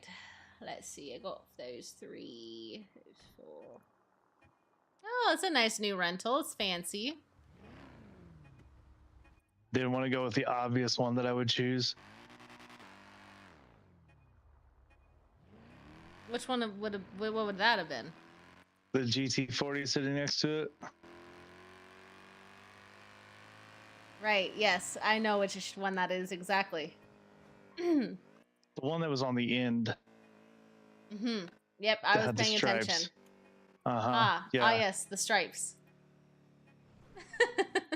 Right. Yep. Yep. Are you trying to take me out? Are you gonna kill me? Why would I kill you? I don't know. No, I'm not. I just going feel to like this. fucking- I'm very No. paranoid after the last time I was kidnapped. Well, I mean that's fair, but no, I'm not gonna kill you. He's not intentionally. Oh God! Oh shit! Oh shit! no, he's not. Oh, ow! Fuck! You are gonna kill me. You know the best part is you can't even sue. Ain't nothing to sue for. I ain't even DOJ anymore. Oh God! I know you're broke too, so there's no point. Exactly.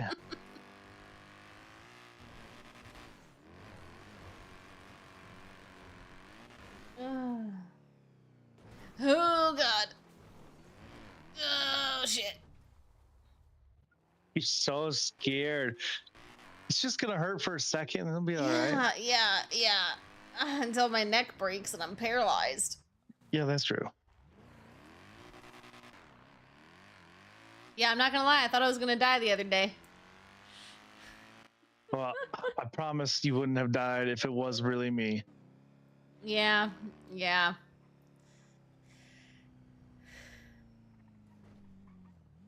There's Bayside Revan, right? Oh, I think I may have gotten my car fixed here once.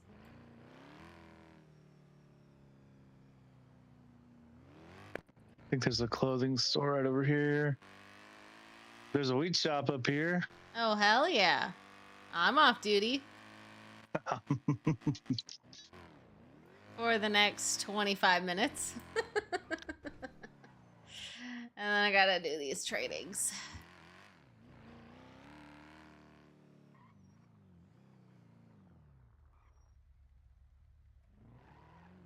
I believe that's the weed shop right there. Never bought shit from there. Neither have I. I have no idea what's in there. You need a gun, right? I do need a gun. I do need a gun. I never even shot my gun. That's Never? the worst. Never. I never shot it. I watched Richie get stabbed and I was too afraid to pull my gun out. Oh. He still holds a grudge over that. He talks so much He shit. talks so much shit about it. I was like, bro, I didn't want to get stabbed. I didn't have my gun out. I was just minding my own business. I wasn't even really paying attention. Fuck, I don't even think I have a weapons license on me. Nope, sure don't. Fuck. Yep, yep, That's a good one. That's good. yep. What the fuck yep. is down here? Ooh, is there a shooting range? If there is, I'll hand you my pistol. Really? Oh my god. Gimme, gimme, gimme, gimme, gimme.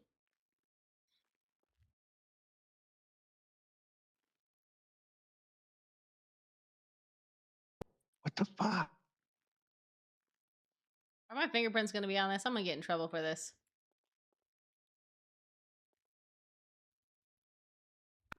Okay, I'm a crack shot. Did you say you were gonna try to join PD? all right, it's on the ground, and then so's the ammunition. Yeah, I mean, I have an app in. We'll see. It all really depends on if I'm if they tell me no on coming Yeah. back. You know, I used to be a PD officer, right? It makes a whole lot of sense. Yep. Back in the old days, I was the chief of police, actually. There was only one bullet in here. You gotta be fucking kidding me. Oh, you think I'm gonna hand it to you? Fucking. I thought you handed it to me loaded. What the fuck, man?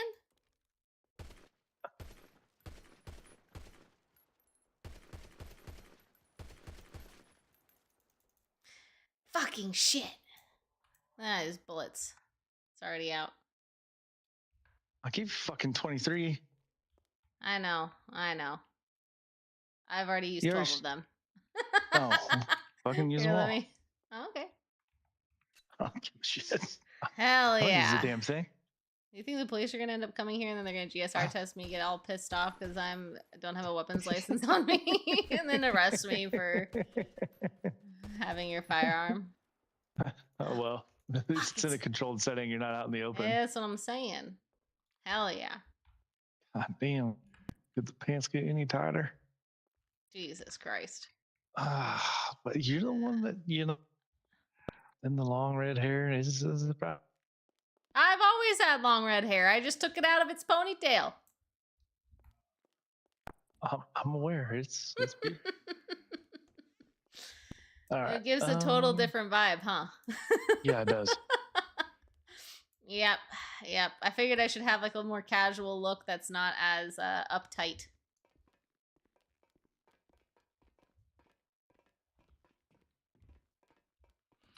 And it's definitely more incognito so that I am unlikely to get kidnapped off duty. Yeah, you definitely don't. I don't scream DOJ at all in this. No, you don't look like Cassandra Cole. Yep. That's pretty great. I was very proud of this. This is what I worked on. Actually, I could probably get my bike fixed while we're up here. Oh, hell yeah. Then I'm no longer hijacking vehicles. Yeah. Yeah. They 100% would try to detain me and search me.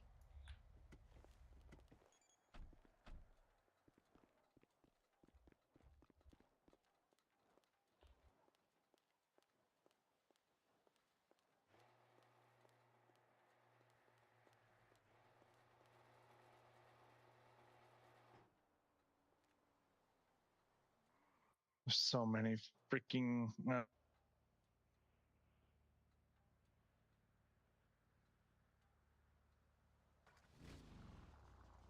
Jesus.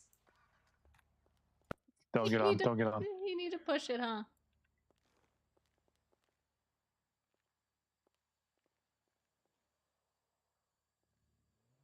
Yeah, last time I rode this thing, it was not good.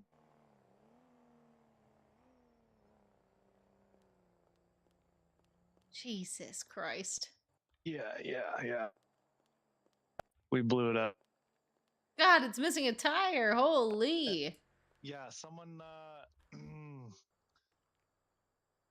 yeah, a bullet found its way into the front of my tire. and shit. I went for a ride. You went flying. Yeah, it was Who absolutely shot fucking at you? horrifying. There's a little cut through right there if you can get over the curb. Or turn the bike. Oh. You need to push it the other way? Yeah. Oh, Jesus. Yeah, you push it, girl. Yep, I'm a self-independent woman. I don't need no man.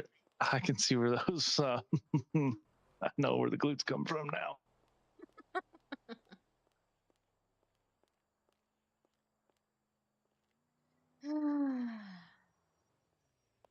Fucking bike would be a hell of a lot easier to roll with a fucking tire than without. Yeah, probably. This is abysmal. Yeah, this is quite depressing. Yeah. I feel like I was pushing it a lot faster than you were. Maybe it's just a you problem. You know, maybe Here, because you were pushing up from the front end. You know, maybe I just need to take over. You want to take over, huh? Yep. Ah, yeah, so much faster. Really? You think it was so much faster? I think it's just because you're bored and watching me. I'm still walking faster than you, and I walk slow. Yeah, but I was walking so much faster than you. Yeah, but that's because someone does like a casual walk too, or whatever it is. Nope. I actually don't know how I do it. To be fair, it's once I'm done crouching, I start walking faster. I don't know why.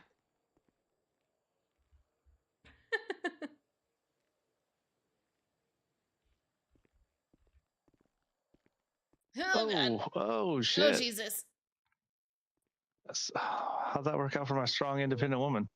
Hey, you know, it hit a little bump.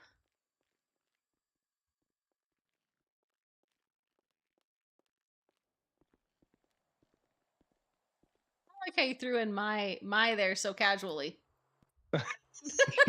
Yeah, you do it. You do it. I did it just fine. You liked it. Don't lie. You liked it a little bit.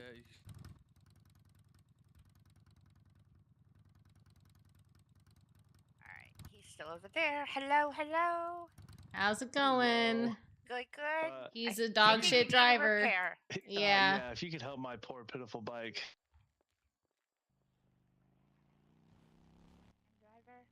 He's a dog shit driver. Well, listen, all right. It didn't help. A bullet found its way to the front of my front tire, and then I went for a ride. We'll go with that. I'm so serious. I can't even make it up. We need to replace a tire. Your engine's all messed up. Your battery cables are all twisted. Your axle's bent. Well, when you're running like 110, 15, and then a special individual decides to make your joyride in. Oh, you're going to blame her now. No. She wasn't even around. No. Oh. In fact, that's probably why it He's happened. just she a wasn't dog around. shit driver. I don't even need to be there to witness it. I just know. I was just stating a fact. I am not his wife. She wasn't there to keep my leash, tight. God damn it. Just kind of let me go have a boys' night. You're just digging that hole. That hole is getting deeper and deeper and deeper. Yeah, I've never dropped the spade when I was supposed to. I just kept, going for the center of the earth at this point.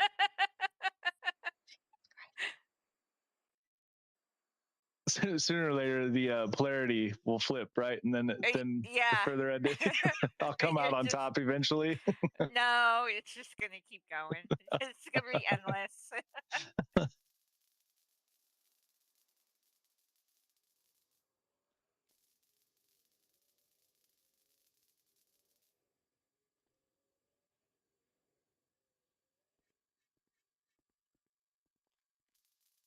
Is that? I take it the yellow Jeep is yours. Don't stop.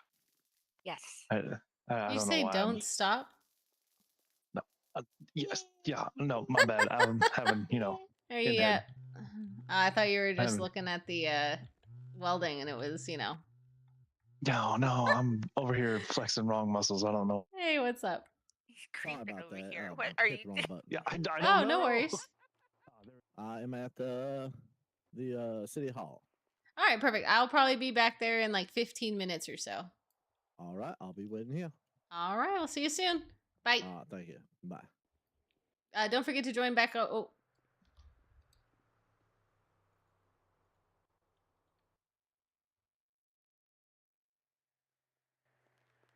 I couldn't hear him. What was he talking? wagon. Some shit? Or I guess it's not a Pinto. It's like an LT. Oh. Jesus, are you okay? You just like tripped and fell. I swear, out. God. I swear, Watch out God. for Every that air. time you do this Yeah. shit, I just son of a bitch. Ugh. I mean, I didn't fall. I'm gonna need to go strip again. I think the list came back, and this is the problem. It's problematic. Ah, Watch out for air. Figured it out, I guess. Yeah, it's okay. Is it okay? Is it really okay? Yeah, I don't know. It's fine. Yeah, oh, is that so? Yep. Is this how you like it? Is this how you like it? Is this how you feel in control? I don't know what you're talking about. I mean, she could punch you and put your list back into place. Yeah, want me to that would be punch you? great. That'd be awesome. I feel bad trying to hit someone who's defenseless. You gotta hit me Good deal. first. Oh, there you go. Oh, Jesus. Oh, shit. Oh, Jesus. Oh, Jesus. I thought you were gonna actually... I thought you'd hit God me. damn. Wow. I just got 1-2 Chris Brown. Y'all saw it. Sandstones break my He tried to bones, hit but- me first. But chains and whips excite me. God damn. I got a mechanic sheet. I'm just waiting for ID.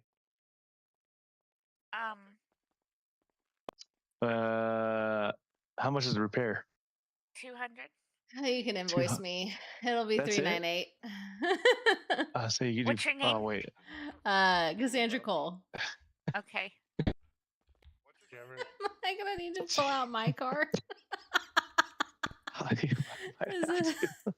Well, let me put you on the bike. There you go. Perfect. Perfect. Keys either. Jesus Christ. All right. Just don't worry. Bye, guys. Have a Yeah, good I'm day. just gonna... Yeah, thank you. Appreciate Let's it. see. I'm totally on the back seat of this bike. Yep. I'm No, hold on. the back seat I'm of gonna this figure bike. it out. I'm gonna figure it out. It's not gonna work. There you go. Oh Look shit! at It did. that. Holy fuck! And look Holy at that. crap. And I've broke my. What the fuck am I doing? I have no idea. There what we the go. There we fuck go. are I'm just you gonna getting tuck yourself in into? You just go to the clinic. We're gonna go right over here. just go to see it. Just go Oh, I here. almost forgot to pay the invoice. Hold on. Oh shit. Hold on. Before I forget, I don't want to get a $1,500 not paying fine. Boom, done. Jesus, I thought you'd hit me. What the fuck happened? Well, I didn't realize Cassandra had hands. All right. Yeah. I was just going for a lazy slap shot, and then I get fucking 1-2. Fuck.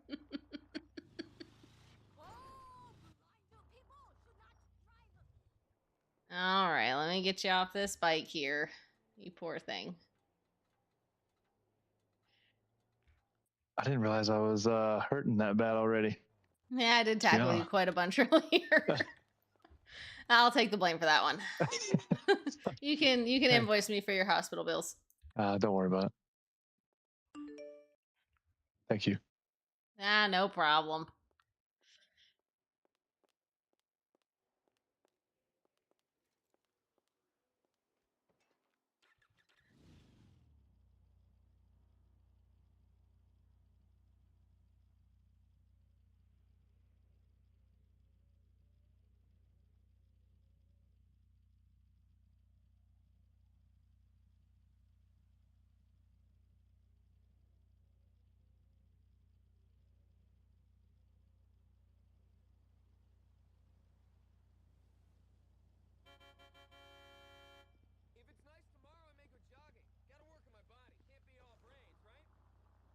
All right.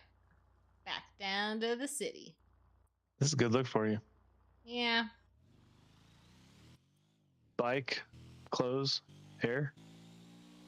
I mean, usually I do have clothes and hair. No, I meant this the fucking clothing choice. The hair being down. Right. The fucking bike. Yeah. Yeah. I would expect you to not be a bald, naked mannequin. Well, I don't know what your kinks are. I don't know what you think about a bald crazy. person. You never know. Oh, Jesus. Yeah. No, I'm probably gonna keep wearing my hair up. Oh God! Oh God! Oh God! Sorry. You gotta really. Jesus Christ! This bike sucks. It's not built for this. All right. It's not built for this. For driving. It's not built for my big ass to be sitting on the back. Yeah. That's okay. Well, oh God, you're almost out of gas. Jesus. Almost out of gas. Yeah. There's 19 liters left. Oh, it's telling me I've got 65. Yeah, it's a fat lie.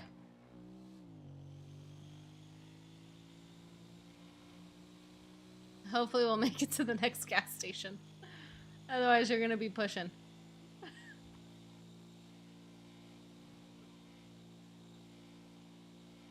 19 liters? Damn. I'm 19, 18 now.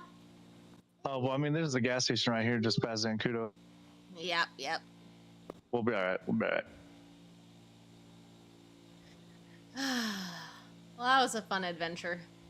Yeah, Yeah, it was real boring, honestly. I didn't get you into any trouble. Yeah, I'm not trying to get into trouble. I like my job. I just got promoted. I'm not saluting you. Yeah, it's okay. You don't have to. Actually, no, I would prefer it that way.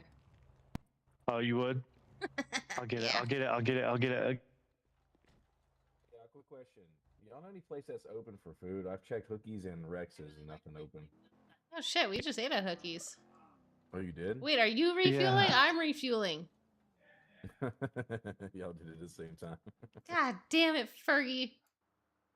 I stopped. All right. Yeah, we just ate at Hookies. You could try. There was nobody there. You could try calling in the services app. I think they were doing some like restocking and stuff, so they may have just been like in the back. Okay. Yeah. Was there a mule out front? There was not. There was no cars out there. Oh, she might be. They might have put the mule up, but yeah, they were just doing a restock. So. Okay, I'll head back over there. I appreciate y'all very much. Yeah, no problem, man. Have a good day. You too. Thank you too. All right. I think the back of the bike fits you. You think the back of the bike fits me? Yeah. Crazy fucking comps. Crazy comps. You know what? You're right. With all that hair, Yeah. Instead of me falling off, I'll just grab your hair and then we can both go. Either you stay on or we both go. I'm a great driver. I'm a fucking fantastic driver. Ash is a terrible driver. Me, I'm great. Swear. Like I said, I used to be a cop. I was a great driver.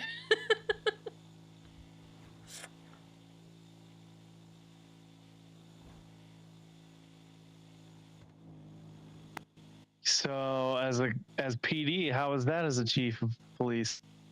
Oh, it was a very, very small department.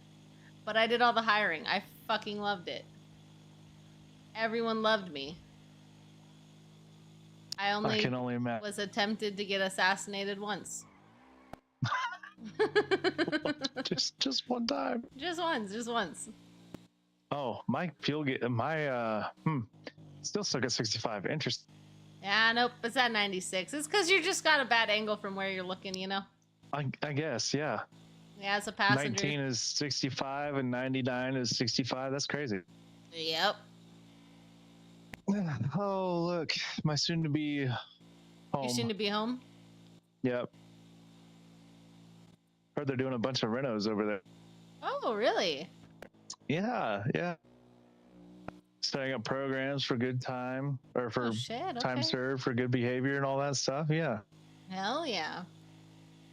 I heard they finally got the ovens and stuff working, so people aren't starving to death anymore. Oh, thank God. Yeah. I was like, that's gonna be a class action lawsuit. Everyone in the city is gonna get a $5,000 like little supplemental. Yeah, I think that's why they might have capped the. May have been the reason why they capped some things. Yep.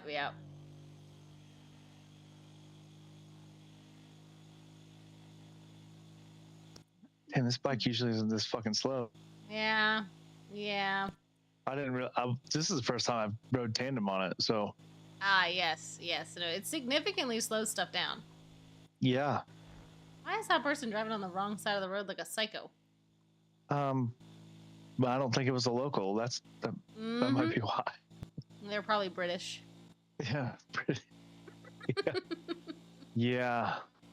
So how many did you hire today? 4 paralegals and 1 attorney. I have another. You bumped one up to attorney. Sweet. Yes, because she used to be part of DOJ. Her name was Sabine. Oh, Sabine. Yeah. Yeah, No, that makes sense. Yeah. I was so happy she came back.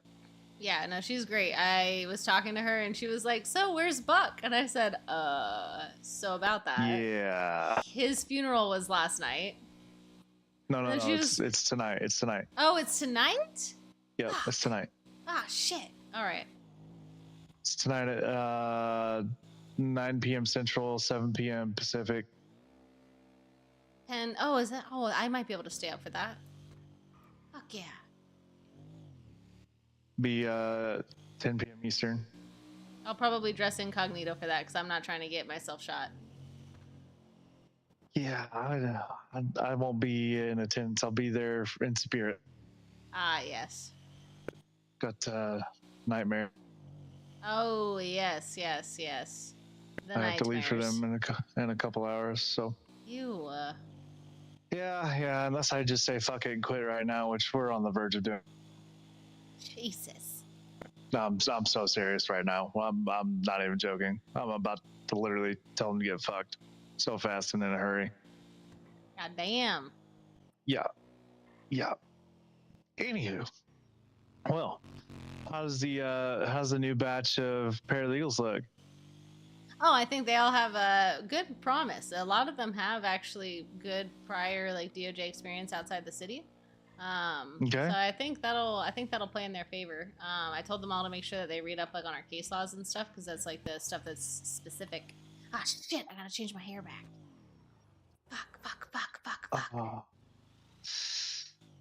Damn. Forgot about that. Just I'll hop back on radio in a second. Shit, I'm late. God damn it, Fergie. You made me late. Did I make you late though? You did. Yeah, it's all your fault. You had to die. You had to give me the Chris Brown one too, damn it. That's not my fault. Yeah. I didn't mean to do that at all. Oh, shit. All right. Enough with the shenanigans. Back to being serious.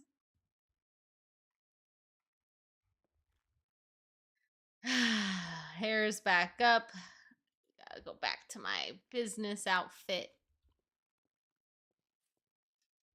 I have a bunch of other outfits too. Let's see, what else did I do? I did this one. Oh, there you go. but not a huge fan of it. I'm not gonna lie. Why?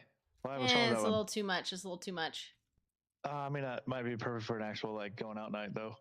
Yeah, yeah. Where was the other one? No, Did I I'm not being save the other one? for real. Yeah. Oh, this one. I liked this one. I liked this a little bit better. I like the shoes. It definitely looks like I'm gonna go pick up the kids from soccer. God damn it. Ugh, fucking shit. Oh, what do they say? You had to take your cousin's 3 on, so makes sense. No. God damn it. God, these rumors, man. These rumors are getting out of control. Makes you wonder there's some validity to them. So I'm starting to wonder. I'm getting gaslit. I'm being gaslit. You're being. Oh, what the hell? Why can't I start my own bike? Oh, there it goes. I steal the keys. Yeah. That's how they gave you the copies, I guess.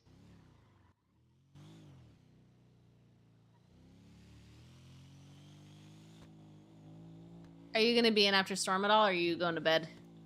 No, I'm probably gonna go to bed. I need to get my shit ready to leave tonight. So. God damn it, Fergie. I know. Hey, and the other places, I'm doing some bigger things. Oh, I know. You're eating all those steaks. Yeah, just eating all those steaks. Oh my god. Long ass steaks, some big ass steaks. Lots of steaks. It's fucking insane. For nothing to fucking come out of them. Yeah. All right. Fucking shit. All right, man. Good luck. Thank you. Appreciate you for what you do. Oh yeah, of course. Anytime. Yeah. If you're still around when I'm done with all these shenanigans, I'll call you. All right, sounds good. Good luck. All right, you stay safe. Don't do anything stupid. Yeah, hey, try not to get kidnapped anymore, God, I swear to God, the next time I get kidnapped, I'm going to assume it's you. I might set it up for you now that I know that you have. They're going to be like, you need to go change your hair at a barber shop. And I'll be like, God damn it. I know who this is. It's fucking crazy. I'm going to set it up now. I'm going to set it up. Jesus Christ. Thanks. All right. If any of the paralegals are available, I will come do part of your phase 1, phase 2 training here at the courthouse. Evening, Judge. How's it going? I'm doing good. How are you? Your boyfriend, husband yesterday. Yeah. Not boyfriend, not husband. Dang, he got dumped by DOJ and by you? Well, technically it never was. No, I didn't have. God damn it. Now you got amnesia. This is terrible. He's been around. He just went up to Hookie's and got some food. And then he... Never mind. Yeah.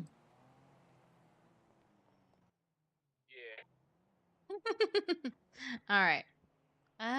Who are we waiting for? We got 1, 2... Where's Maverick, right? Hey, Maverick, are you available? You might be on a cell call. I'm in a cell call right now. Okay, no worries. Just let us know when you're back down. All right. So while we're waiting for Maverick, since he's doing a cell call right now, we'll kind of talk about cell calls. So one of the biggest things about cell calls that we try to do here in the city of Smile is we want to limit them to about 15 minutes. That's not because we're trying to limit people's ability to fight charges or anything like that. The biggest reason is especially if it is a small charge, like they're getting sent for a 20-month sentence. If we're down in the cells for more than 15 minutes, it's counterproductive. The person is kind of being, once the person asks for a lawyer, their time served stops. And it's keeping it's keeping kind of everyone from being able to go out into the city and do their jobs.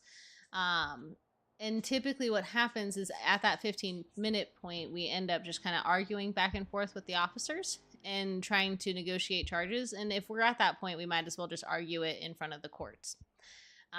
So we do have a few things to kind of help with that. One is a bench trial. If there is a judge available, and everyone in the charges themselves are non-violent and don't require a lot of investigation, we can do a bench trial and immediately take it to court and kind of get it solidified. There are pros and cons to doing bench trials. One of the pros is it happens right away. It's really speedy and quick. It shouldn't be more than 30 to 45 minutes. The cons to it is you don't get a lot of prep time on either side. So there's not a lot of prep time on the officers and PD side. There's not a lot of prep time on your side. So a lot of it really is explaining the situation and arguing the specific charges, which can be very helpful if you know that charges are being applied wrongly. Alternatively, if it is a violent crime or something that does need a little bit more prep time and isn't necessarily fit for a bench trial, you could have your client plead not guilty and take it to court. And so if you find yourself hitting that 10-15 minute mark and you still haven't really come to any conclusions, and the client is adamant that they don't want to take all the charges and they'd rather fight it in court, you should advise your client to plead not guilty. Once they plead not guilty, they will be placed on an ankle monitor and they will pay double the fine. The double fine for their charges is for bail. And if they are caught doing crime while on an ankle monitor, they are immediately sentenced for that crime. They do not get their chance to fight it in court. So that's kind of the caveat. Oh, So, real quick, a question on that. Yeah. So is that if they're on ankle monitor and they get caught or charged with something else, is that auto guilty their contested charge and their current pickup, or is it just their previous charges are auto guilty processed and then the new ones are dealt with separately? That's a great question. Typically it is they are found guilty for both, but Okay. it is a case-by-case scenario. I have seen scenarios where sometimes that is something that is contested, and so it just kind of depends on the situation. If it, like for example, if they were caught selling drugs and then they were rearrested for selling drugs, that one is likely not to be able to be fought in court because they've proven that it's now been kind of a consistent pattern. And the reason why we do that isn't to limit people's abilities to fight their day in court. It's really because there have been scenarios where people plead not guilty, go out, do the same things again, come back, get arrested, plead not guilty, and the cycle continues. And they have no intention of actually taking it to court. Roger So again, it is kind of a case-by-case scenario. It's something that you could absolutely discuss, especially with the DA's office if they're around. If there's a judge around, we're absolutely welcome to weigh in as well. But we try to use that, like not guilty. They really should be, staying on the right side of the law until their court case comes to court. Once they are arrested, if they plead not guilty, they have 7 days to get a court case scheduled. They have about 48 hours to connect with a lawyer in the emails, so opening up a lawyer request. That could be either with the lawyer, you down in the cells if you're seeing them and want to take the case, or it can be someone else if you're not available. And then once you kind of discuss the case, you can kind of figure out the next best approach. We try to keep dockets, like we don't want them open until about 48 hours before the anticipated scheduling. So if you know your client's only available on Saturdays, then we probably don't need to open it until Thursday. Once you open a docket, then you can request, if it's a criminal trial, you can request the discovery items on the DA's half, and so then they would provide information like the reports and stuff like that, as well as any other evidence that's applicable. And then you have from the time that that's given to you until the court date to kind of summarize what your plan of attack is.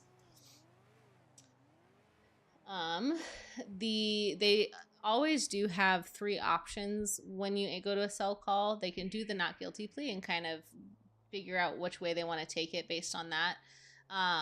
They can also plead no contest, which they will serve no full time, full fine, and potentially fight those charges at a later time.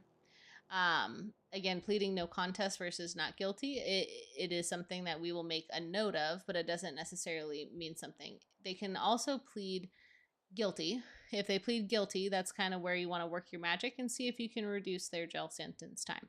They typically don't adjust the fines too much, but they can always adjust the sentence time, whether that's for good behavior, cooperation, or if you can get them to drop certain charges, sometimes that can be helpful.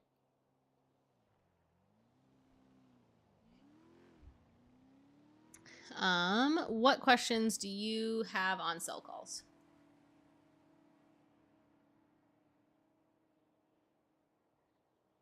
So, all right, question. You had said, does the defendant open the docket? Because it that looks to be the case, like when I've Yes. reviewed some cases. Okay, gotcha. Absolutely. And that's just to make sure that they're added to the docket, because only judges can add people to things if they don't already have access. So if they open the docket, then they're automatically in the loop. If you have like witnesses or anyone that you need to add to the docket, you can also ask, like, request that those people be added. But yeah, great question. Your client doesn't necessarily need to communicate much in the docket. That is something to note. The dockets are like court records. So anything that your client says in the docket can and will be used against them in the court. So if they say, I'm guilty as sin, that's now official court records. In the lawyer tickets, it's different. The lawyer tickets is a private communication between them and the lawyers. Cassandra? Yeah, what's up? Are you available for a speedy trial?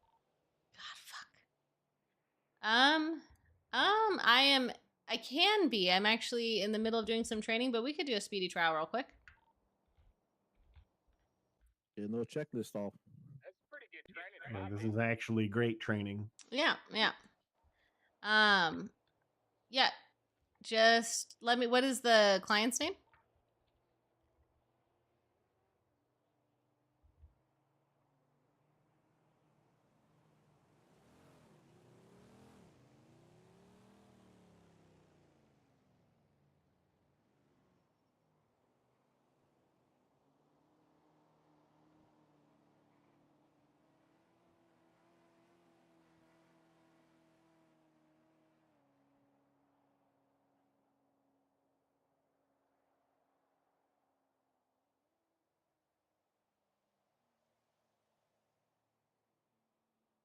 All right. Well, at least we'll get to do some of the court stuff. Let's head over to the courtroom.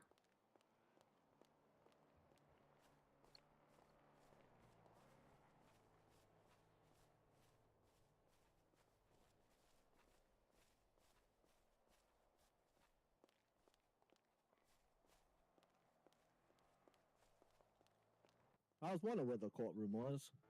Yeah. I walked over there, all over the room and didn't find anything. Yes. So this is the courthouse. Here we have some offices. So these offices are kind of hot desks. If no one's using them, then you can absolutely utilize one if you need to talk with clients and stuff like that. Just make sure you clean up after yourself. I'm not. I mean, I can make my way down there, but I'm in a mule up. Well, I can get down there. Be about 4 minutes. That would be awesome. All three of those offices are the same. So there's all three of those offices are the same, so you can use any one of those if you need. The one closest to the door sometimes is used as the judge's chambers for the small courtroom. You should all have keys, so you should be able to lock and unlock doors. You can test them on this if you want. Yep. Good to go. Pull my truck out and I'll get down there. Wonderful. Yeah. All right. So we're automatically in the job once we fly in. Yes. All right, thank God. I was trying to figure out how to find the job, and I was like, I have no idea what I'm doing. Yeah. So this is our small courtroom. We'll use it for bench trials and small civil cases. And so typically, I just kind of like to review this for everyone as far as who stands where. The prosecution or plaintiff's side will be on the right. The left is always for defense. So if it's a criminal case, the DA's office would stand over here, and then public defenders and attorneys would stand on this side. If it's a civil case against PD and the DA's office acts as a defense, they'll stand here. Yeah, what's up? The arresting officers are refusing to do a speedy trial because they're saying they want the DA to be with them. But I try to explain that that's not a part of the speedy trial, but they're not going to do it.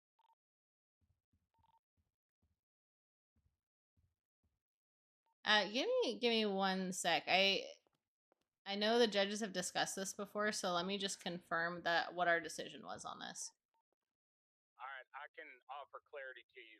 If the arresting officer refuses to appear, their report will be viewed by the judge as a testimony by the officer, and the state will have no presence. So the judge interprets the facts as they're written on that report. Then the accused gets to defend themselves, and the judge decides between what the accused says and what the report says. That's their choice not to show up, but it's probably going to piss Ricci off. Okay, I'll let him. And I'm happy if anybody wants to get on radio or call me. Most of them officers know me. I'm happy to explain that to them.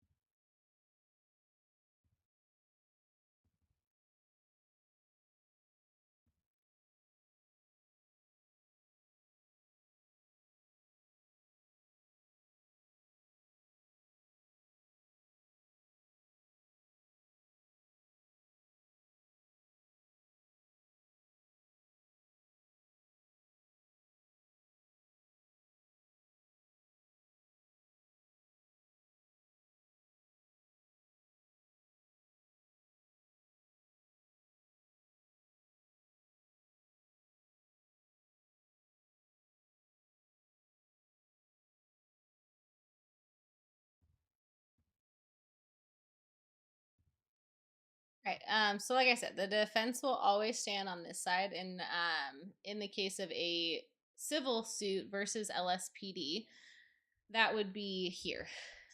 The DA's office would be here because they're defending the LSPD versus the civil complaint. Of note, in all the courtrooms, we do have microphones here at the podiums, and so if you're here, people can hear you from anywhere. Sometimes they can even hear you outside. What that basically means is if you're trying to have a private conversation with your client, oops, I didn't mean to put that down.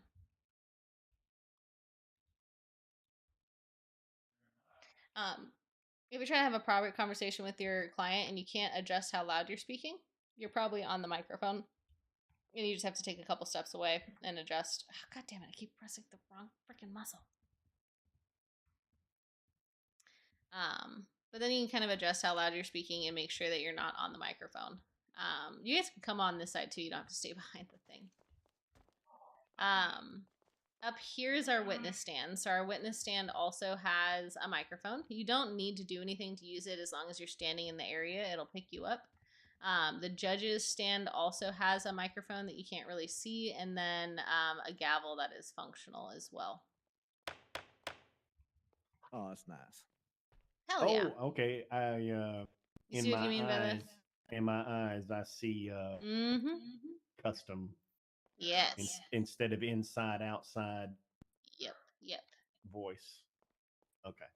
If you look at the TV here, if you look real closely at it, you can also upload evidence. And so this would be a great way to present your evidence to the courtroom.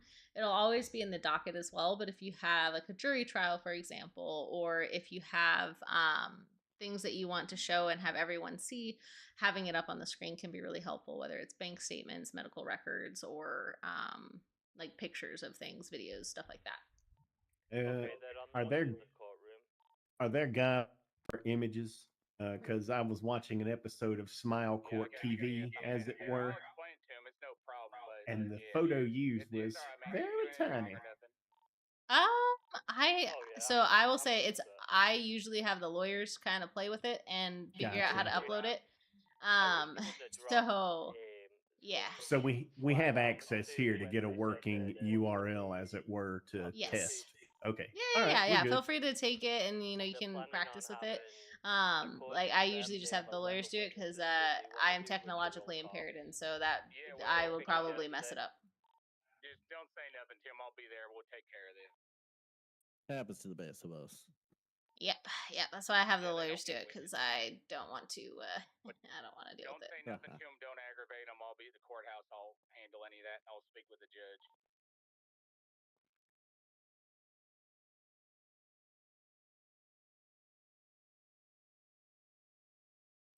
So, is there a document that shows all the penal charges and everything? Yeah. So in the DOJ documents, there should be a penal code access there that you can see. One of the other things to note on the MDT, just if you look at I think the most recent DOJ document, it goes over like what you should access in the MDT and what you have to subpoena. So a lot of the like criminal case records and stuff like that and the charges, you're actually not supposed to, even though once you get promoted to attorney, you will physically be able to potentially see it. You can't actually view it until you. When I get to the courthouse. Yeah, I can meet you in one of the offices. I'm in the small courtroom right now, but do we want to go up? We can go upstairs since they're coming probably to the holding cells, huh? Yeah, you can't use the small one because there's no holding cell access, and honestly I think the big one works better anyway. How's it going? Oh, not bad. Good morning, Miss Judge. How are you? I'm doing great. What can That's I do good. for you? I'm gonna be the arresting officer on the speedy trial you're about to have. Where would you like him? Would that be a small claims courtroom or the large one? We can do the large one. Since you have the client, you can bring him down to the Perfect. holding cells if you need to. Okay. And then yeah, we'll be in the upstairs courtroom. 10-4. I have not been to the holding cells there, but I can do Interesting. that. All right. It's kind of my first court case, you know. So, Oh hell yeah. Well, let me ask you this real quick. Speedy trial. Am I allowed to have yeah. witnesses? Typically for speedy trials, we don't do witnesses. No. Okay. A lot of it That's- is seems going to clear. be like officer testimony, whoever the arresting Okay. officer Yep. is, and the report. That would be me. Okay, perfect. Alrighty. Well, we're right down the road, so I'll see you here in a bit. Sounds good. Thank you so much. Of course. Thank you. Bye bye. Alrighty. Yeah, so this is the main courtroom. It's meant for longer trials. If we do have someone that needs to be held in the cells, we can hold them down in the holding cells. I'll try to give you guys a better tour once we do that. But the jury stuff, hold on, let me see if where is he?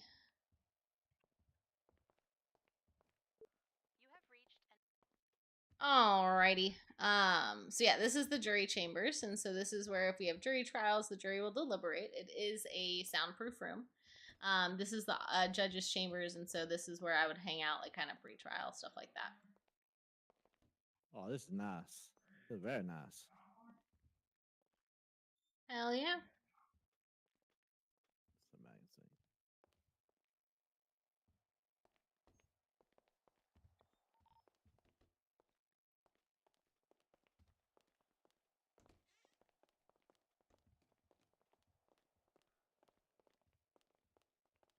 All right, and then down here,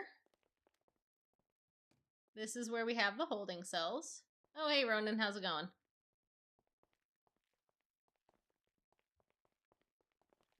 You are a very speedy walker. I am.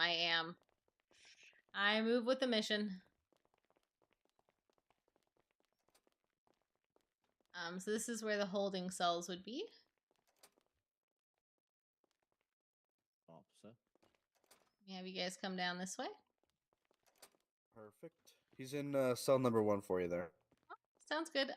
Whenever you guys are ready, I'm just getting these guys their lawyer passes and trying to finish up their little bit of a tour, and then we can go upstairs and have the case as well. Perfect.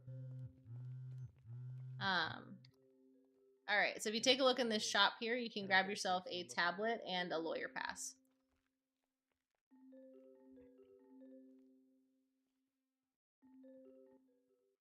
Juan, who's the AO here?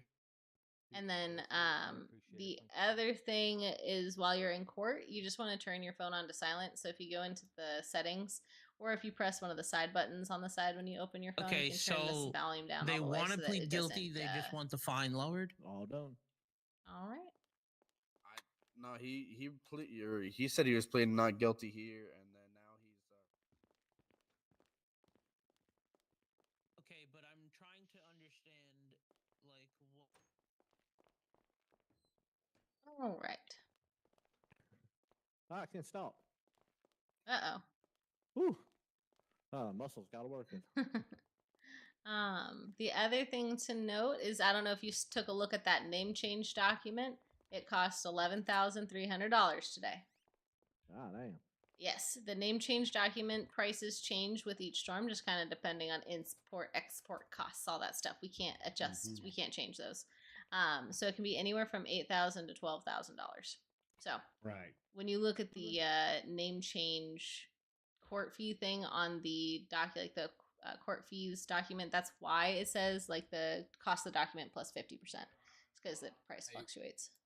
Yeah, what's up? Ronan downstairs with his client right now. He is. All right, let me run down there and then I'll speak with you. All right. So I guess that would be like marriage certificates and stuff. The name change. The name change, it can be for anything. So, for example, Fergie Furlong keeps trying to change his name, but he is too broke to do it. Thank God. And I don't know what his rationale would be, but there is a name change form in the DOJ templates. And people can change their name really for any reason. Most commonly, it's for marriage, but if they, need to, they got adopted or they want to disown their prior parents or whatever and change their name, they can absolutely do it. We've even had some officers have to change their name for professional reasons as well. And so all of that would be reasons to do a name change. Once that document is filled out, you'll have a judge also sign it. We have that paper copy record that we keep, and then they have to meet with a judge in city to get that document. The only people who should pull the document is a judge. All right. God, how can I help you? Let's step away from the microphone. Yeah. I mean, you know what I think of payday? That's crazy. Oh, man. That's crazy. Dang, It's hope they didn't crazy. hear that It's downstairs. crazy. It's crazy, Claude. All right. All right. Did you get a hold of anybody to help you? I know this kind Sure of puts did you in a not. situation. Okay. All right. Well, I'll tell you exactly. And there's a little bit loosey goosey to these speedy trials because nothing's written in stone yet. But the general goal that Anderson, myself, Belmont, I spoke with. I did one. He did one the other day. Speedy trial is what the AG wants more of, right? He wants more speedy trials than anything else. Speedy trial has to be just that. It can't be these hour long. Can't be multiple hours. So going off of previous DOJ direction and AG direction, we've continued forward with that, with the idea of it being the officer, the defendant, and that's it. The public defender or attorney, they can brief their client in cells when they initially go there.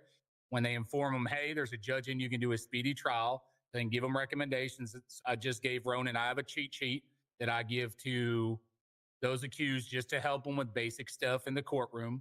PD should be trained by the DA's office. And all they're expected to do is one officer reads their report, tells you about any evidence, and that's it, right? So it's not, hey, we're calling 18 witnesses, because that immediately throws out speedy trial out the door. Yeah. Yeah, we're not going to have anybody available for a little bit to queries. If they want to put in a not guilty, I can meet with them in probably 15 or 20.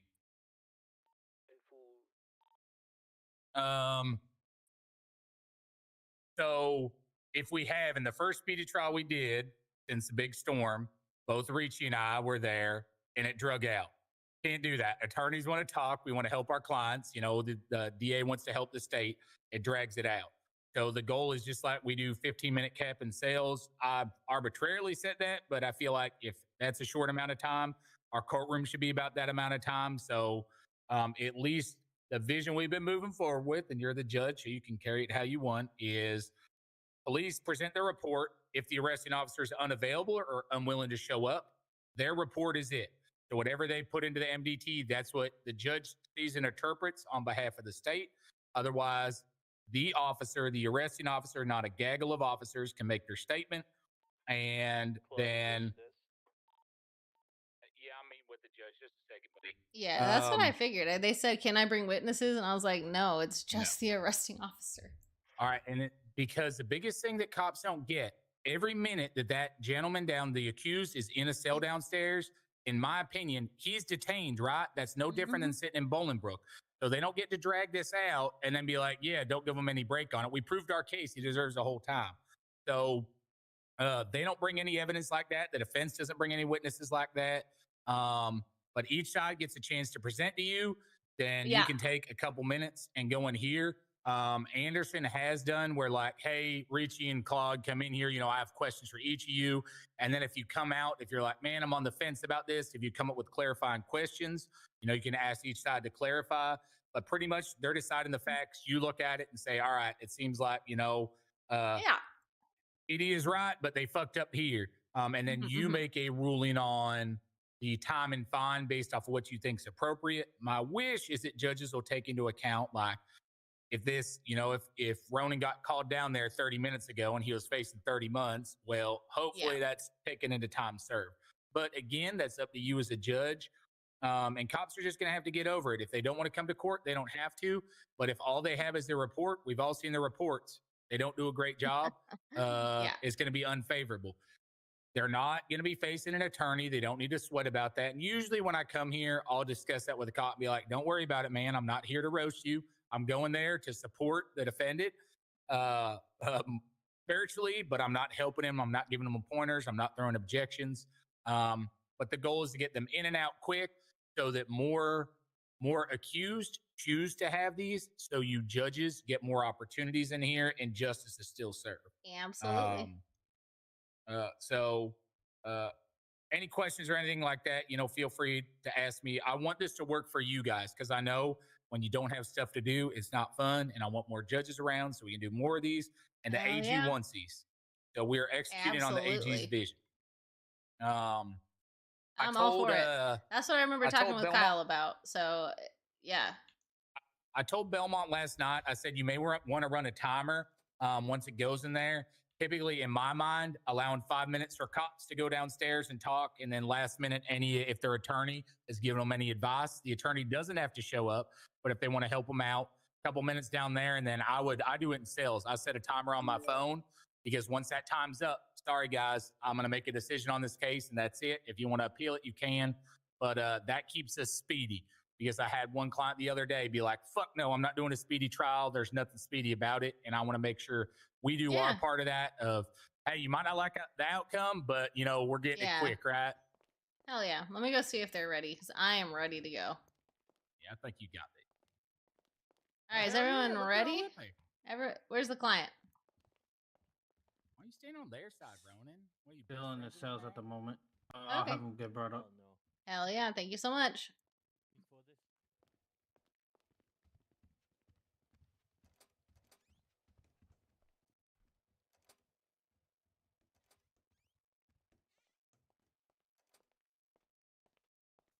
Your Honor, I have a question. During our training period, are we allowed to use the MDT to review cases since we're not practicing and it wouldn't affect things one way or the other? Unfortunately, as a paralegal, you actually don't have access yet. Oh, okay. But yes, it doesn't actually show you. I don't think it shows you anything when you try to open up the MDT. No. Yeah, so unfortunately not. But yeah, that's okay though. All right. Yeah, this will be Thank a you good much. example of what the speedy trials are supposed to look like. Copy that. Thank you. Anytime.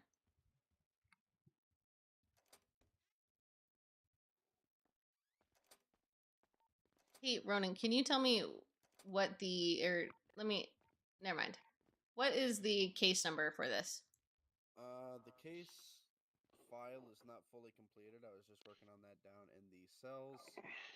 But it is 2003, ma'am. All right, perfect. Okay. All right, I'll give you a couple more minutes just to wrap up your report. That way we can proceed. And if you don't mind just cuffing this gentleman to the table there. Yeah. That way he can't leave, but I don't want him to have his hands cuffed behind his back.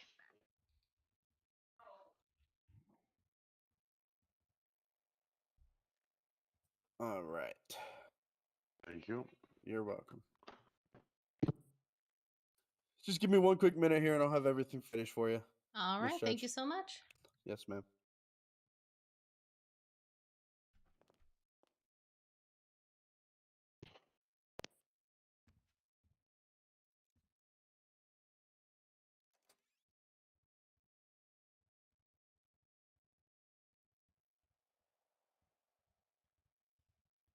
Hey guys.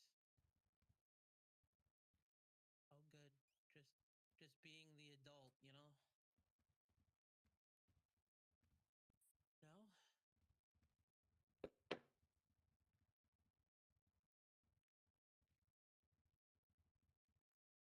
Hi, Judith. I'm good. How about you? We're not suing anyone.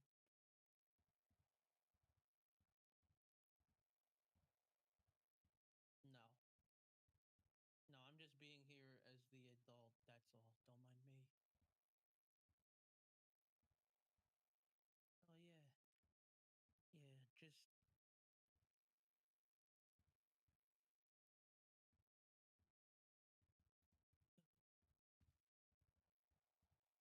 I didn't even know CID was back open. Yeah.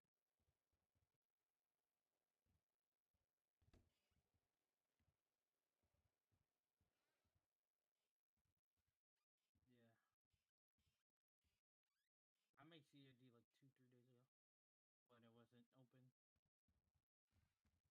What is it? Eau de toilette? Ha ha ha ha ha ha. All right. One more minute, and then we are going to go ahead and get started.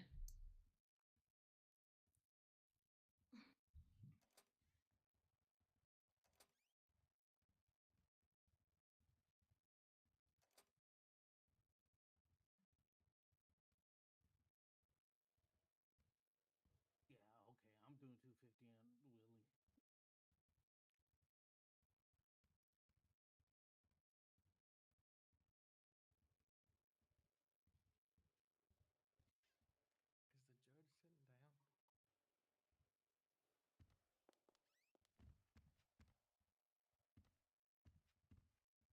I am not sitting down. For some reason, it might look that way when you enter the courtroom.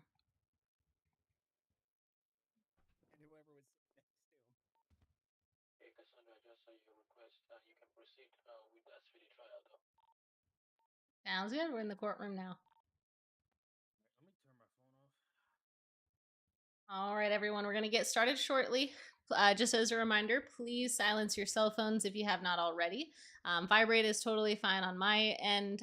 It's just when the ringers keep going off, especially as people call the PD line and the DOJ line. Oh my gosh, that's a very loud. All right, whoever's that is, if you don't mind. That might be Turn it on silent. That might That one was excessively aggressive vibration. Judith, did your plug fall out? I don't know if that was a cell phone. Yeah, I don't know if that was a cell phone. You're right. All right. Let's go ahead and get this thing started. If you don't mind just saving everything you have in the MDT so that I can also review what you got. But we'll go ahead and get things started here shortly. Yes, ma'am. It's all saved. Everything that needs to be in there right now. Actually, you know what? Add one more thing. Sorry. All right. Okay. So the Department of Justice bench trial is now going to be in session. The case before us is case number 2003. Please note that this is a bench trial, meaning the court will decide the facts and the laws in this matter, as there is no jury. For the court record, will both parties please identify themselves? And we'll start with the prosecution. Yeah. My name's Knox Holloway. Badge number Lima 807. I work for the LSPD. Wonderful. And defense? My name is. This is working. Hello, can you hear me? Yep, I can hear you. My name is Johnny Malone. Perfect. Wonderful. All right. As this is a bench trial, I will consider all evidence and testimony presented and make findings of fact and conclusions of law based on the evidence. I remind counsel to adhere to the rules of evidence and procedure throughout the proceedings. And I will kind of direct how the court session goes and have each side present its information. We'll go ahead and start with the plaintiff. If you will proceed with your statement and kind of your presentation of facts in this matter.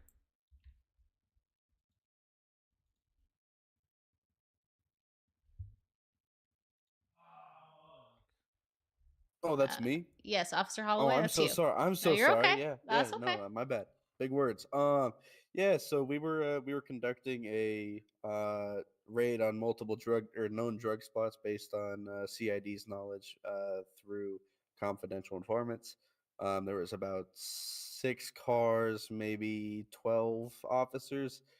Um, when we arrived to this location just off of Dutch London Street, it's a port known to hold iodine crystals, which are a drug precursor. We witnessed Mr. Malone standing outside, or standing at the back of the truck and collecting drug materials.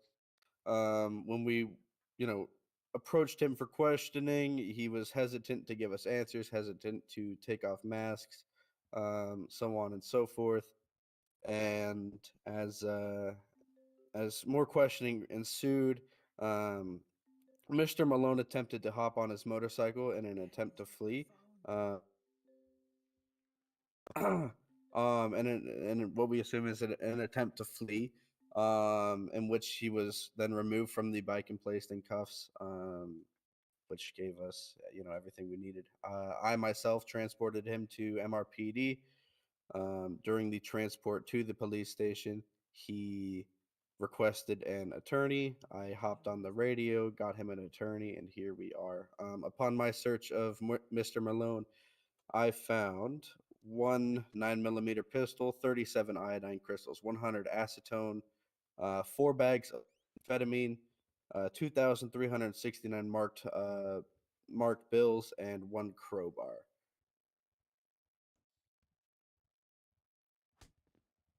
All right. Anything else that you'd like to say at this time? Not to my knowledge, no, ma'am. All right. Defense, you may proceed with telling us your side.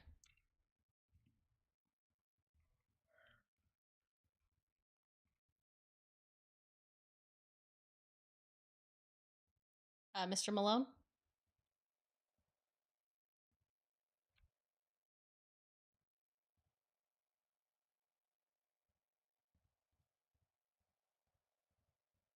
Mr. Malone, I cannot hear you if you're talking. Didn't he have an attorney? For the bench trials, we typically, if there is not prosecution available, it is going to be the defense presenting their case and then the arresting officer presenting their case.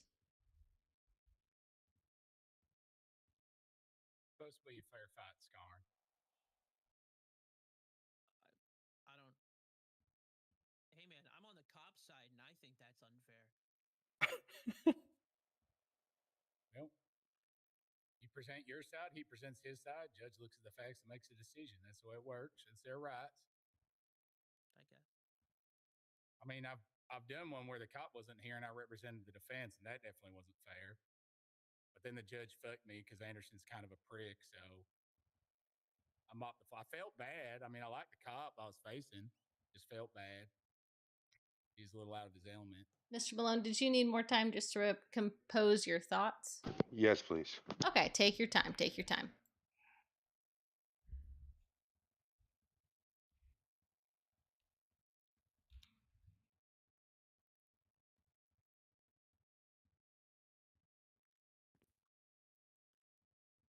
Yeah. Jesus Christ, my vending machine?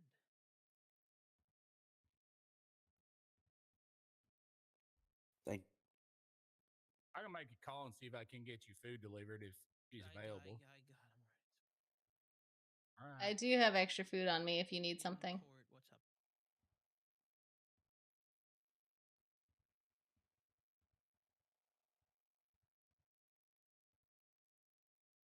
What are you supposed to be? Yeah, 1 sec.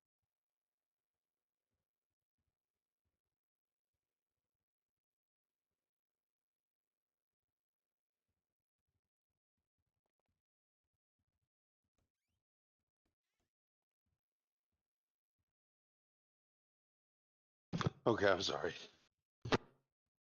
No worries at all. Whenever you're ready to proceed, you may present your side of the case.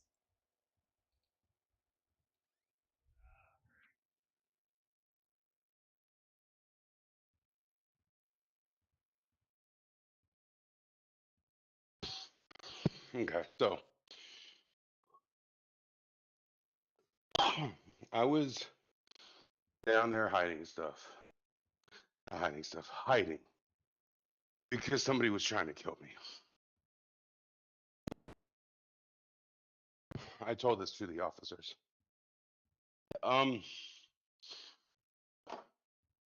Yes, I was getting stuff. However, I was told it was not illegal. I was told it was not illegal until you make the drug that you use it for, which I did not do. I was actually getting paid for picking it for somebody. When the cops surrounded me, like he said, there was like 12 of them. They surrounded me. 2 of them had guns out for whatever reason. I felt in fear for my life. When the one cop asked what I was doing down there, I told him I was down there hiding because somebody had been shooting at me. And the lady, where'd she go? She's not here anymore. The lady with the blonde hair, the officer blonde hair. When I told them that I was down there hiding because I got shot at. Well, we're not going to kill you yet. Well, of course. By the way, at the time, nobody had told me I was being arrested. Nobody had told me I was being detained. So I got on my bike. And the officer to my right here tased me off my bike.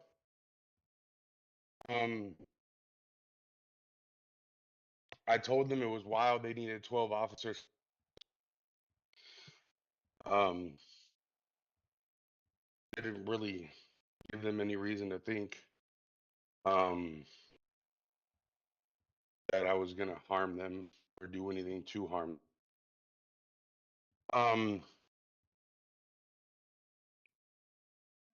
They put me in the cop car, took me to MRPD, never put my seatbelt on me, even on the way here. He said he was going to stop. On the bottom of MRPD, he was going to fix his car and put a seatbelt on me, but he still never put a seatbelt on me on the way here. I think it was very over aggressive for there to be 12 cops, 2 of them with guns, maybe even more, but 2 of them for sure that I saw. They told me to take my mask off. At first I told them no because I've been told by a judge, I forget what judge, and from my lawyer, that only applies in federal buildings like the courthouse, the hospital, places like that. But once he read it to me, I took off my mask.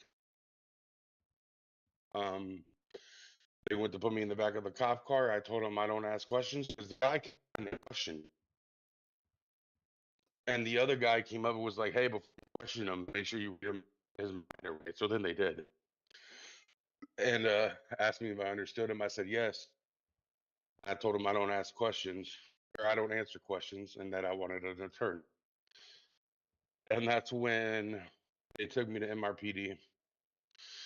My lawyer told me the fine and the penalty. And I told my lawyer I wasn't going to do 60 months or pay $12,000. That's just ridiculous. And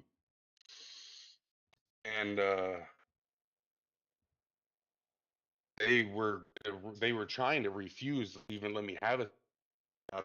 Attorney. And now we're here. All right. Anything else you'd wish to add? Yeah, Your Honor. I mean, you can see my record, obviously, and you can see I've been in some kind of trouble, but I haven't been in trouble. I haven't been in trouble in a while. Yeah, I made a mistake today. I went and I picked something I guess is illegal. I didn't honestly. I don't think it's illegal until it's made into the final product. But yeah, they did arrest me for picking whatever the hell it was. Um, but I was only doing it on her because I was so far in the negative. I was just trying to. Uh, I'm trying to turn my life around. Um, and I feel like police's actions today were excessive and not needed for one person. That's it. Okay. I will give each side one chance to present any remaining information they'd wish to present. So I'll start with Officer Knox. You may, if you have any additional information you'd wish to add, now would be the time. Right. So I appreciate him sharing some of the things that I kept out for shortness, if you would. I was getting around to reading him his rights. It's just that I got stopped by an officer. Hey, make sure you do that. That's standard. The In the case of, hey, there's 12 officers. It's kind of that's a lot. I At that point we're doing a raid on known drug locations. Like I said before, we're not gonna walk in there with our hands in our pockets and just 1 to 2 officers at a time. At any of these locations, you can come across multiple different kinds of individuals, people who are super relaxed, people who are like, you caught me, or people who will be straight up violent, if you will, whether that's attacking officers, so on and so forth. So with us approaching an individual at a known drug location, we proceed with caution with both non-lethal and um, lethal force, just as we would entering a house robbery where we're blind to the future. With that being said, I've been trying to keep his charges short with him. I understand that there's a lot, and I don't want to just throw the book at him. I understand. A man is only as good as his word, and if he's saying that he's trying to be on the up and up, I'm not going to throw the entire book at him. But based on me being appointed by my supervisors, captains, so on and so forth, I believe that the LSPD acted reasonably in the scene that we were handed. All right. Thank you so much. Thank you. Defense, you may proceed with any additional things that you would wish to speak on. Yeah, that's no problem. So I'm a little confused. So, okay, I get it. You guys show up with 12. They show up with 12 cops. It could be a dangerous situation. Fair enough. At the same time, though, looking at the big picture, I'm surrounded by 12 people that have guns. Now, let me remind you, where I used to work has officially upped their price for LEO to get their cars worked on because cops took one of the coworkers there at the time and body dumped her. I had a cop come into to the shop and beat me with his baton for no good reason. So yeah, obviously I'm gonna be scared of the LSPD. So whether they did their job or not by having 12 cops, what's with the talk about, oh, we're not gonna kill you yet, or oh, you're gonna face the firing squad? Like, yeah, They did those are not say threats I want to that. hear from Oh, 12 armed Jesus individuals surrounding me. Christ. Again, if he was trying to read me, if he was getting around reading me my, why was he trying to question me before he read me my rights and before he was reminded to read me my rights? If he's doing his job the best to his ability, why didn't he seatbelt me into his car to make sure I was safe? I would understand the crazy charges if I had 12, 13, 14, 15 bags of meth on me and they caught me on the side of the road trying to deal to somebody. That was not my intentions at all. And like I said, I think for the petty crime that I did, the way they handled it was completely wrong and uncalled for. That's it. All right. Both of your statements have been noted, and I appreciate you taking the time. I do have a couple clarifying questions. Mr. Knox, Yes, or ma'am. Officer Knox, I apologize. Can you review how you approached the suspect initially one more time for me?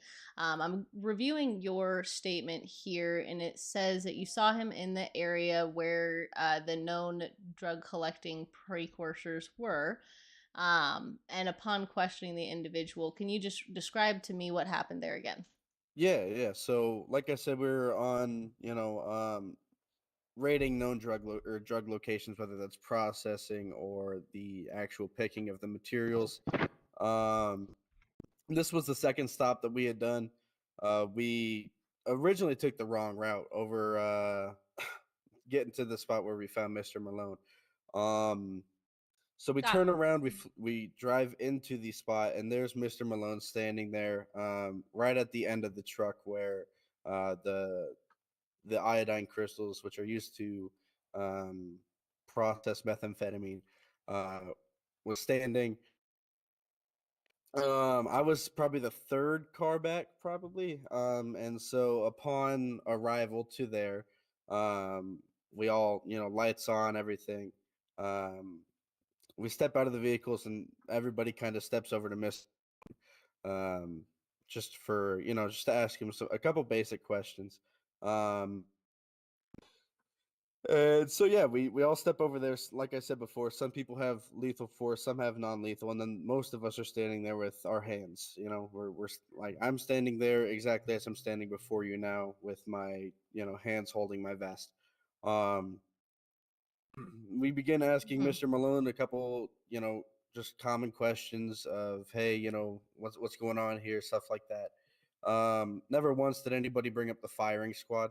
Um, there were some jokes said by other officers about sending somebody for the nines. It was never directed to Mr. Malone, um, and so on and so forth. Um, and based off of our knowledge of the drug location, um, we took the situation a bit more seriously.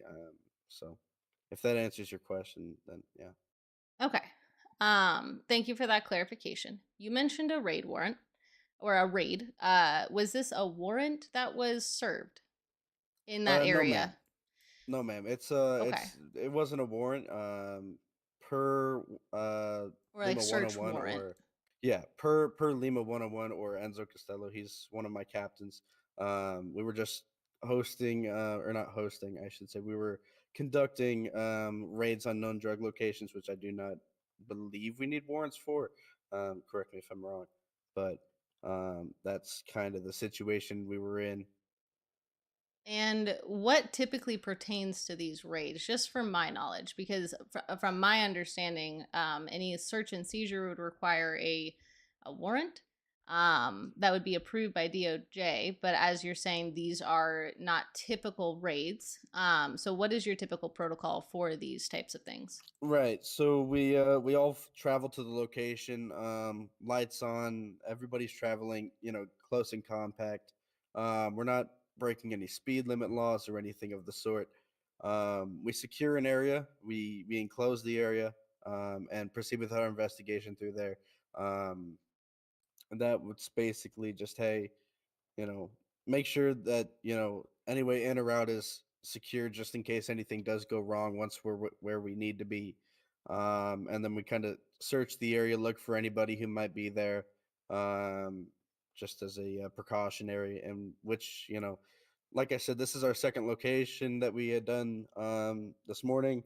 Um, and within the first location, it was all clear, nobody was there. And within our second location, which is where we found Mr. Malone, he was standing right exactly where the location is. And if you were, can I speak to Officer Knox, and then I'm gonna have Claude join me in the judge's chambers for a second. Ow, what the heck's happening? Oh, I thought you were holding the door for me like a I lady. I Got was. stuck on it? I got stuck. Yeah, Yep, yeah, you're yeah. good, you're No. good. So I'm confused. Go for it. Are you instructed to detain anyone in that location and search them? Based off of the reasonable suspicion that we had, with knowledge that it is a drug location, and Mr. Malone is standing directly at the point of where you collect said materials, we were instructed to, or he automatically detained, for questioning, in which Mr. Malone was being very hesitant with answers towards us. He did express that he was being hunted or something like that. So that was the urgency of, hey, let's kind of let's get this sorted. Okay. So with that So- reasonable suspicion, there was a pat down concluded on him that did indicate a weapon on him.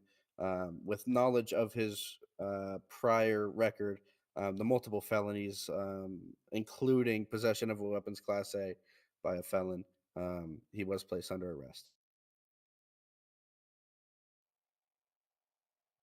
So all of these known drug areas don't exist in a place in which a warrant could be served because there's no one to serve it to, right? No, I know the warrant part. I get. I guess my thought is a raid warrant on said location, right? If you were to raid the DOJ building, for example, there would be a location where you would raid and possibly search anyone in that premises. My concern is if anyone is at that location, if you're just detaining and searching people, that may pose a problem in the future. So I wouldn't necessarily. I mean, you can call it a raid. We're not technically like making entrance without notification. Everyone's going down there in marked vehicles, right? I guess And search warrant would be a better because term.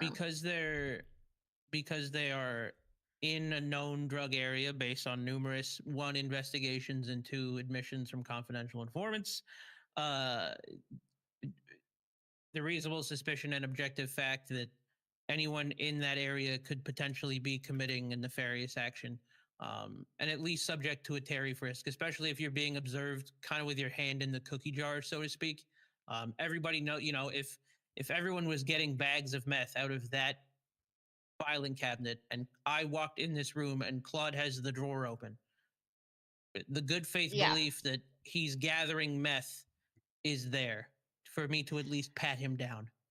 Yeah, I guess I was gonna say my concern with this is if you are detaining and searching anyone in that proximity that you find based on the information you've gathered, any other scenario, this would need some sort of approval through the DOJ's office to confirm that you have enough probable cause to do so. So I worry that this could set a poor precedence for things in the future. And we recently did just have a case where someone was detained, illegally searched, and they got away with having 50 bags of meth on them. The meth was obtained, but they got walked scot-free. And that's something I want to try to make sure that we're closing the loop on, to make sure these loopholes aren't found if it's ever brought to court. I don't think you all did anything wrong in this scenario, and I think that as far as kind of following the orders that you were given, but that's my initial concern about showing up to the spot and detaining anyone that shows up for a Terry frisk. And can I ask what the problem with it is if it's a known drug location, similar to a high crime area? If you're in the immediate vicinity of a high crime area, especially a known drug location, or the instance of a black market workbench that you can obtain illegal items from, I guess that's reasonable suspicion for a Terry frisk, right? The evidence, the evidence to make that spot. Claude, I'm saying the objective fact that you were in a confirmed area. Doesn't matter. In the yes, it does. You're in the immediate vicinity of a confirmed area. That's objective fact. There's two problems with this. One, being in proximity doesn't necessarily mean they're doing something. The fact that you may have seen him collecting and doing things like that might be a different story. Yes, but that's the reasonable suspicion, not the probable cause. The second thing is, it's confirmed by who? who has reviewed this Again? and signed off on this. Again, I know that it's the FIB, the CID, whoever it is, like your commanding officers. Yeah, But if this was any other location, like if this was a spot that was at Auto Exotics, for example, this would come through the DOJ's office for us to sign off Yep. on. And I haven't seen anything on this, so this is catching me off guard. And so I don't want to set a precedence that, like I said, we would just have to review the evidence that you guys have gathered, right? Because if it is just me saying, "Hey, I think this is a drug location," and I can tell you it's a drug location. No, again, I as I explained, I'm not sure if you just weren't paying attention. I said confirmed via our criminal investigative division and known criminals turned confidential informants. All right, if I can just interject before we start getting upset in here, Judge Cole outlined something there, and then what I was trying to get to before you cut me off a little bit is being a known drug area in and of itself is not enough. For PC, you need to have a connection to that, so you need to observe harvesting. Hey, Claude, that's why I said reasonable suspicion, not PC. Okay. I have the reasonable suspicion to stop and frisk them because based on objective fact, they are in a known drug area that has been confirmed by numerous sources. They are in the immediate vicinity of a known drug area, quote, high crime area. That gives me reasonable suspicion to stop and frisk, right? It's a Terry stop. Correct, but it's a Terry stop. It's a Terry stop. Okay, now let me explain on that. This is another slippery slope you're going to get into, where if you're utilizing a Terry frisk, are you patting his pockets or are you looking in his pockets? We know which one, right? Because you can't pat them. Okay? Yes, I can. Yes, I can. Yes, we can. Yes, I can. Claude, so here, like I'm gonna watch. Okay. Just watch. Hear me out. If you have an actual look at that. Terry Look at frisk that. out, then that's huh?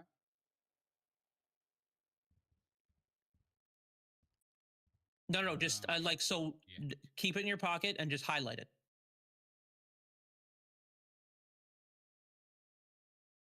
You ain't chill. Oh, there we go. Okay, so now let me. This is you don't have anything like you don't have a gun on you right now. No, I don't carry weapons, man. Okay, so then that is one from the officer behind me that says in plain letters, you detect something potentially dangerous. Take a look at it. Fair enough. Yep. So that in and of itself is a pat down, right? I didn't look in his pockets. I don't know. I couldn't tell you the serial number of his gun. I couldn't tell you anything. I pat down the outside of his clothes that says you detect something potentially dangerous. And I'm going to be honest with you, if he didn't have a gun or a knife or a crowbar or a bat or anything in his pockets, he would have been fine. We wouldn't have had the PC to search him from there. We had the reasonable suspicion to conduct a pat down of the outside of his clothes based on objective fact that he's in a high crime area. Okay? All right. From there, the frisk is conducted. We see you may potentially feel something that may be potentially dangerous. That after that is 100% PC to search, and then he got caught. Okay, this seems more like this is new to me, and I would like to further this conversation without having him sitting there. But I did not know that you had the ability to do that properly now. That is the same way that we also test for GSR. So I mean that's everything. The other clarification.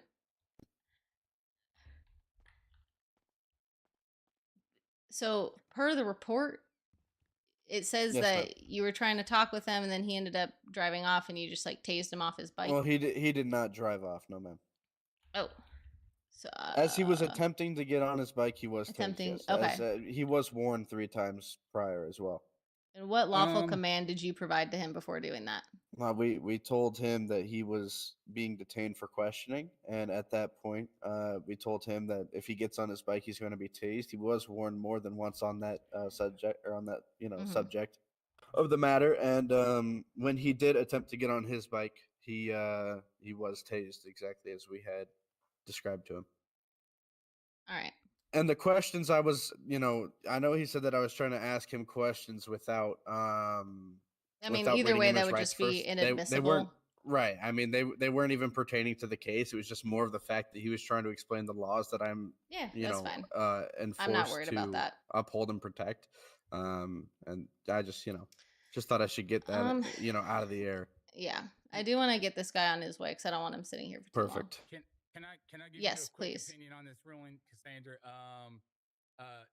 This this guy's cooked, and he definitely Yeah. should be found guilty on stuff, in my opinion. Now, the only thing I see here, based off of what Scarn just showed me, is the ability for them to use that Terry frisk to open up a search. Because obviously, if they have something on them, if it's a crowbar, if there's no opportunity for them to turn that over.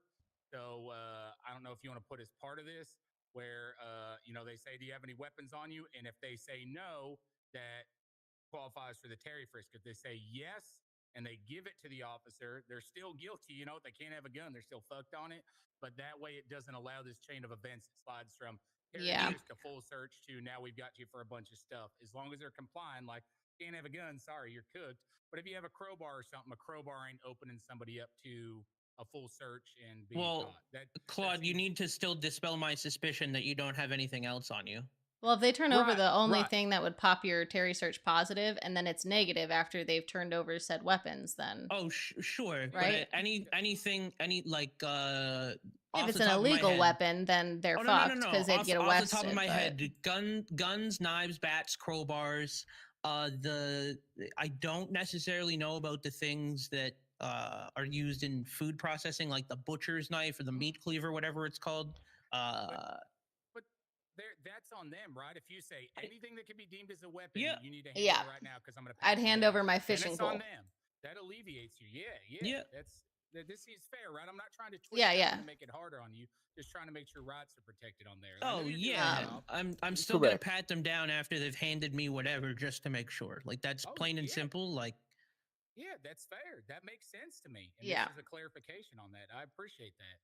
I think I am ready for the ruling. Just to give you guys a heads up, I am going to give this gentleman a significant time off, just for the time Go it took for to it. kind of process him over. I just don't Yeah, want you to be go for it. alarmed when the sentence is extremely small. Okay. I'm unlikely But the to. fine is still doubled, correct? No, there is no doubling of a fine for a bench trial. Oh, my apologies. Yeah, that's only for a not Okay, guilty yeah, plea. yep. Yeah, but he will. I'm not going to adjust the fine. Perfect.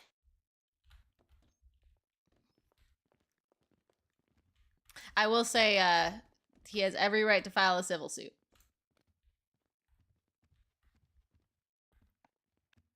All right. I apologize for the delay, everyone.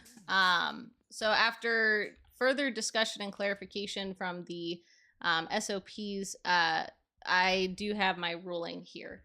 Give me 1 second to just come gather my thoughts. Yep. Where is it? All right. So based on the evidence presented, the court does find as follows, and I'll start with my rationale.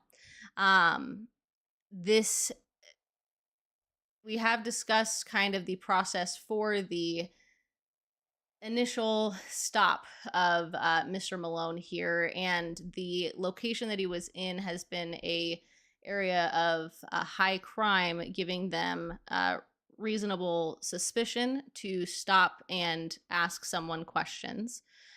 In this scenario, there was a Terry frisk posed, and at that point, a weapon was found, leading to further search and seizure of illegal items. So with that being said, those charges will be found as guilty. So the possession of a criminal possession of a Class A weapon, possession of non-legal currency, possession of a Schedule II drug, and possession of a controlled substance precursor is all valid within the search. I do want to add a couple clarifications. One of the things is that as this was a stop and frisk scenario due to the reasonable suspicion, this is not necessarily a stop and seizure or raid of people in said proximity. They had enough reasonable suspicion to detain you for questioning. I understand and hear your concerns, Mr. Malone, about the force that was used and how the entire scenario went down. I am not negating that. However, we are here for the criminal charges itself, not necessarily the civil complaint. That would be a separate charge. And a separate process. So I just want to throw that out there. Your words did not go unheard. Second, the we will be discussing too a little bit with the cops to ensure, as they have the Terry frisk procedures, that they have updated those processes and have applied them correctly here in these scenarios. So all of the charges will be found guilty. Due to the time that you have been in custody, we will be reducing your sentence significantly. Unfortunately, the fine will remain as charged at $12,250. The sentence I am going to reduce significantly down to 25 months. All right. And that will be my ruling. Perfect. Thank you, Your Honor.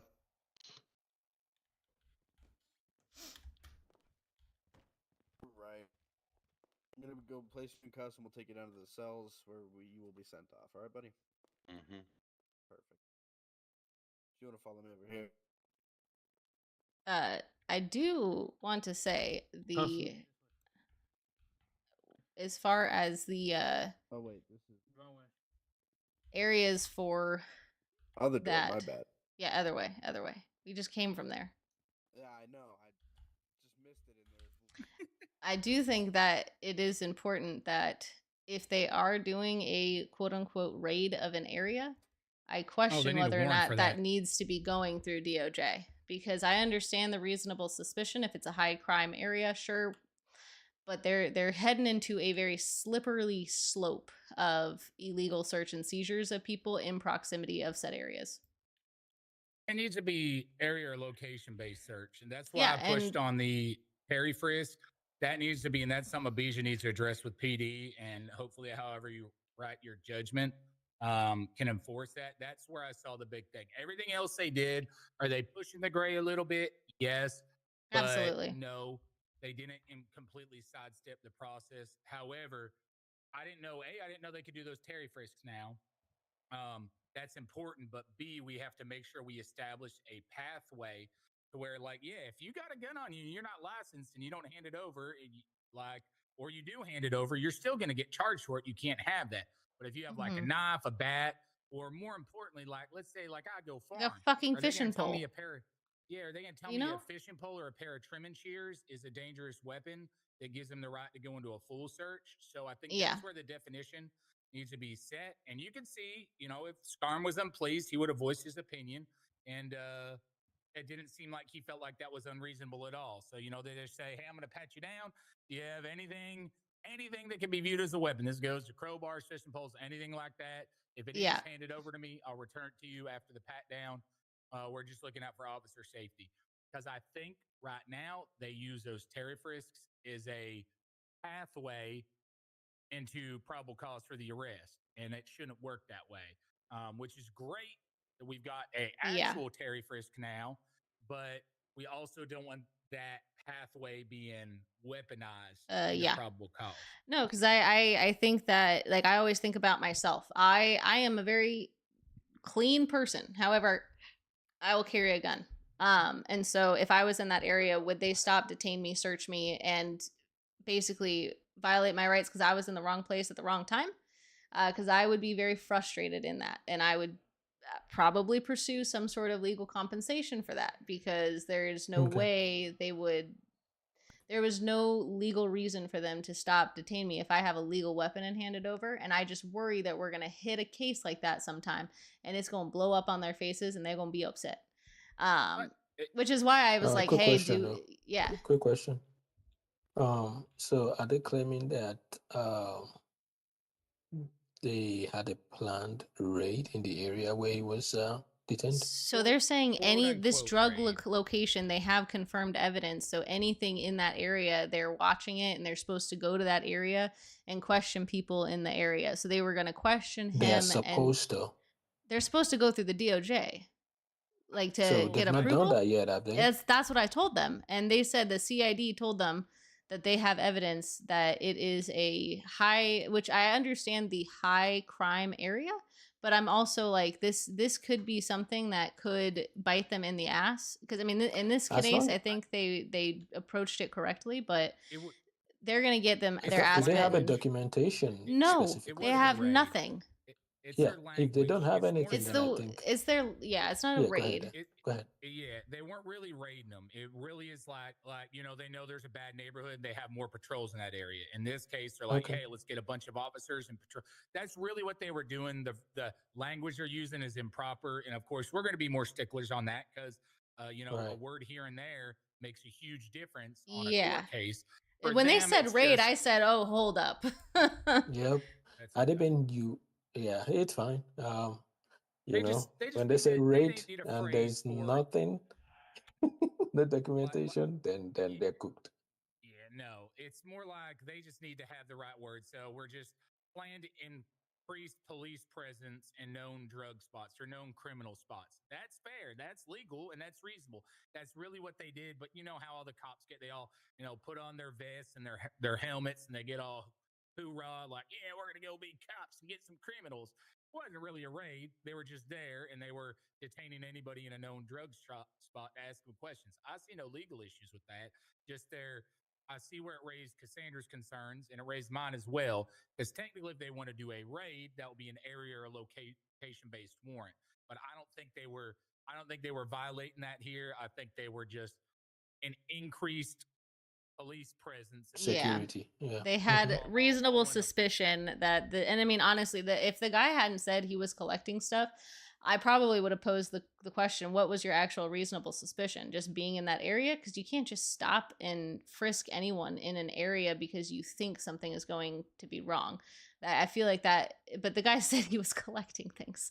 So, That was a dumbass. yeah, He wanted to he complain about police more than he wanted to defend himself, and that's yeah. like I knew 3 seconds into that. I walked over. I said, "Scarn, you guys got this. Like he's going to Yeah. jail." Like, That's why I told him. I was like, if you have a civil concern, bring it up. This is for the criminal charges. But I do think that if he hadn't said that, my ruling may have been different. Because they did not give me any reasonable suspicion other than said quote unquote evidence that that's a bad location that they have not presented to the DOJ for us to verify and sign off on. And so that's what my concern is. So I will document that appropriately. Don't you worry. I think I appreciate you. it's fine. Do we have training? Yes, I was doing a tour when this popped off, so they got to see part of it. All three Okay. of these guys are paralegals. I have one more Yeah, interview I got to just, do you know, before just take Storm. them around. Yeah. Okay. All right. I'll be in my head for a moment. All right. Wonderful. Follow me, everyone. I have one more interview to do. But this is the main courtroom. I'm glad you got to see it. Any questions about the speedy trial? Hey, Ronan, why don't you come up here away from them so I can talk? Judge Cassandra, No, ma'am. you could grab that gentleman opposite me behind the computer screen, please. So I do have a quick question. Yeah, give me 1 sec. Let him talk with you all until I make some changes. Hey, you want to join me? I mean, the chief told me to wait here, but. Oh, he said to come with me. Oh, he did? Okay, cool. I will say I'm about to go do another interview real quick before Storm too. All right. But yeah, what was your question? So they did have some time to speak with the public defense office before requesting the speedy trial. But for the bench trial, they're basically self-representing. Sir, are you waiting for someone? Yes, ma'am. I'm waiting for Judge Cole. That's me. Come with me. You're here for an interview, right? Yes, ma'am. All right, we're going to knock that out before this session gets over. I'm just following up on some questions from the trial we just had. But yeah, so they did have a public defender that was representing them down in the cells. Since the DA's office isn't around, we typically have the defense represent themselves and then the officers represent themselves. Did that answer your question? It did, but I did have follow-up. So yeah, his legal representation could coach him up, so to speak, to stick to facts relevant to the charges. Yes, exactly. So Okay. basically, the time prepped leading up to the trial is where the defense can give them tips and tricks on how to handle themselves in the court. And so that's what they got to do before they showed up. All right. Nothing Hell yeah. further, Your Honor. All right. I will be back briefly after Storm. I know not everyone's train tickets are the best, but I will be here. Mr. Hancock, if you want to follow me, we'll get your interview done. All right. So, Mr. Hancock, tell me a little bit about yourself. Fairly new to city. Hell yeah. Just making my way around. Figured I wanted to do, stay on the right side of the law. Hell yeah. What prior DOJ experience do you have? A little bit of everything. Like my application said, a little bit of everything. But I had to step in for judges that weren't available at times, and I wasn't ever a private attorney though. I was more district attorney's office and Okay. assistant DA and public defender quite a bit because we lacked that. Wonderful. Okay. And was this ever in the city of Smile, or was this other cities? It was other towns. Okay, wonderful. Perfect. What are your current aspirations? I was actually just pondering on that while I was sitting out there. I think I would rather just be a part of the district attorney's office. Okay. Wonderful. Let's see. Come on in. Hell yeah. I'm not really too picky or anything. Yeah, no worries. Oops, so sorry. Tell me a little bit about what makes you unique and a good fit for the DOJ here in the city of Smile. Well, I believe that there's corruption everywhere, and I feel that everything should be fair. So, I think I would be a good fit for, assuming that that's what we're doing, as trying to be fair to everyone. Also to the furthest extent of the law. Wonderful. Oh yeah, feel free to make yourself comfy. And what so one of the other things that happens, which I'm sure you're familiar with your prior DOJ experience, is people can get pretty passionate about the law. They can get passionate about their case, their roles within the city, and tensions can be tight, emotions can run high, and people can get very upset at the different outcomes and kind of what unfolds. How do you best handle these situations, whether it be in the jail cells or in the court itself? I mean, I don't really blame anyone for being frustrated at the outcome. I mean, the law is the law, but we have to go by the book. Um, just try to calm them down. Help them the best that you can. I mean, you having a friend to listen to them to vent, I guess, would be a good thing. Even though we've got to draw a professional line, I think being there for people that are frustrated would be a big thing to help bring that tension down a little bit. Wonderful. All right. And the last one is going to be just a quick little role play scenario about how to handle a cell call. So I'll set the scene. The scene is going to be where you are going to be a public defender approaching a suspect that's requested a lawyer down in the cells. The officers tell you that the suspect has been arrested with 20 bags of cocaine. They've got some baggies as well as a scale, and they have been charged with cocaine possession with intent to distribute, as well as drug manufacturing. And they were initially responding to calls regarding suspected drug sales in the area. When they approached, they saw that the suspect was handing stuff off, or what looked like that, to people within the university district. And I will be your client. Okay, client. Did you have any dirty money on you? I'm sorry, who are you? I'm sorry. You're right. My apologies. Let me step back. Hey there, I'm with the district attorney's office. I'll be your public defender today. My name's Jimmy. Oh, shit. Coach You're one of those Hancock. public defenders. God damn it. Are you like a shitty public defender or? Oh God, I'm going to What jail. happened with you today? Ah, fuck. I mean, I was just enjoying my time. All right. Well, I was just enjoying my time here. I was just hanging out with friends here at the college campus.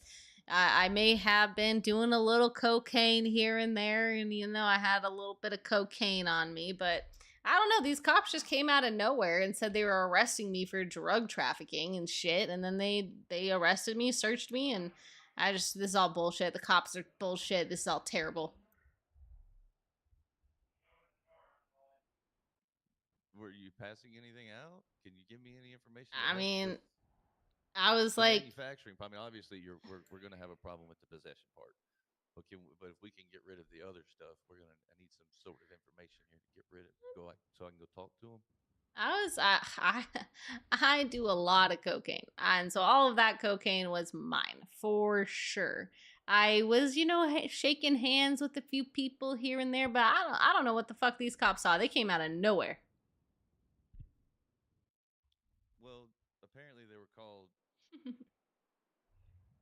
They were called and reporting for you doing your handshaking thing. Were you just passing out drugs to your friends? I mean, I wasn't like, are you gonna like snitch on me? This is client confidentiality here. We're not going. I'm not telling them anything.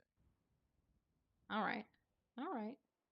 Well, I was, handing a few bumps out here and there, just spreading the love. It's gonna be a fun party tonight, and I wanted to make sure everyone was having a good time, but I wasn't selling drugs. Did you have any dirty money on you? Hell no, not that the cops know of. Okay. I got rid of that shit ASAP. Are you hungry? Are you thirsty? Nah, I'm chilling. Feels like they've been detaining me for forever, though, man. Yeah, I'm sure. They're just yapping all this stuff at me, calling me a dirty criminal. And all you wanted to do was do your drugs, right? And I just want to do my drugs. I don't understand what the problem is. I thought this was a free country. Okay. So they're charging you with possession, attempt to resell, manufacturing. So, any idea why they would think you were manufacturing it? Fuck if I know. They said I had a scale, and that means I'm manufacturing drugs. And I said, what do you mean? I just have to measure out my bumps so I don't get a bloody nose. I understand that, ma'am. Well, let me go talk to these officers here, and we'll go get to the bottom of it. And I'll be back in just a few minutes with a strategy for us. Okay? All right. It's been about a year and a half since I've done that. That was fun. I try to make it realistic. You never know who you're gonna get in the jail cells. Right. In All that right. case, though, I would have a question for Yeah. you. My big thing right there. Obviously, we can't. Yeah, I'm sorry. I'm in an interview right now. Okay. I'll be back after storm, though. Okay. Obviously, the person's going to get charged with possession. There's not much we can do about that. Mm-hmm. But my argument would be to try to get them out of that. I don't know about the manufacturer since they got scales. That's going to be a hard fight. But the attempt to resell, if the person doesn't have any dirty money on it, all we know that could be personal use. Yeah, no. I mean, it's all like, I just kind of give like a little scenario and just see how you handle it. A lot of it is just how you interact with the asshole that you approach in the jail cells, because I was very aggressive there at the front. I always just try to tell them I'll do the best I can for them. Yeah, no, you did great. I wasn't really looking. I mean, all of the cell calls and cases and criminal cases are all going to be just kind of dependent on the situation. You can always find an angle to work, and you did great. Typically, do you have any questions right now for me? Not really much question, just more so advice on that situation just now, so that I can sharpen, get back into the mindset of it, because I did it a lot back then, and now I haven't done it in a while. Yeah, no, that was great. Typically now is when I tell you I have to run a computer algorithm on your application, but since we're running out of time, can I just get your phone number? Yes,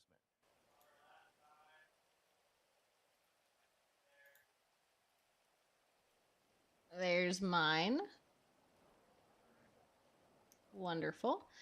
Usually I tell you I'll call you in a while once the algorithm's done processing, but honestly, you answered all my questions wonderfully. So I'd love to offer you the job. We start everyone off as a paralegal, and get them trained up on the City of Smile kind of DOJ processes and make sure that you are good to go and prepared. I'll be back after the storm to do more training if you're around. But let me get you hired here. If you want the job, that is. Yeah, I do got one question. Yeah, what's up? And I don't really know how to word this, so my apologies. Twitchy eyes body cam, is that fine?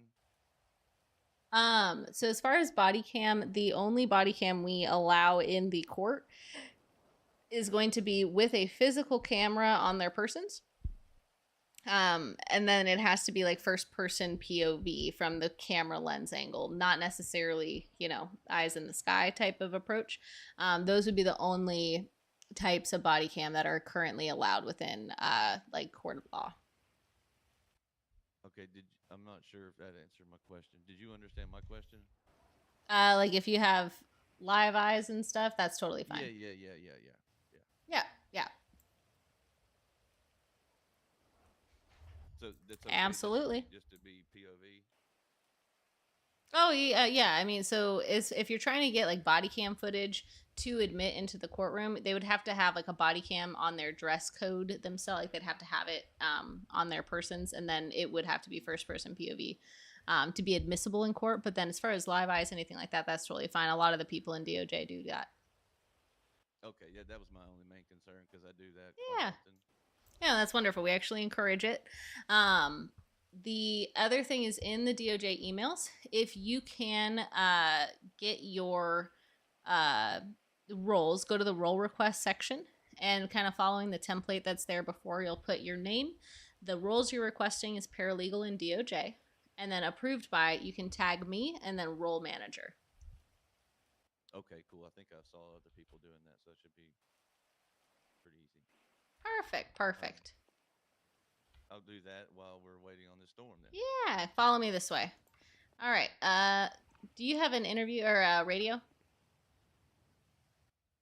sorry? Do you have a radio? No, I don't, but I can go get one. There you go.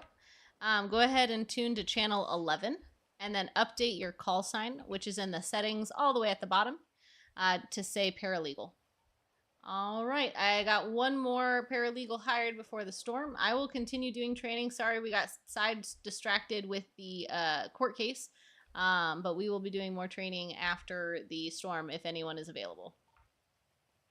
I'm available. Hell yeah. I'm available for you. Appreciate you, Judge Castle. Thanks so much, Claude. I appreciate you too.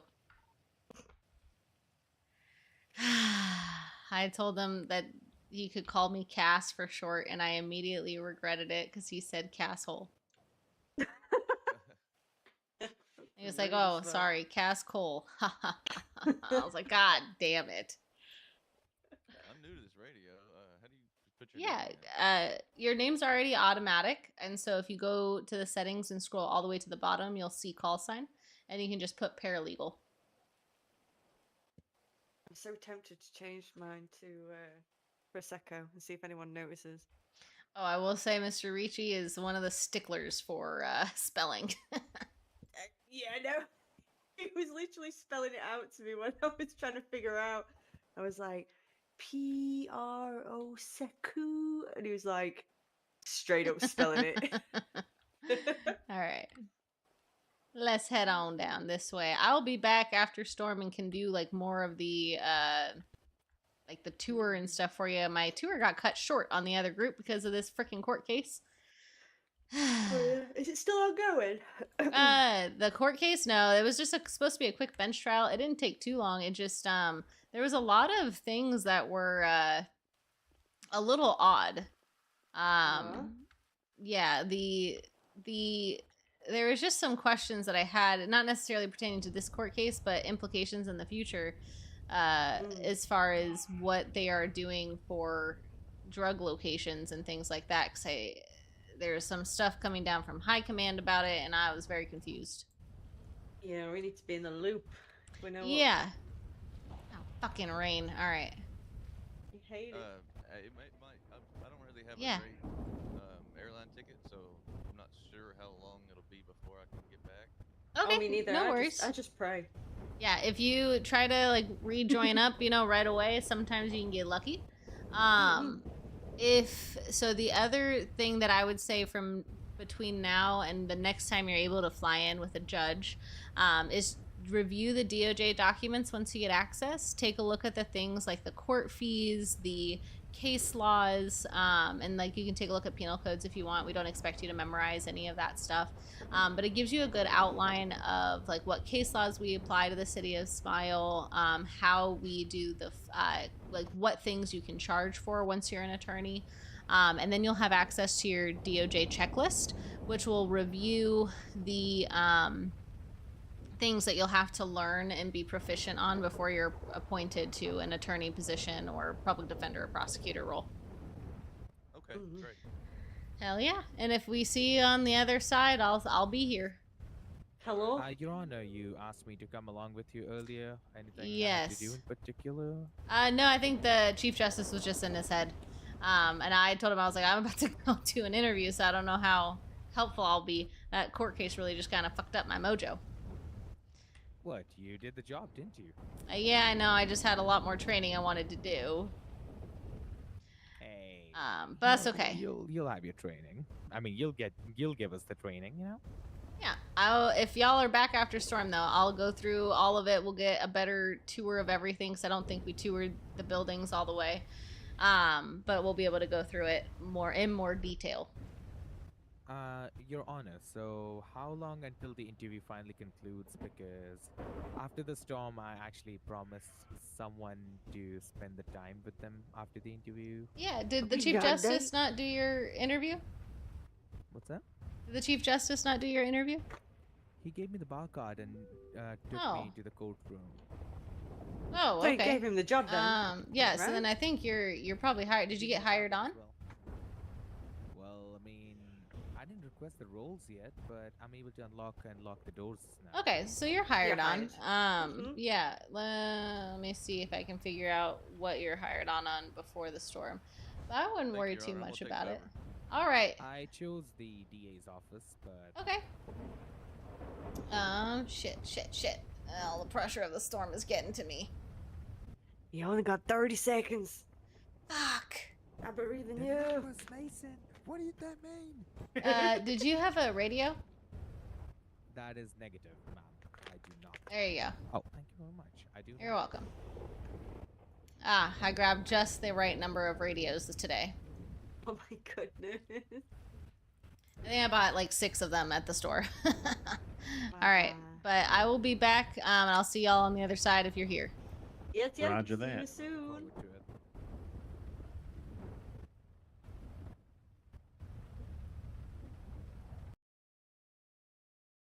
All right, let's see. Hopefully we'll be able to get up here pretty soon. Holy shit, that was a lot. Blah blah blah blah blah. Fucking Fergie had me dying earlier today. My dogs are barking, and not my feet.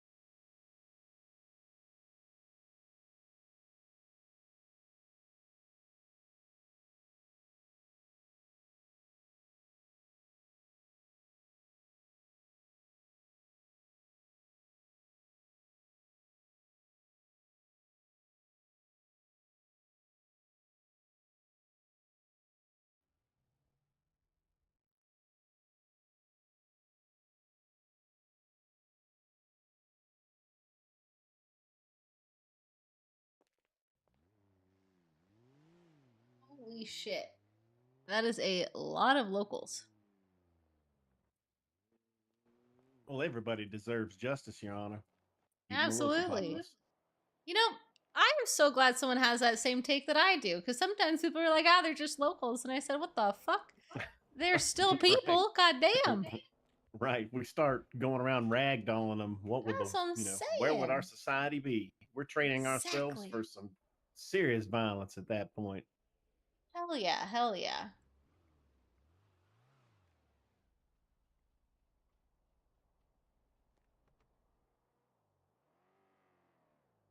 All right. Holy shit. There's so many paralegals.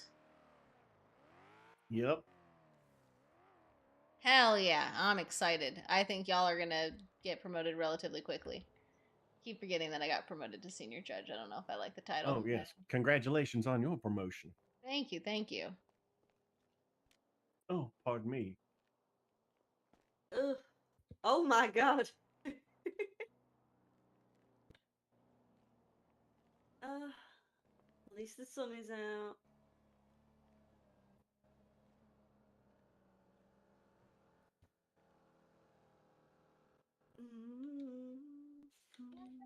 I just delete. Oh, fuck me. I put it in the wrong place. I deleted it. I meant to copy paste it, and I deleted it all, and I don't have to copy it. I gotta retype it And all what? out. And Fuck what? me. In the And emails. try hitting Control Z. Mm. Yeah, hit No, Control Z. I deleted it. I deleted the post that I Oh, copied. I can give you the post. Hold on. Oh, really? Your Honor. Yeah, 1 second.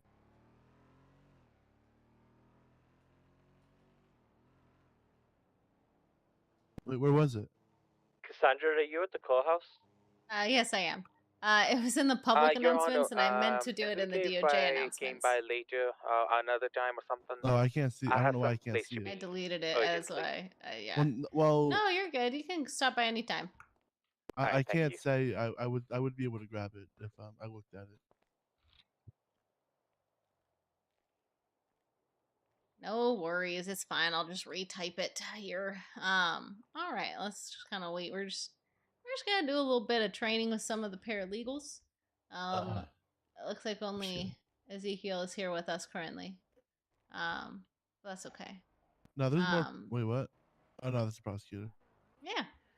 Before This you is do that, Sabine. She's back from a long vacation. She traveled the world. Hello. But yeah, did you have a question? could I get Claude's phone number?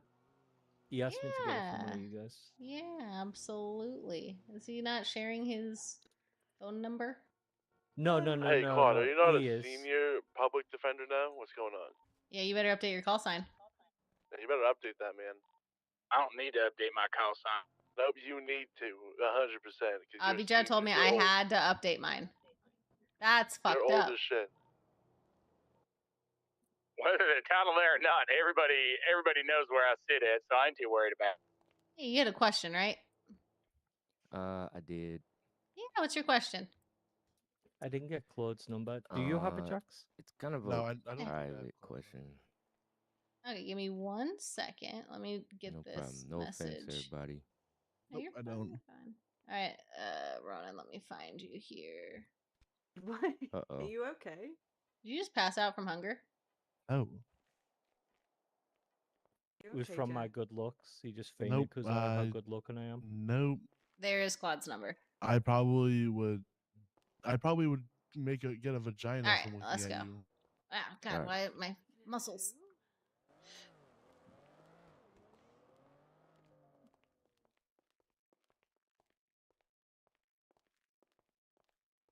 How have you been? I've been okay. Haven't starvation here and there, but Oh nothing too shit. serious. Are you hungry? I got extra food on me if you need it. I'm not gonna lie. Normally I would say no, it's okay, but No, you should take it. Take it. I purposely get extras, literally to give to anyone within the DOJ who needs food, because I understand. Thank you. You're welcome. You're welcome. I walked up the wrong side of the stairs. My office on the other side. But what's up? You think anybody can hear? I don't want anybody here. Ah, gotcha. Yeah. No, We can wait until we get over there. Usually the echoiness of this place makes it kind of everything's a little compartmentalized. I don't know if you've noticed that. No, I haven't actually. Oh. If you walk over like a certain spot, it's almost like your voice doesn't travel very far. It's weird. All right, come on in. Okay. What's going on? Well, Your Honor, I just want to say it's been a privilege walking around with the title, but I'm gonna be fully transparent. I have not one clue what I'm doing.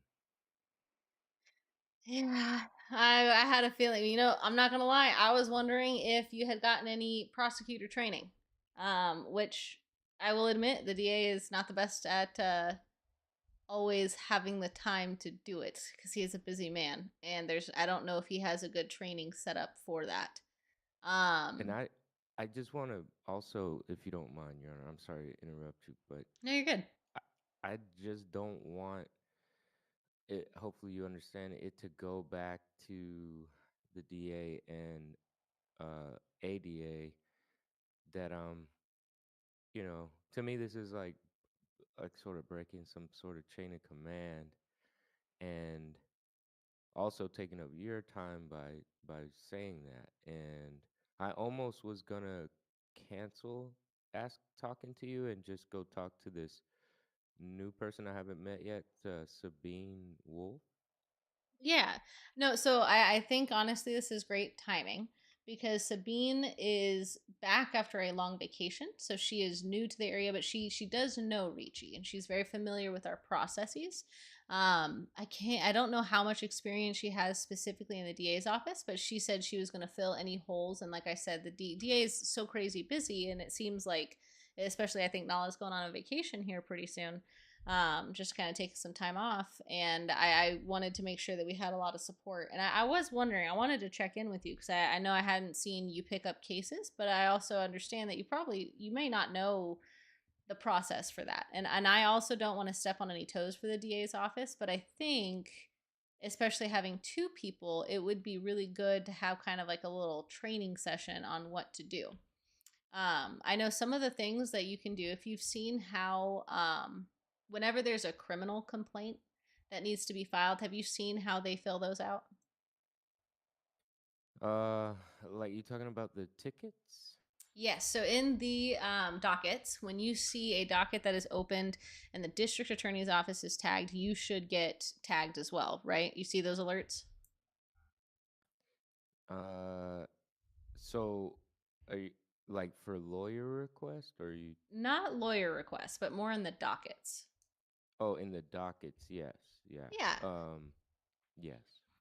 So when you get one of those pings, if it is a criminal complaint that needs to be filed, so it's like, state versus whoever because of criminal charges, the discovery has to be provided within 24 to 48 hours. Once we hit that 24-hour mark, we start questioning if we're going to get any information. And we want to give that information to the defense because as a criminal complaint, all of that is part of normal discovery. So if you see something like that, you are more than welcome to put you can see how Nala has formulated her criminal complaints. I think she has a docket that has an example of that in there that's still open. It has like COJ to handle, I think, at the end because they might be using it for case law. I think it's the top one. But you can see how she did that. She has like multiple tabs in a Word document. Other people in the DA's office may do it a little differently. Well, they'll copy what's in the MDT and provide that.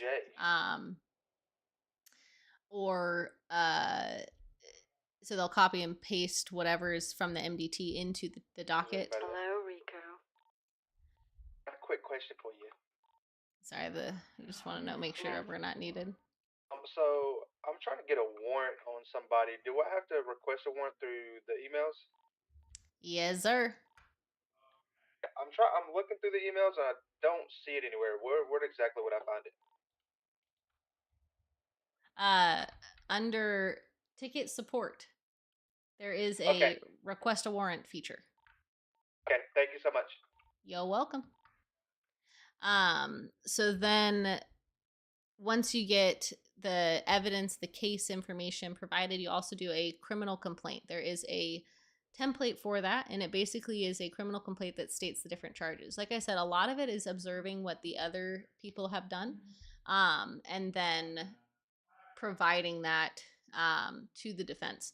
Typically, that is also your goal is to hopefully take over that case and prosecute it. If you haven't done one, you can absolutely see if someone can help you with it, or you can just say, "Hey, I'm providing this, but I'm not available for this case," and then tag whoever else is in the prosecution office and see if you can hand it off. But you're more than welcome to do some of that work to kind of get that practice. And then I would just, do you have Rishi's phone number? I do. Okay, perfect. I think. Yeah.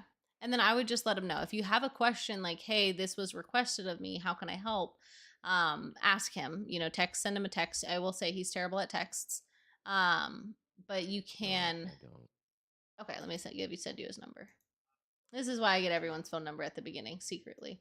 It's not just to play a prank on you, saying that we're gonna call you back and then I immediately call you about your application. It's mainly so that I know I have your number. Yeah. Let me find Matthew Ricci's number. I have way too many numbers on my phone though. That's the only thing. Got it. And then we gotta go to Bobby. Bobby, do I have your number? Surely I have your number. Did I interview you? Yeah, I got yours. Oh, there it is. So like I said, way too many numbers. So that's Ricci's number. Okay. And so if you have a question, I would text him.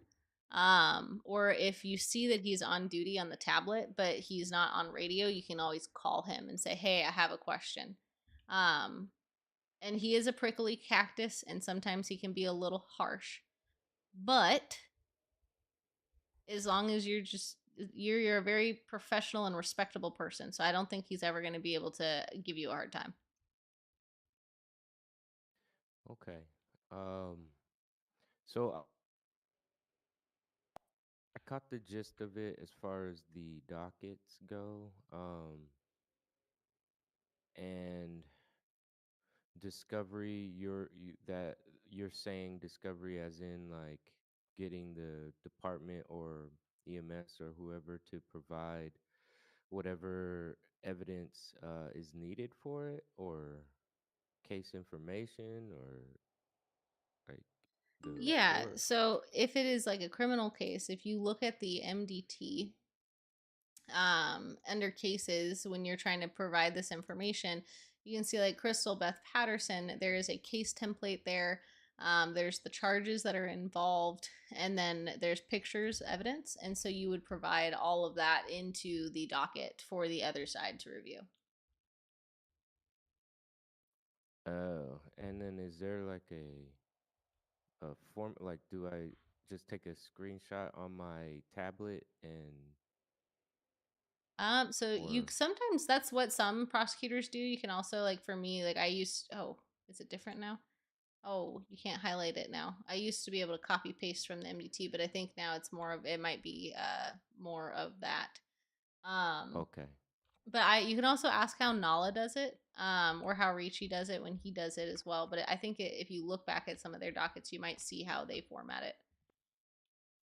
Okay, and I mean, like that comes about because somebody in the docket in the email is requesting that, or I'm requesting that because of the criminal complaint. So typically it's the defense that has the client open the docket, and they will tag the district attorneys requesting all discovery items. And so that is included in the discovery. That includes the case, all evidence, as well as the criminal complaint. Criminal complaint is just a separate form that you have to fill out. Don't they need, like, I can just provide that? Isn't, oh, I mean, that's what they're asking the DA is for permission for all that? Is that what that's going, like, So any like public defender or attorney cannot access any case records. So they're not allowed to look at the cases or evidence or any of the charges. So they have to wait for the DA's office to provide those. So once they ask for discovery, that's how they do it. If it's a criminal case, they don't need to subpoena it. If it's a civil case, they do need to subpoena it. You don't have to provide any information. Okay. And then I mean, just so I understand, if you don't mind, I know you're busy. Do you got a second still?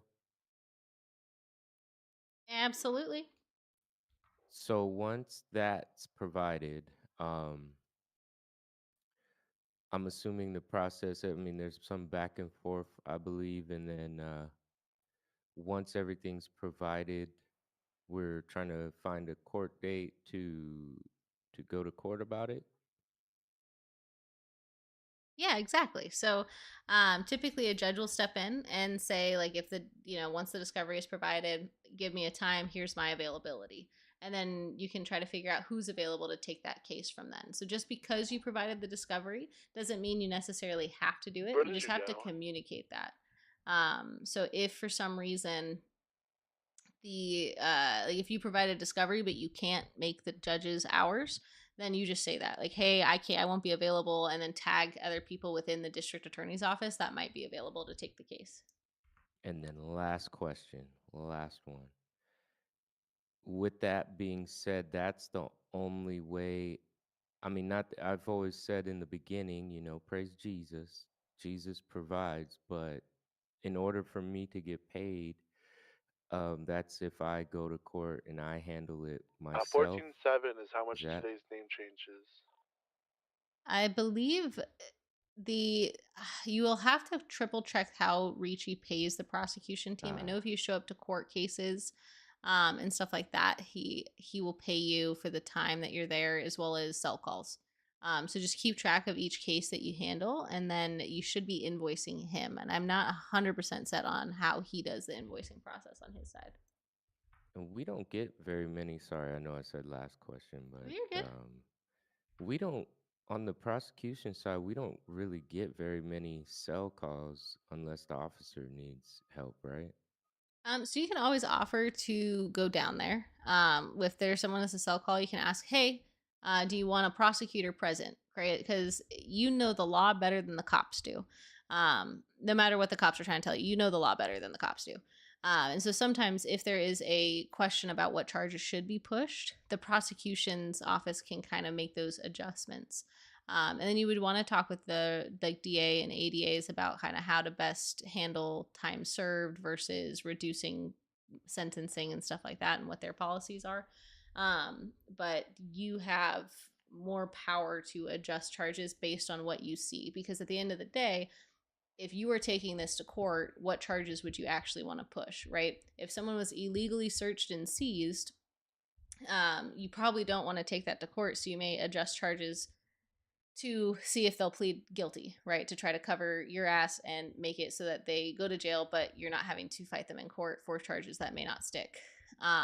If it is something as simple as they ended up forgetting to drop the charge that gave them probable cause to search, for example, they were like failure to comply, or like a disobeying a lawful order. They didn't put that charge on there, but then they have like criminal possession of a weapon, da da da da da. And the question is, well, why did you stop and search them in the first place? That sometimes that needs a charge as well to establish probable cause. But those are things too. Like, I would ask the DA how to best handle those situations if you're trying to adjust charges and things like that as well, because you don't necessarily want to stack charges. But yeah, the biggest thing is, and especially if you're kind of by yourself, it can be really hard to coordinate that. So I would say, whenever Well, do you have Nala's number too? I have that one. Perfect. But I think I get the process. I think it's all the forms, because I'm assuming throughout everything we talked about, there's certain forms I have to fill out first, right? Like, I see this one. It looks like Perk the Perkins versus LSPD. It looks like Nala wrote up a civil complaint, or did the defense side do that? No, the civil complaint is defense. So that's typically like you guys typically won't do civil complaints. You'll be the defense in a civil complaint. Right, right. I think it's the forms, and I understand the gist of most of them. I just when they need to be used and things like that. But you know what? I have a better understanding now, Your Honor, and I appreciate you. Yeah, no problem, no problem. If you think of more questions, feel free anytime. You can always ask. And the thing is like some of the forms they're confusing, and you just have to kind of go through them once and see how like ask your questions while you're going through it. And sometimes you can also ask like the DA or ADA, hey, can you review this form that I've done and make sure it's good to go? Make sure I didn't miss anything. At the end of the day, it's not a huge deal if you mess Cassandra, up, were you right? able to get a look at me? As long as you're able to learn from it and get better at doing all the things. It's a lot all at once. Hey, how's it going? Okay. What did you say? So were you able to get were they all able to come in, or? I think only one of the paralegals were able to come back in. I know Roy was not able to come back in. But I'm going to get Ezekiel all trained up and just kind of let the ones that weren't able to get back in kind of what the next steps are. But we got them all hired and their checklists I think you got created. a spider. Oh, thank you. Okay, Hopefully we thanks can again. situate their incentive pretty soon. Hell yeah. All right. We did not tour this building, correct? I think we had just We started it in the walked court over. case. Yep. All right. Let's start up here. Where you at currently, Judge Cole? I am over in the admin building. I'm actually about to head towards your office to start the tour for Ezekiel.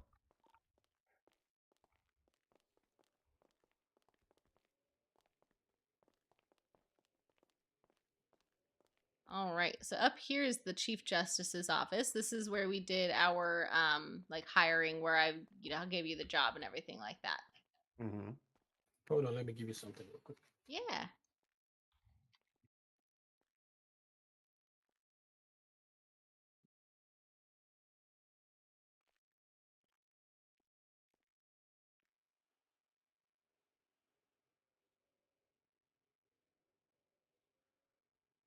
Can I speak with you privately for a moment?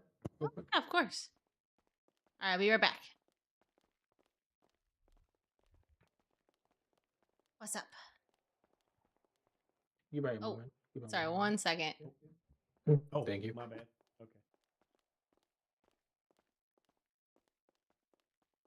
First off, We can borrow Kyle's first of all, office I if want to you want. say, all right, no, okay. Oh, okay. First of all, I want to say you did amazing today. I really do appreciate that. It's awesome. I'm glad everything is going okay. Please make sure for all of the time that you spent in all of what you've done all today, make sure you kind of like put that in the invoicing section. I want to make sure this is billable. Okay. Hell yeah, sounds good to me. Awesome. I appreciate you. Hell yeah.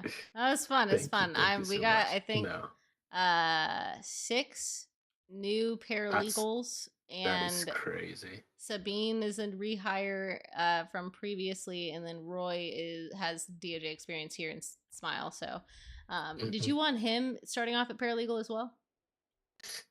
I actually do not, to be honest. Okay. I He just want to said, speak with the DA. yeah. I think the DA, I think he wants to go prosecutor. So I think I just want to hint the DA just a little bit, so that he can be taken immediately. That sounds good. I know that's what I'd had Sabine do, is just say, hey, just list yourself as public defender, and then once you talk with the DA and he approves, then we can get you over to the prosecutor side. And so I can let Roy, I'll text him and let him know to do the same for now, because I think he listed himself as paralegal, and I was like, what? Okay. If you He want. should. Yeah, he should change it to a public defender.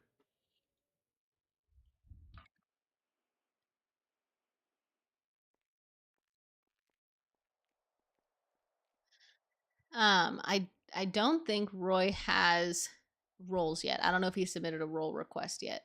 Because I was I trying to don't tag believe him so. in the DOJ. I accidentally posted in the main Smile, like not the main Smile, but the public announcements, and I was like, oh shit, and then I copied it and it didn't copy, and so I went to paste it into the thing, and now I have to retype it, so I'm retyping it. Oh my god. But I'll get him like added.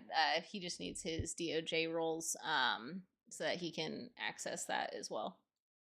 No worries. No worries. All right, well, Awesome. I thank you so appreciate you. much. No Mhm. problem, no problem. I'll probably be I'm glad you're around having fun. Wednesday. Yes, yes. We can do Awesome. more Awesome. hiring on Wednesday if we need. I know. Very soon it's gonna be busy, busy, busy. Yeah. No, we definitely could use more judges. That's for sure. Yeah, so I need to kind of like, speak with the PDI command and see what we can do to raise the maximum 30-month sentence back to the way it was. I think that's something we might even bring up tomorrow with the AG Hell specifically. yeah. So Well, that sounds good to me. awesome. Yeah, no, and then yeah, I'm happy to create a document that kind of summarizes the things that we wanted to review with the AG, because I feel like we keep saying a bunch of stuff and it might end up being like too much. And so I want And forget. to Mhm. kind of, yeah, so I can start kind of drafting something, whether it's tonight or tomorrow, just kind of like a little document that kind of has like an agenda. And we can Mhm. prioritize the things that we want to highlight first. I mean, I think the thing that I was talking about earlier with the CID thing, I know the CID does its investigatory stuff. I just don't want to be blindsided in the courtroom again, where they're like, "Yeah, no, we have authorization to like frisk anyone that walks into this area for any reason." And I was Nah. like, that Nope. to me, without prior look on our side, because I mean, they're saying that they have a lot of evidence, and I'm like, yeah, but I don't have that evidence, and so your word, as much as I want to believe it, and I do believe it, I can't. Like, luckily the guy on court said he was literally farming the stuff there, and like, and so it ended up being fine. But I was like, bro, you're gonna get yourself into a sticky situation like the other chick that walked away after having 50 bags of meth on her. And if Scarn Oh, man. loses that type of case, he's gonna rage at me, and I'm gonna be like, it's not my fault. I warned you. Yeah. I Yeah. just work here. Yeah. Oh, but no, I think he got it.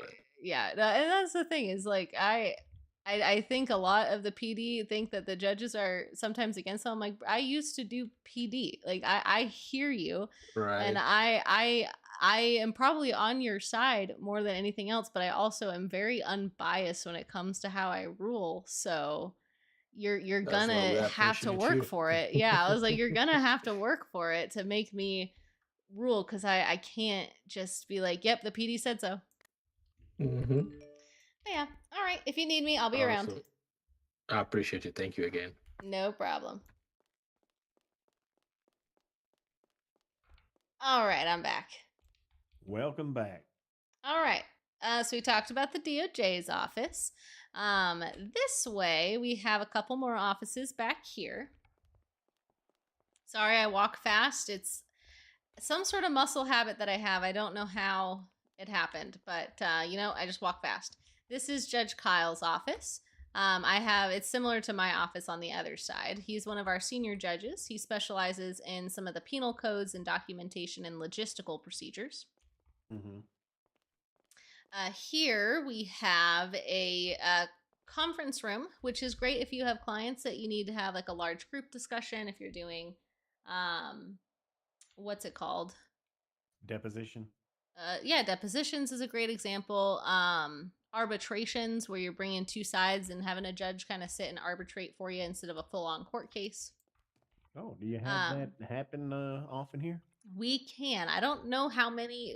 Judge Belmont, it's usually arbitrations for like civil cases. He specializes in those. So I don't know if he's done an arbitration yet. I think most people like going to court. Of note, the blinds in there don't work, so they're always open. People can see you from the stairs, but it is soundproof. Good to know. Yeah. That's my office. That's where we did an interview earlier today. I apologize again for Mr. Furlong. He's new to this whole assistant thing. Gotcha. Yeah. He was previously a judge, so he's very familiar with our processes, yes.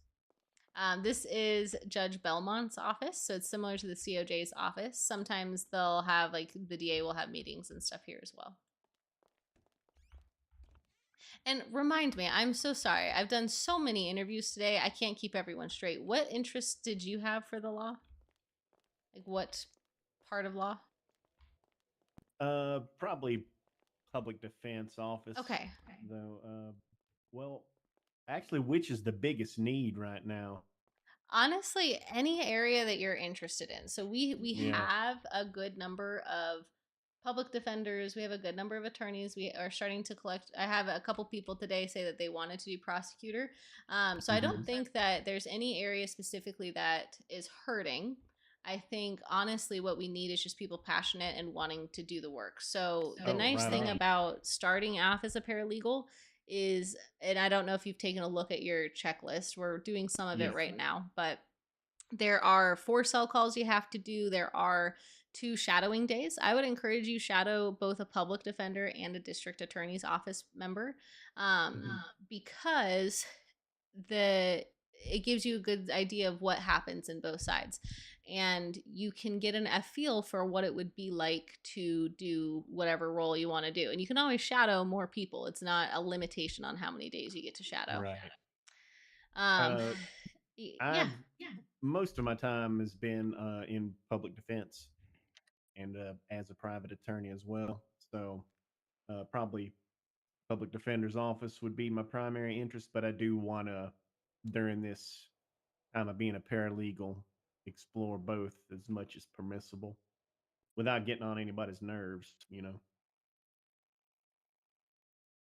Yeah, no, wonderful, wonderful. That's fantastic. I think right now Claude is our senior public defender. So he has the most experience in the role and has been around for quite a while. So he's a great one to ask about it and get good legal advice. So we have a handful of new public defenders and seasoned public defenders as well. The other thing just to talk about emails is usually this is just a hallway. There's nothing fun and exciting here, but it's a great time to just Okay. talk about the emails. Let me just post one thing before I forget.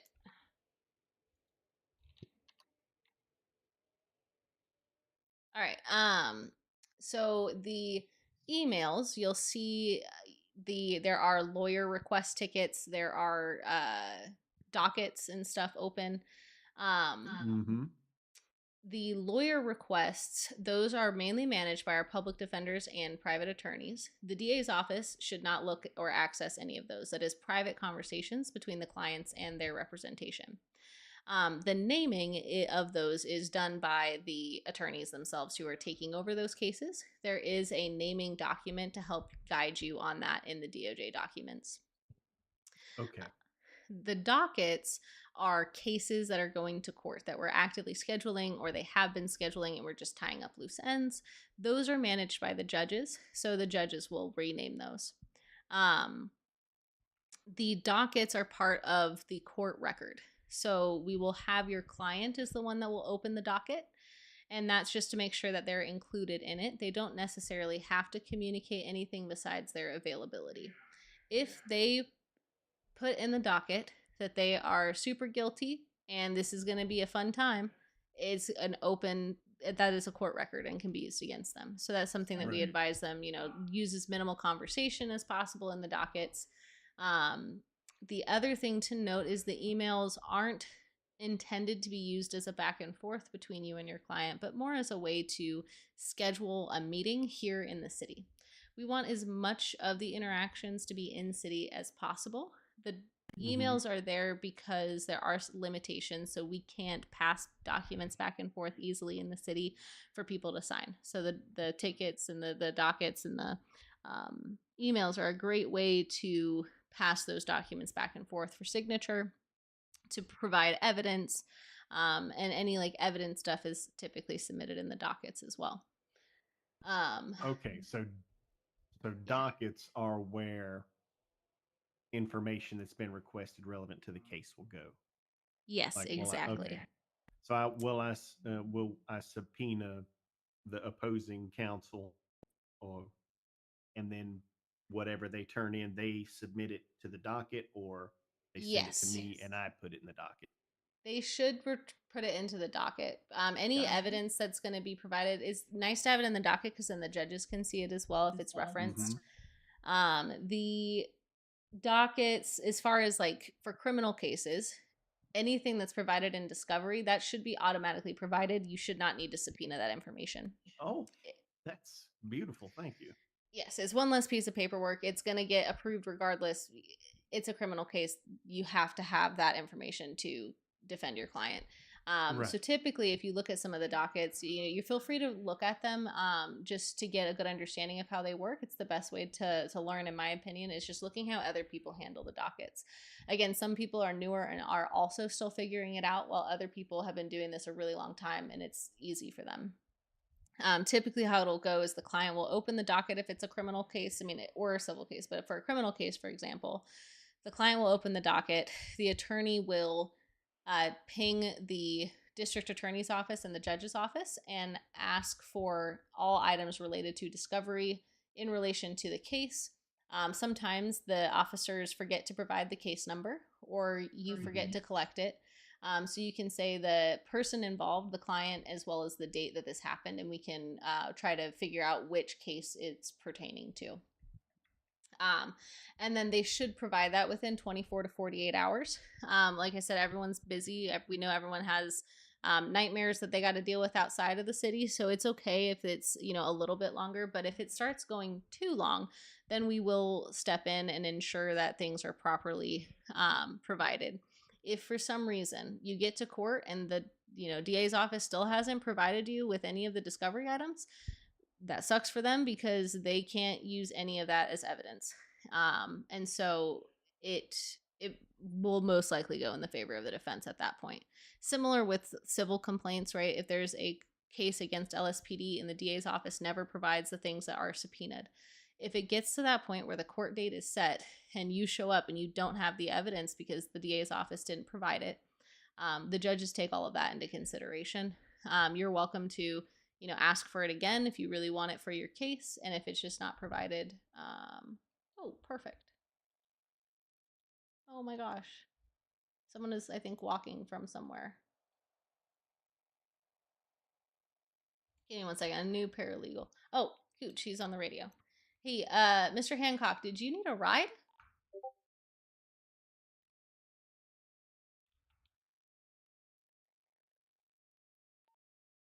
That would be great. I'm at Integrity Apartments. I'm just running over there right now. Is Mr. Hancock very quiet for you? Or He that is. I just told me? him. Yeah, I can. We'll come grab you. Awesome, thank you. Give me a second to get to my car, and then we'll come pick you up, and we'll complete our tour that we are continuing to try to finish. All right, thank you very much. But your questions are great. A lot of these too, you'll learn more. I think some of your questions I haven't heard a lot of people ask, but they're great points. But appreciate it. yeah, no, and so this is our back door. It's nice because it's closer to the parking lot. So a lot of people don't know about it. I always go over it in the training, but I found out the other day some judges didn't even realize there was a back door, and that made me sad.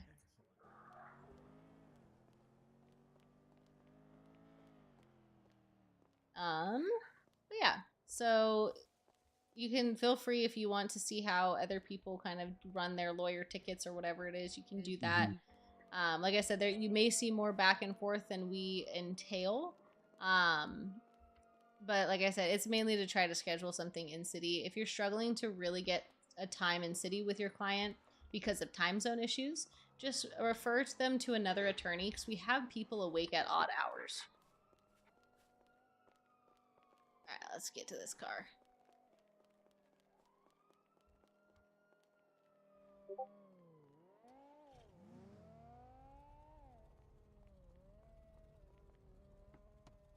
All right, Gooch, can you send me a ping? Yes, ma'am. One moment. How many denarii does a ride like this set you back? $1,000. Oh, okay. Yeah, it was quite affordable, hence why I got it. Yeah, I'm not really familiar with the economics of the city just yet. I just know that you there's not a lot, and some things are very high. But $1,000 ride, that I can afford that. Yes, yeah, that's why I got this car. Don't mind my luggage. My cousin has taken over my apartment, and she is a little bit of a druggie. Hence why I know so much about the cell call. She one of these days she's gonna get caught for all the cocaine that she does, and it's gonna probably end up going like that. But that's fine. That's neither here nor there. Okay, your cousin doesn't. You're not keeping your cousin's stash, I hope. No, she has taken over my apartment, and I have just left. I've left. It is no longer mine. It is 100% hers because she is trying to get me fired. I already know. She is a vendetta. She's a psychopath. Somehow she Okay. managed to work for the DA's office last season, and I don't know how they let her in. She is crazy. How did that happen? That's what I'm saying. She's also very manipulative and somehow convinced people that she is innocent. But I know better. Well, some of us are better at staying out of trouble than others. Oh, there he is ahead. Sorry, this person standing in the corner, I thought maybe it was him.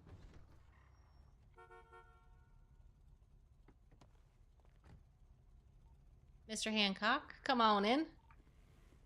All right. Thank you. Hell yeah. All right. So we will I was talking a little bit about our emails. So while we're on our way back to the courthouse, I'll kind of review that again. All right, I thought I was getting pulled over. So as far as the email system, I'm sure you can see, or Gooch, have you gotten your roles added yet? I have. Perfect. Is that? Let me see. I saw it was approved. Yeah, I can see stuff in the DOJ emails. Yeah, so the in the DOJ emails you should see like lawyer request tickets and dockets. Most of the lawyer request tickets is going to be a private set of information between you and your client. So the DA's office should not look at that if you're looking at going into public defense or private attorney. If you're going to prosecution, then you won't look at those lawyer request tickets. And then as far as communication in the emails, we try to limit it as much as possible to just scheduling and passing back and forth documents for signature. As much as we can, we try to keep everything here in the city for people. So it's a lot of it is just trying to schedule a time to meet in city to review stuff. So, and that also goes for like trials and things like that. If you have motions that you'd like to discuss, try to set up a meeting in city. We try to set up the court case in city. We're not going to argue back and forth in the tickets or try to present our case necessarily in the tickets. A lot of it's going to be here in city. But the emails give us a way to, again, pass back and forth documents that we can't do in city, as well as set up a time to meet. 10-4. There is also you wanted to do prosecution's office, correct? Yeah. Okay. So it won't necessarily pertain to you, but as far as the lawyer request tickets, those are managed by the lawyers and renamed by the lawyers. Dockets, on the other hand, are renamed by judges, so you just won't want to do any renaming of those, as the judges will handle that.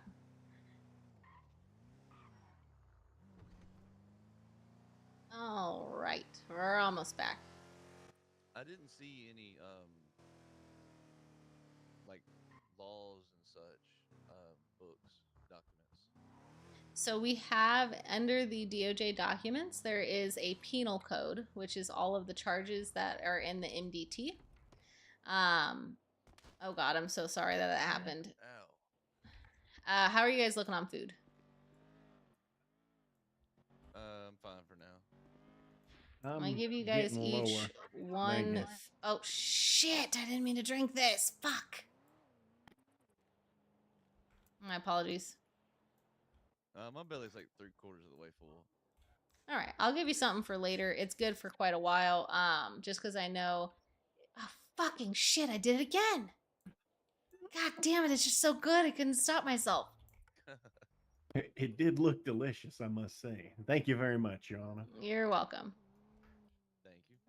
I live another day. There you go. All right, you can just save it for later whenever you need it. As far as there's the penal codes and things like that. As far as a lot of the logistical procedures, we try to review those and make sure that you feel comfortable with them. A lot of the things like running a court case, things like that, it's there is like a DOJ for Dummies handbook that doesn't go into all the details, but we will review things like expungement processes, marriage licenses, name changes, and stuff like that.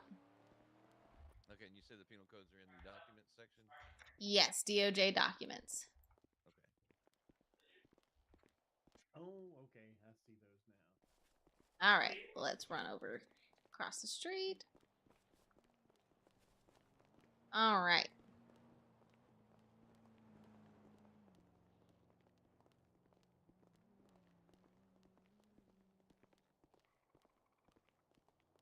I'll probably be off in like 30 minutes or 45 minutes. I'm in the middle of something.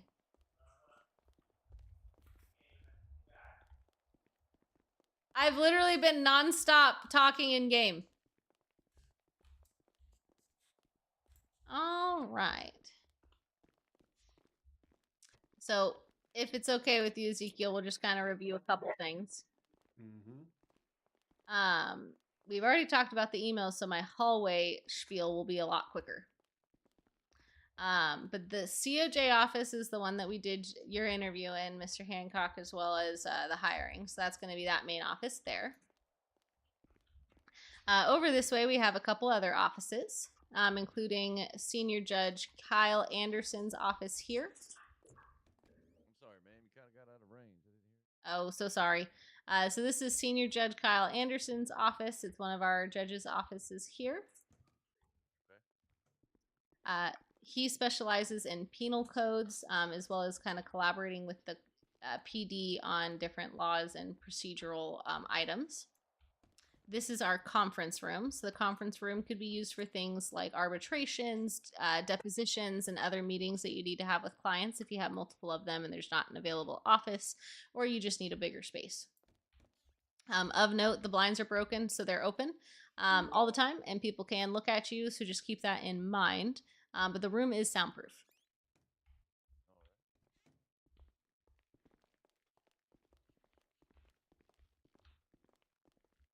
This is my office.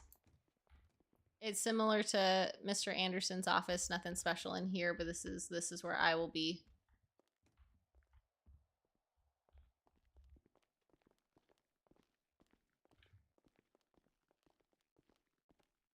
Up here, it's a similar picture to it's Chief Justice's office.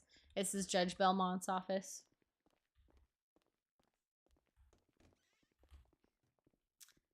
So he does a lot of our civil proceedings. So that's kind of his expertise is civil cases. As you may have noticed, my kind of area of specialization is kind of the hiring and training process. Unfortunately, I'm also doing a lot of case law, which is not my intention, but we're unfortunately getting into those predicaments. Which let me talk a little bit about case law. If you look on the DOJ documents, you'll see a SMILE case law document, which is just kind of a list of the case laws that are applicable to the city of Smile. That is something that we started here this season, where only the case laws on there are going to be applicable to court. So if you bring a case law from another city or anywhere else that's not on that list, we won't necessarily take it into consideration. This just helps narrow our scope so that people understand what we will and will not be applying to our city here in Smile. As we do more and more cases, we will add to that case law. So there's one that is, I think it's like State versus Giovanni or something like that at the very bottom, and that is a Smile case law specific that can be invoked. These are great to review. You don't have to memorize them. We're not going to test you on them specifically, but these would be case laws that you could bring up during trial to argue your case. These might be things that your opponents might also bring up. So it's good to be aware of them and at least be able to access them and refer to them. Okay. Sorry, what was that? Where is everyone? Oh, we're just going on a little tour. Little tour. I'm coming to find you. Hell yeah, we're in the admin building. We're about to come downstairs. But yeah, so that's kind of one of the nice things is it's very predictable on how we will apply those things.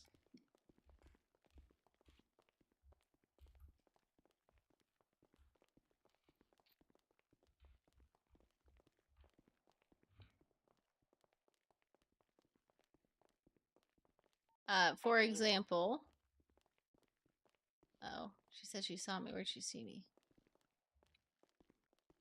For example, there was a case done about a week ago that I think the COJ is reviewing for potential case law. That was State versus Rivera regarding searching of backpacks as it pertains to like Terry frisk for weapons. It was kind of a complicated case. I'm sure if you wanted to, you could look at how I led my ruling in that like aspect. I had to make it very detailed because I was worried that this was going to come back as a possible case law. But basically what happened was the officers, she was a passenger in a vehicle. There was some things she got out of the vehicle with her hands up and were detained by officers. She was fully complying and was just in the passenger of a car that was pulled over for a traffic stop. And what happened was they eventually searched her for a weapon. She had like a crowbar on her. And then they opened her backpack and searched her backpack, and she had 50 bags of meth on her. The initial probable cause that they had for detaining her was quote unquote conspiracy to commit a crime, which was not appropriate. It was eventually that was found not guilty because there was no conspiracy deemed based on the information. And so they didn't have probable cause to detain her. Now, doing a Terry frisk for weapons for their safety as they were questioning them is reasonable, but that doesn't mean that they have right to search her property, including a backpack, as the backpack could be removed and stored at a separate location away from the person during questioning. So unfortunately, the person's charges were dropped. They got away with having 50 bags of meth on them, which was not necessarily something I was like happy to see because clearly she had the bags of meth, but due to the fruit of the poisonous tree, the search and seizure was unlawful, and eventually the person should not have been detained and searched in that way. So that's Get her dope back? no, absolutely not. That was confiscated. That's something I will not be giving people their drugs back. The PD may get a civil suit from it because again they were unlawfully searched and seized. But in this case, all of her charges were dropped. She ended up getting a $20,000 fine refunded to her and stuff as well. But that's how I ruled on it based on the facts and findings that I saw. And since this is with our backpacks and the way they work in the city, it could absolutely be a good option for potential case law. And so that's a case that the COJ is reviewing and seeing if it's applicable to add to our repertoire. Cassandra. Yeah, what's up? Mr. Bean's here to see you. I don't know if Mr. you Bean. want. Yeah, the guy over there. He's come for an interview, but I don't know if he says you're expecting him. Am I expecting? Hold on. Have you met David over there? Guys. Guy there. No, ma'am. Not formally. Hello? Said hello earlier. My name is Mr. B. He keeps his head down. He's always on phone to his wife. She's got him back balls, you know what I mean? And when you talk to him, you've got to whisper in his ear. My name is Mr. B. He pretends that he can't hear you. Because if his wife finds out, oh my Hello, god, can you hear me? it's game over. Yeah, I can hear you. She doesn't That's recognize me, so so I said my funny. name is Mr. B. So That's so fun. I was so confused. I was like, Say is your name wrong. someone pretending? Did I say that the Hey, name? Did I this say is his name was Mr. Bean? This is the Chief Justice Abijah. Fuck you, Abijah, fuck's sake! I was so confused. I was twat. like, How you doing? Mr. Bean, you fucker. Oh my god. All right, so sorry. That was a good prank. You hear me now? You're just really quiet. A little better. You are I very guess I can quiet. yell. Though. Is this better? Yeah, but you're still. I don't know if you and your like voice box muscles, if you're able to like crank up your. I don't know. I don't know. I don't I mean, know. we can hear you, but it's just compared to everyone else in the city, I feel like you're a little quiet. Any better? Any Maybe. better? Any better? Any better? Any better? Any better? Yeah, we're getting there. A little better. Any better? Any better? Hell Any yeah. better? Any better? I think you're getting better. Mm-hmm. You know, but we're glad that. All All right. right. Yeah, there we go. It's going okay. It's going better. Hell yeah. All right. Let's finish our bottom level tour.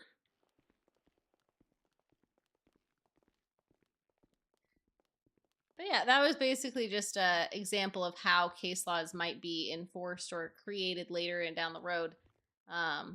Definitely threw me for a loop because I was not expecting to take over that case until about 15 minutes before, and then was like, holy shit, what did I get dumped on me? This office is what I call one of the hot desks. It's one of our private offices that aren't assigned. So if you need to use it for a client, these gentlemen clearly are just waiting for their attorney. Unfortunately, I think it's a local attorney who may never arrive. Okay. Good luck, gentlemen. We have two of them. Both of them are identical. And same thing, if it's empty and you want to use it, feel free to use it for any of your office work, paperwork, or meeting with clients. If someone's using it, you just kind of give them their space. But as long as you clean up after yourself, that shouldn't be a problem.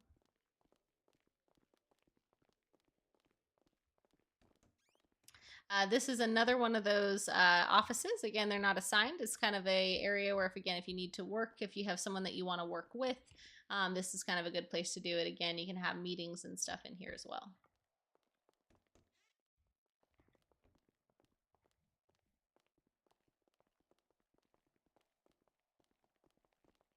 We have a bunch of attorneys, but we have a bunch of offices. So don't be afraid to take one of these offices and utilize it. Oh, there he goes. This, again, another office, unassigned, multiple desks here. I think there's 2 in this one, and then in one of the other ones, there's 3. Okay. We got our back doors here as well. They exit closer towards the parking lot. I will say not a lot of people utilize them, but that's okay. This office here has 3 desks. Again, it's just kind of like a larger space. Feel free, use them anytime you need to. All right. Over here we have our auditorium.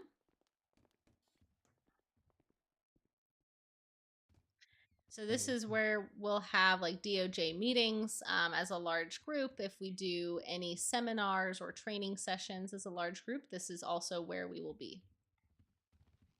Okay.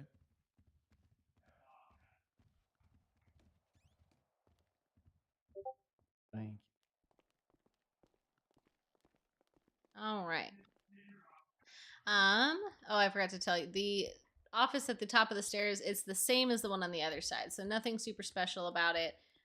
But similar thing, kind of up and out of the way, just another set of 2 desks at the top.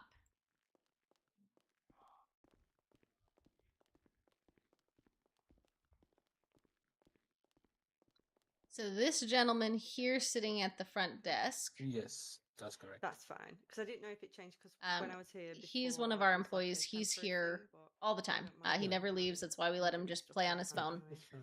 If you take a look at what he offers, you can obtain licenses, including driver's Who's this license, man? IDs, and weapons Who's license. this man right here? Looks familiar. Give me one second.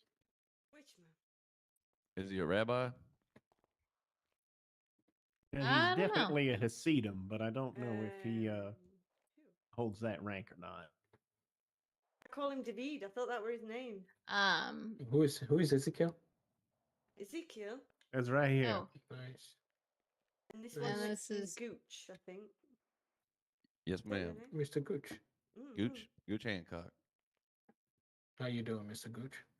Doing well, sir. Yourself? The part between the I'm doing excellent. This is our Chief Justice.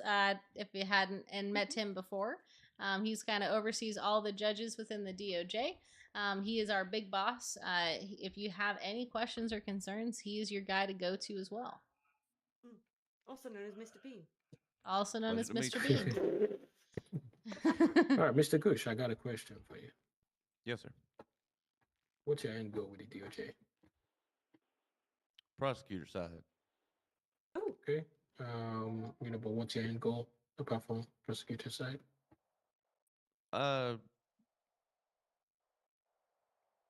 End goal. I mean, I guess district attorney or something. Okay. All right. I love to see ambitions. That's why I asked you. Okay. How about you, Mr. Ezekiel? What's your end goal? To be an exemplary defender of the public, Your Honor. A defender of the public. I A like defender. it. Yep. Sometimes we get mush mouth here. You know what I mean? Nah, you're fine. You're fine. That's awesome.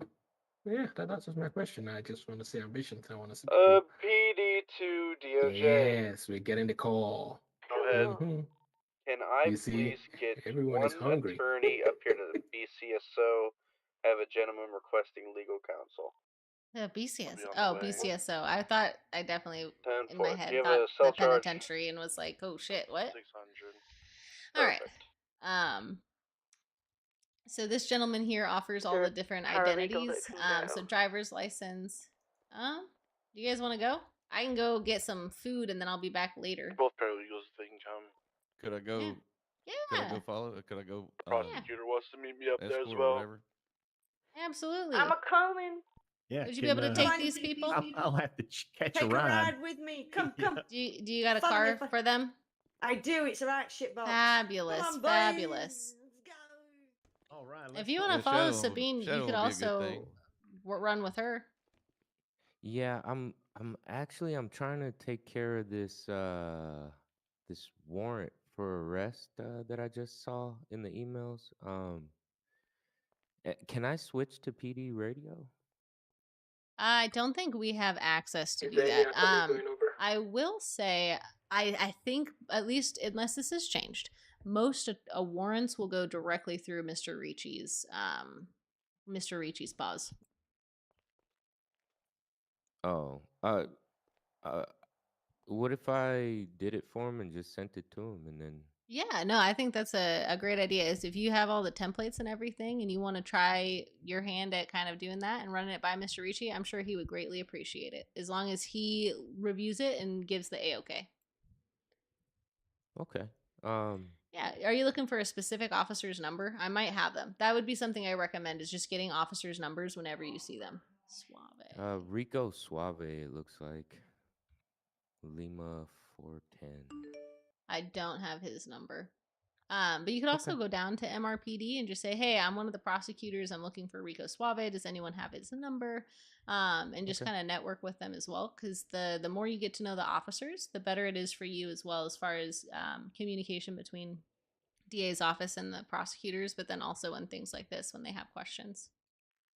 Sounds good. I'll start driving up there, see what's going on. Hell at yeah. BCSO. Cool. Thank you, Your Honor. No problem. Hello, Your Honor, Your Honor. The honor's honor. The honorable honor of honorist. I appreciate you. Or, Cassandra, you said you want to go buy some stuff. Yeah, let's go on the ride then. Oh, I meant to, like, in my head, maybe eat something, Yep. I'm just gonna sit in my office. Be in my head too. Perfect. Yeah. Right, I'm gonna drop off radio for just a little bit while I'm in my head, but I should be back in a while. I will update the checklists, which are posted for everyone, and I may still need to post Mr. Gooch's, but I'll get all those taken care of. Make sure everyone is good to go, and then I can pick up where we left off in a little bit if y'all are still around. Roger that. Thank you.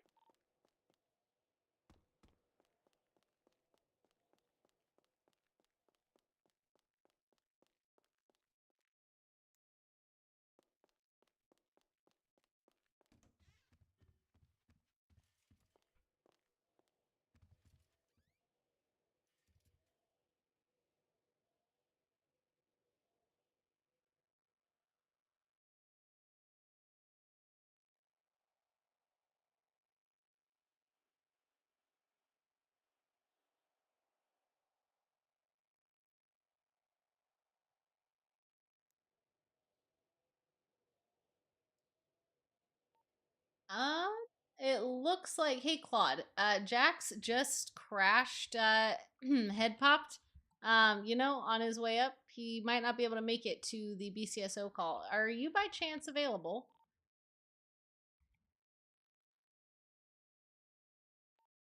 Yeah, I'm actually like very close. Hell yeah, we got a few paralegals. One of them wants to be a public defender like yourself. Well, get their asses up there. Already here. Hurry up. I'll be back later, y'all. Love you. I love her. She is great.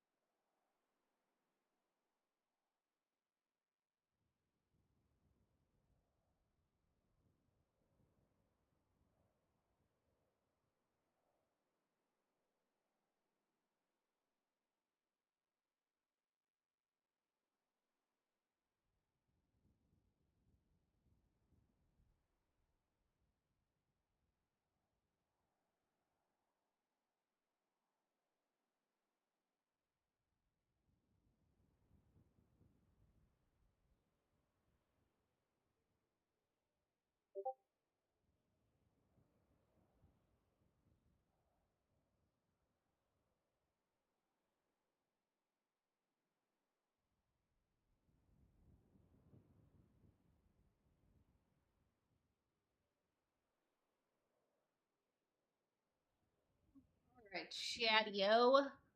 I am probably going to go ahead and get off for a while, just to get some food and whatnot.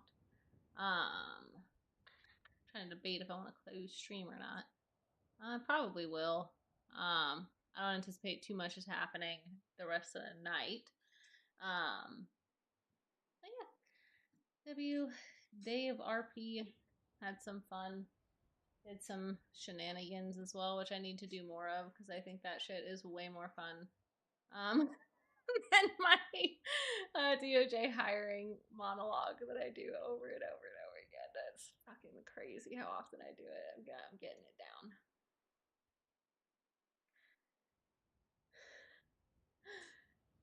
All right.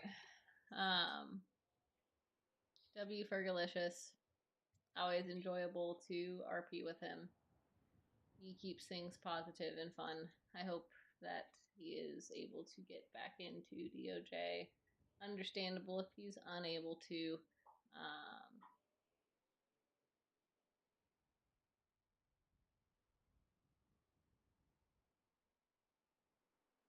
Understandable. I don't know the whole ins and outs of everything that happened. All I know is he's always been great vibes in the DOJ.